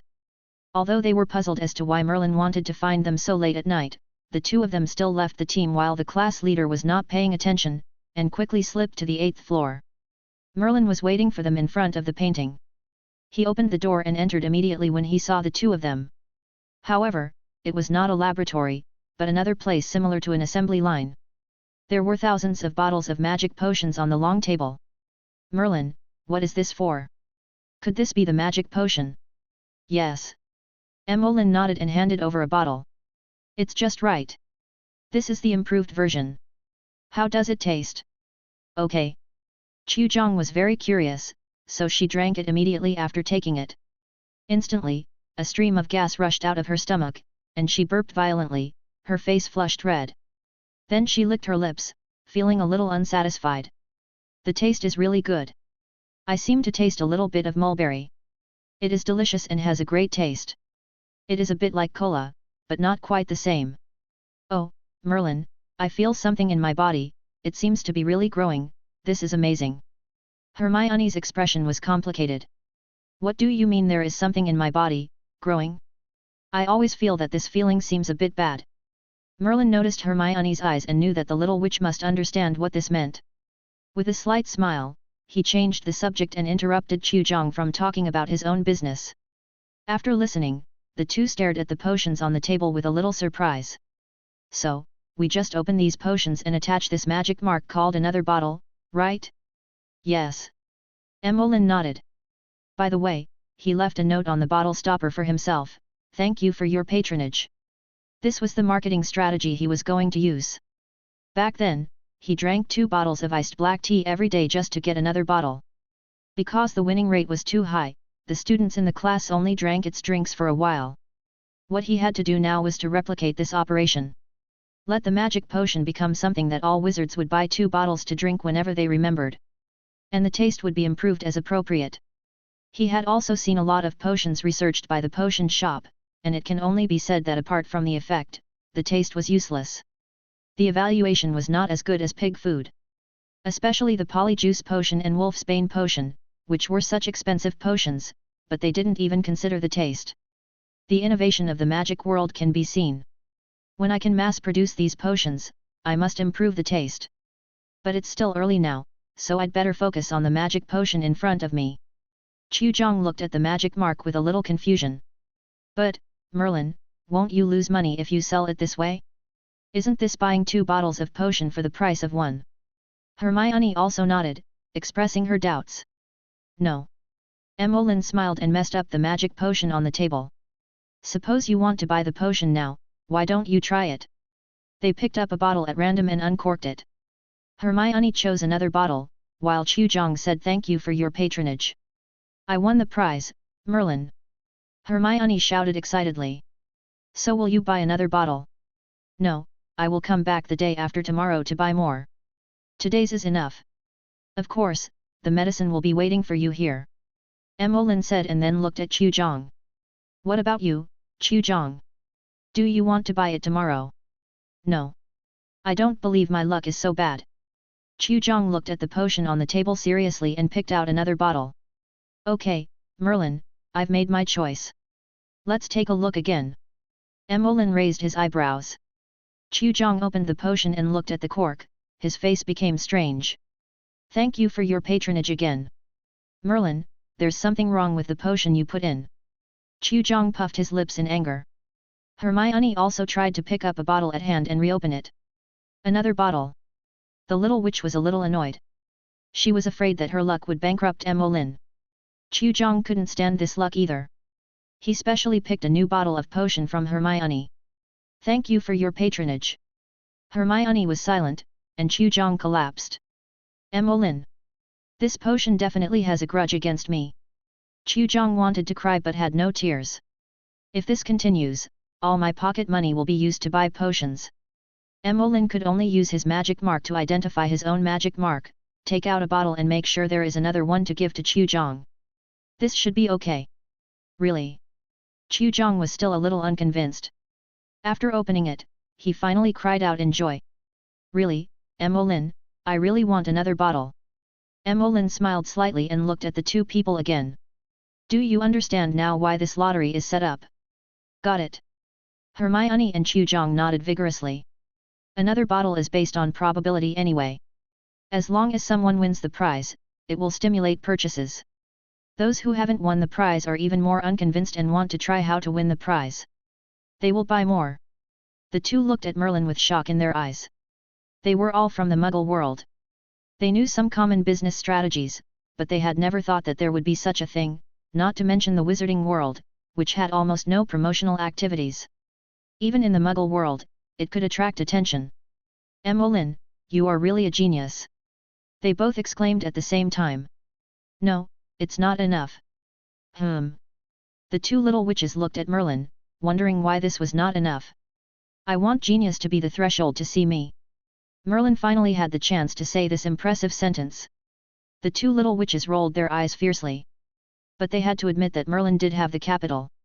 As the strongest freshman in Hogwarts, his inventions and research results were almost better than many famous wizards.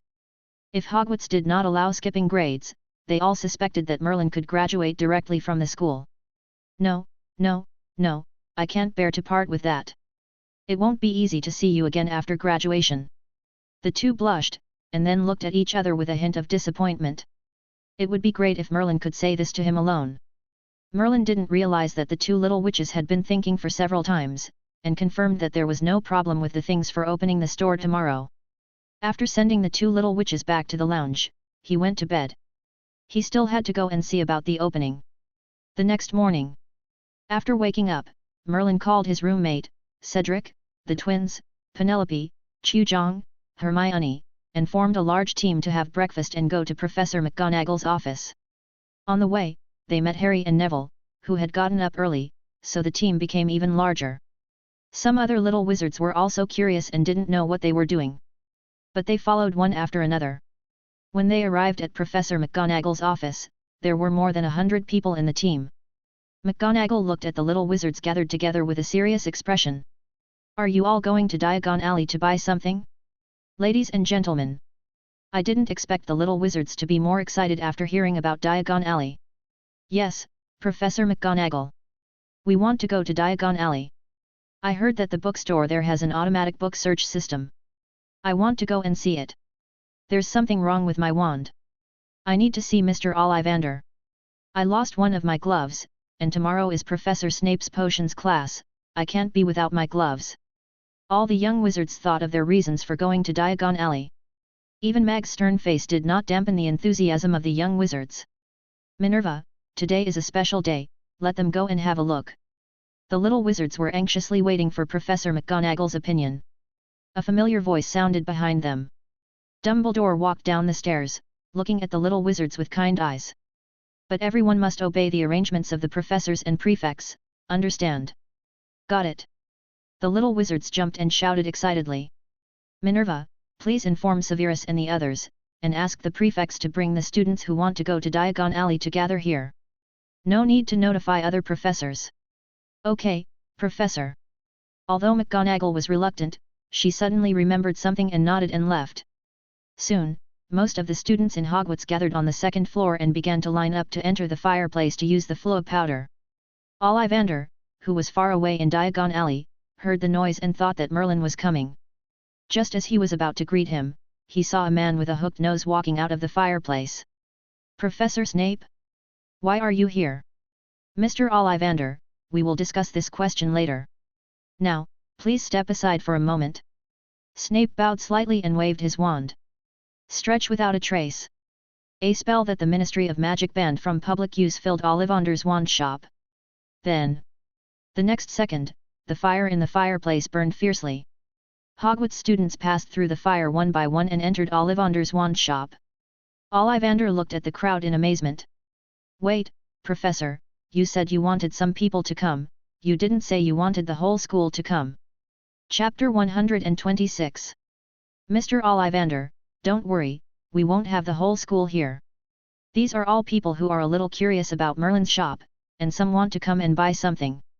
While he was talking, many students came in to greet Ollivander. Oh, Kelman, I remember you, 11 and 3 inches, black walnut, dragon heart core, a great wand. Lisa, Hawthorne, 10 and 7 inches, unicorn tail. And you, Charlie? Oh, no, did you ask someone else to service your wand? Ollivander stared at some of the young wizards' wands and found problems. They were obviously not serviced by him. The young wizards were surprised by Ollivander's eyes, but still told the truth that they had serviced their wands at Merlin's Bowtruckle. Bowtruckle. Ollivander was very surprised. As a wand maker, he was very familiar with Bowtruckle. Because of the social relationship of this magical animal, it is difficult for it to form a close relationship with humans. The most famous Bowtruckle breeder known so far is Newt. But his relationship with the Bowtruckle tribe is not just breeding. Ollivander has heard of some other secrets, which are not easy to tell now. But he was surprised that Merlin actually had a 547 Bowtruckle. Oh, Merlin! Merlin stepped out of the fireplace. With his previous experience, Merlin landed smoothly this time, and even had the mood to catch Chujong and Hermione behind him. Harry and Ron fell hard into the fireplace, smashing up a pile of ash. Snape looked at the two coldly in front of him, and looked at Harry's face with a slight twitch of his mouth. Harry? Didn't anyone tell you to be polite when you go into someone else's store? You messed up other people's shops, you have no manners. 5 points from Gryffindor. Harry's eyes widened in shock, his expression twisted. Professor! Can I still lose points after leaving school? Are you no longer students of Hogwarts once you leave school? Gryffindor will deduct another 5 points for talking back to the teacher. Snape snorted coldly, retracted his gaze, looked at Merlin and raised his eyebrows. Also, Merlin, why didn't you hold them back? Merlin looked at Snape with suspicion. He wondered if he had taken some stimulant before leaving. It would have been fine if he had dealt with Harry, but he had dealt with him. Professor, can't you see that I'm helping the little wizards from Ravenclaw and Gryffindor? How can I help others at a time like this? Merlin, you are a wizard, I don't believe you don't have other ways, even a levitation spell. I heard you can perform a perfect levitation spell. Professor, you too. Since he was not in school, it didn't matter to Emmeline. Besides, he had already sensed the familiar magical fluctuations. He deliberately raised his voice. So, Professor, do you want to take points from Hufflepuff? Isn't it possible? Severus, why did I hear you deduct Merlin's points as soon as I landed? After Snape finished speaking, an angry question came from behind him. Professor Sprout changed into a set of earth-colored wizard robes and walked out of the fireplace and stood directly in front of Snape. Snape looked at Merlin fiercely and understood what he meant. You did a good job, Merlin. He looked at Professor Sprout and smiled. Pomona, you heard me wrong. How could I lose points for no reason? What about Gryffindor's 10 points? Merlin added. Of course it was to warn them, there was no deduction actually. Snape said calmly. Harry and Ron looked at Merlin with great surprise.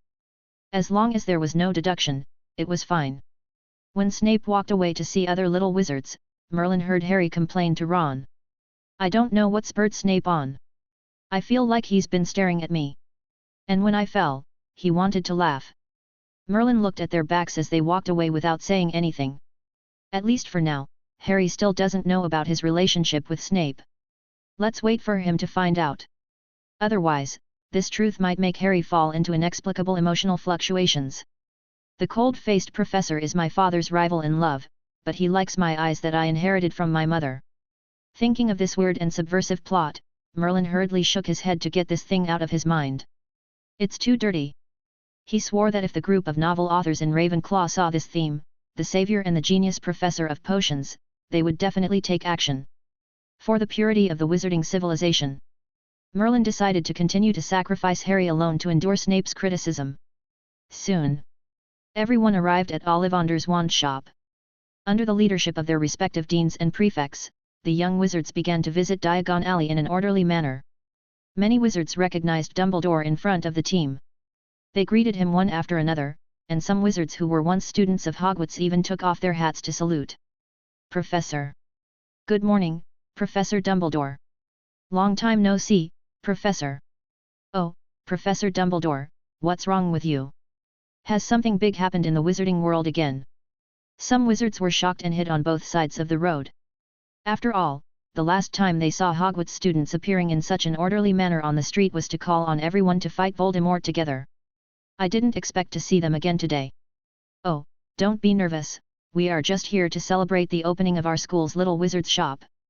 Dumbledore looked at a newly renovated shop in the middle of the road and smiled. There was a magic puppet on the huge test bench at the top of the shop that kept waving. The name of the shop was written below the test bench. Transforming the World Alchemy Workshop. Young people really don't know how cruel the world is, and they still dream of changing it.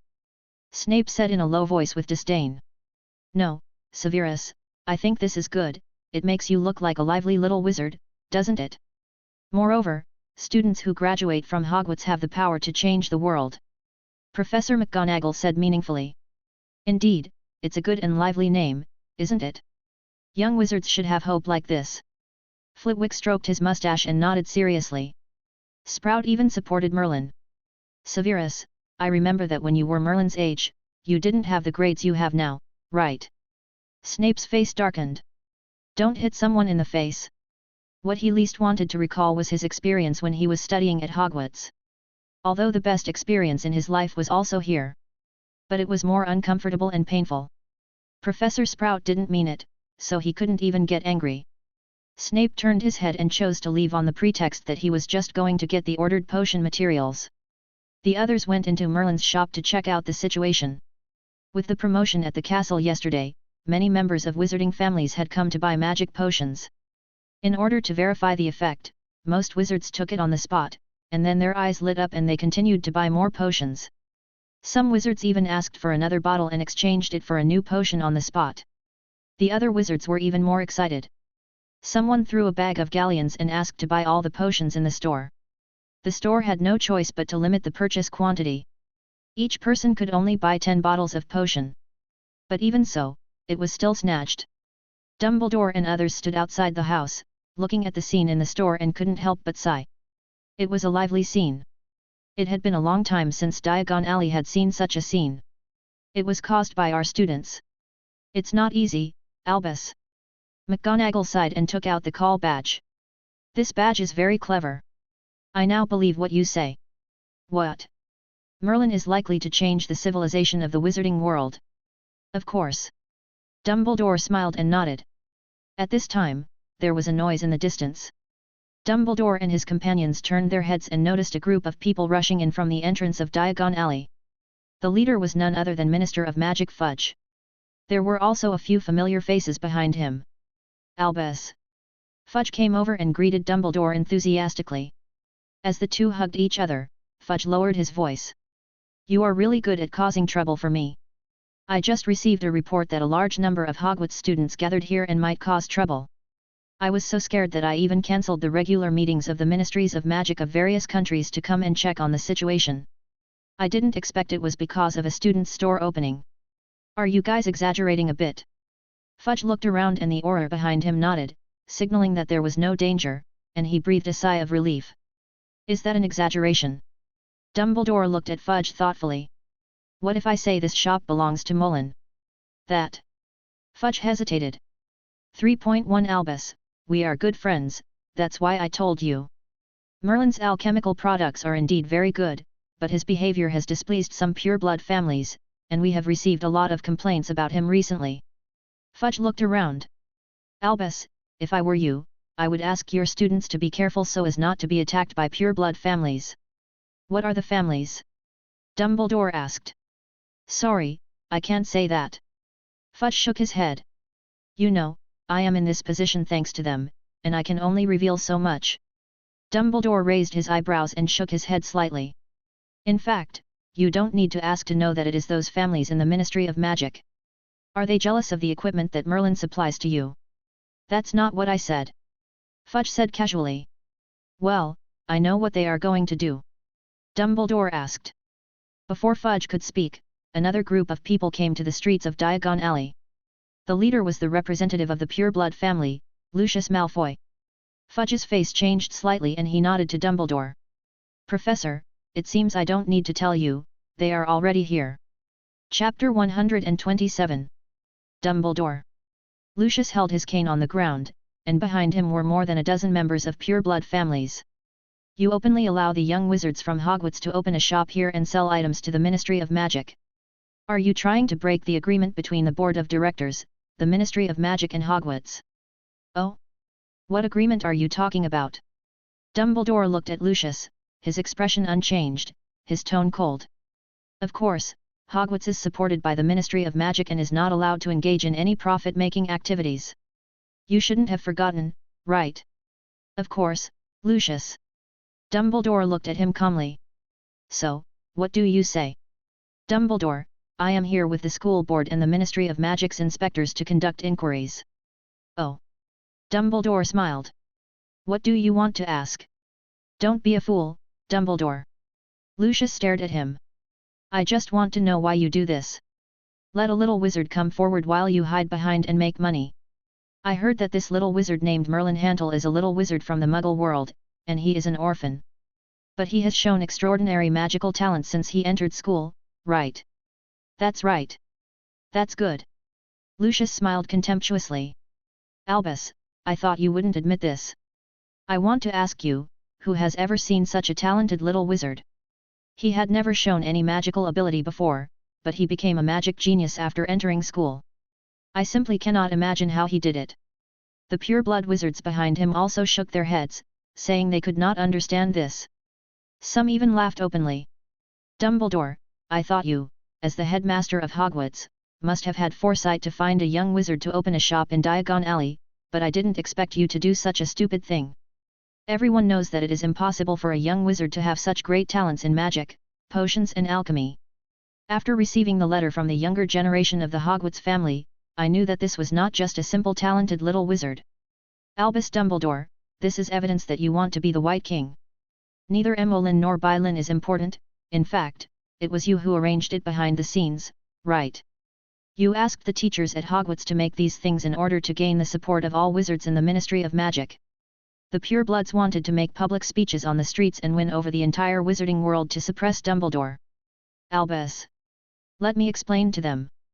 McGonagall was so angry that her arms were shaking. No, Minerva, let me handle it. Dumbledore shook his head to stop him, and took the initiative to look at the wizard from the pureblood family. Is this what the Ministry of Magic means, or what all pureblood families mean? What difference does it make? Someone behind Lucius called out.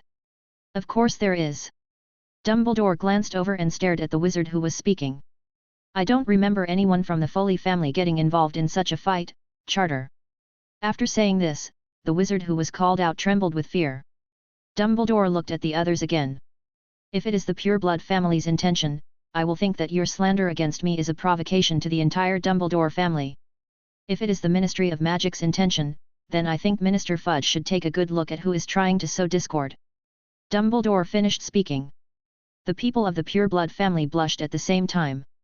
Suddenly they realized that although the Dumbledore family was not one of the 28 pureblood families, it was also a wizard family. According to tradition, slandering a wizard family can be a war of reputation. Both sides find evidence and reasons to maintain the reputation of their own family. Their behavior just now was indeed an offense. But, ordinary wizards would just offend. Their 28 pureblood families are almost not afraid of anyone in the wizarding world. But Dumbledore is different. As the strongest white wizard in the wizarding world for 100 years. He is also the chief wizard of the Wizengamot, the master of alchemy, and the headmaster of Hogwarts. Each of these identities is extremely noble. Not to mention these identities put together. The pureblood wizards didn't dare to breathe at all and all stopped their actions. Lucius held his cane tightly. After a while, his voice was cold. So, Albus, are you sure that he figured all this out himself? At this time, Merlin also knew what was happening outside and brought a few people out to check the situation. Hearing this as soon as he came out, he couldn't help but laugh out loud. They are indeed a family. This brain is comparable to Malfoy's. The things in my store were not researched by myself, so could they have been researched by Malfoy? Professor, thank you for your help. I can handle the next thing. Dumbledore looked at him and gave him a look that said, Don't be afraid. Merlin, don't worry, don't be afraid of anything, I'm always here. Of course, thank you, Professor. Merlin smiled and thanked him, looking back at the pureblood family. Mr. Lucius, is that so? Yes, you recognize me. Lucius was a little surprised, then he smiled in a standard way.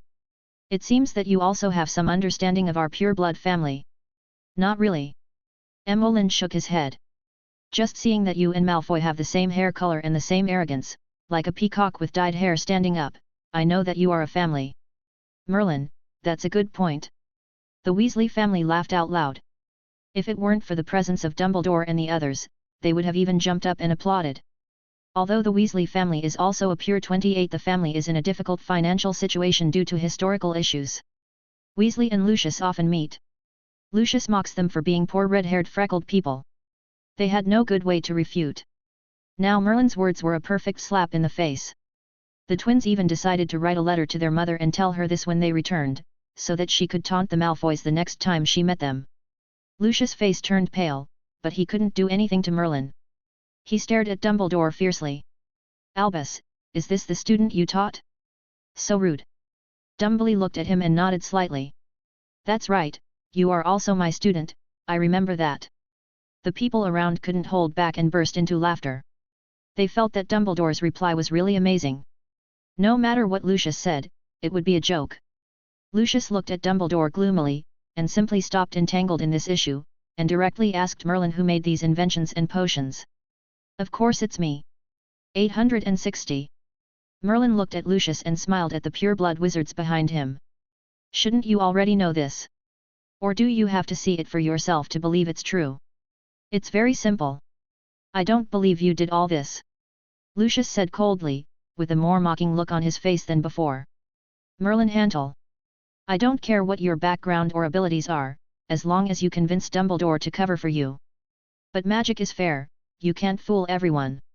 I don't believe that a first-year wizard can have perfect magical talent and outstanding performance in alchemy, potions, and spells.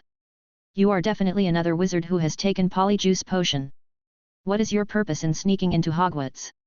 Confess now and we may consider sparing you and not sending you to Azkaban. Merlin shook his head. He could only sigh that he was a Death Eater brought by Voldemort. His idea was surprisingly the same as Voldemort's. He was a smart adult wizard who suspected that he had drunk Polyjuice Potion. However, looking at the eyes of the wizards around him, Merlin knew that Lucius's trick had some effect. He had to at least prove that he was a real first-year wizard. But before he could get up and do anything, two voices came from the distance. You don't believe he's real? Who do you think you are? I believe it, why don't you? Everyone couldn't help but look back, wanting to see who dared to speak to Merlin so arrogantly. The next second, everyone was stunned in place, unable to believe what they saw.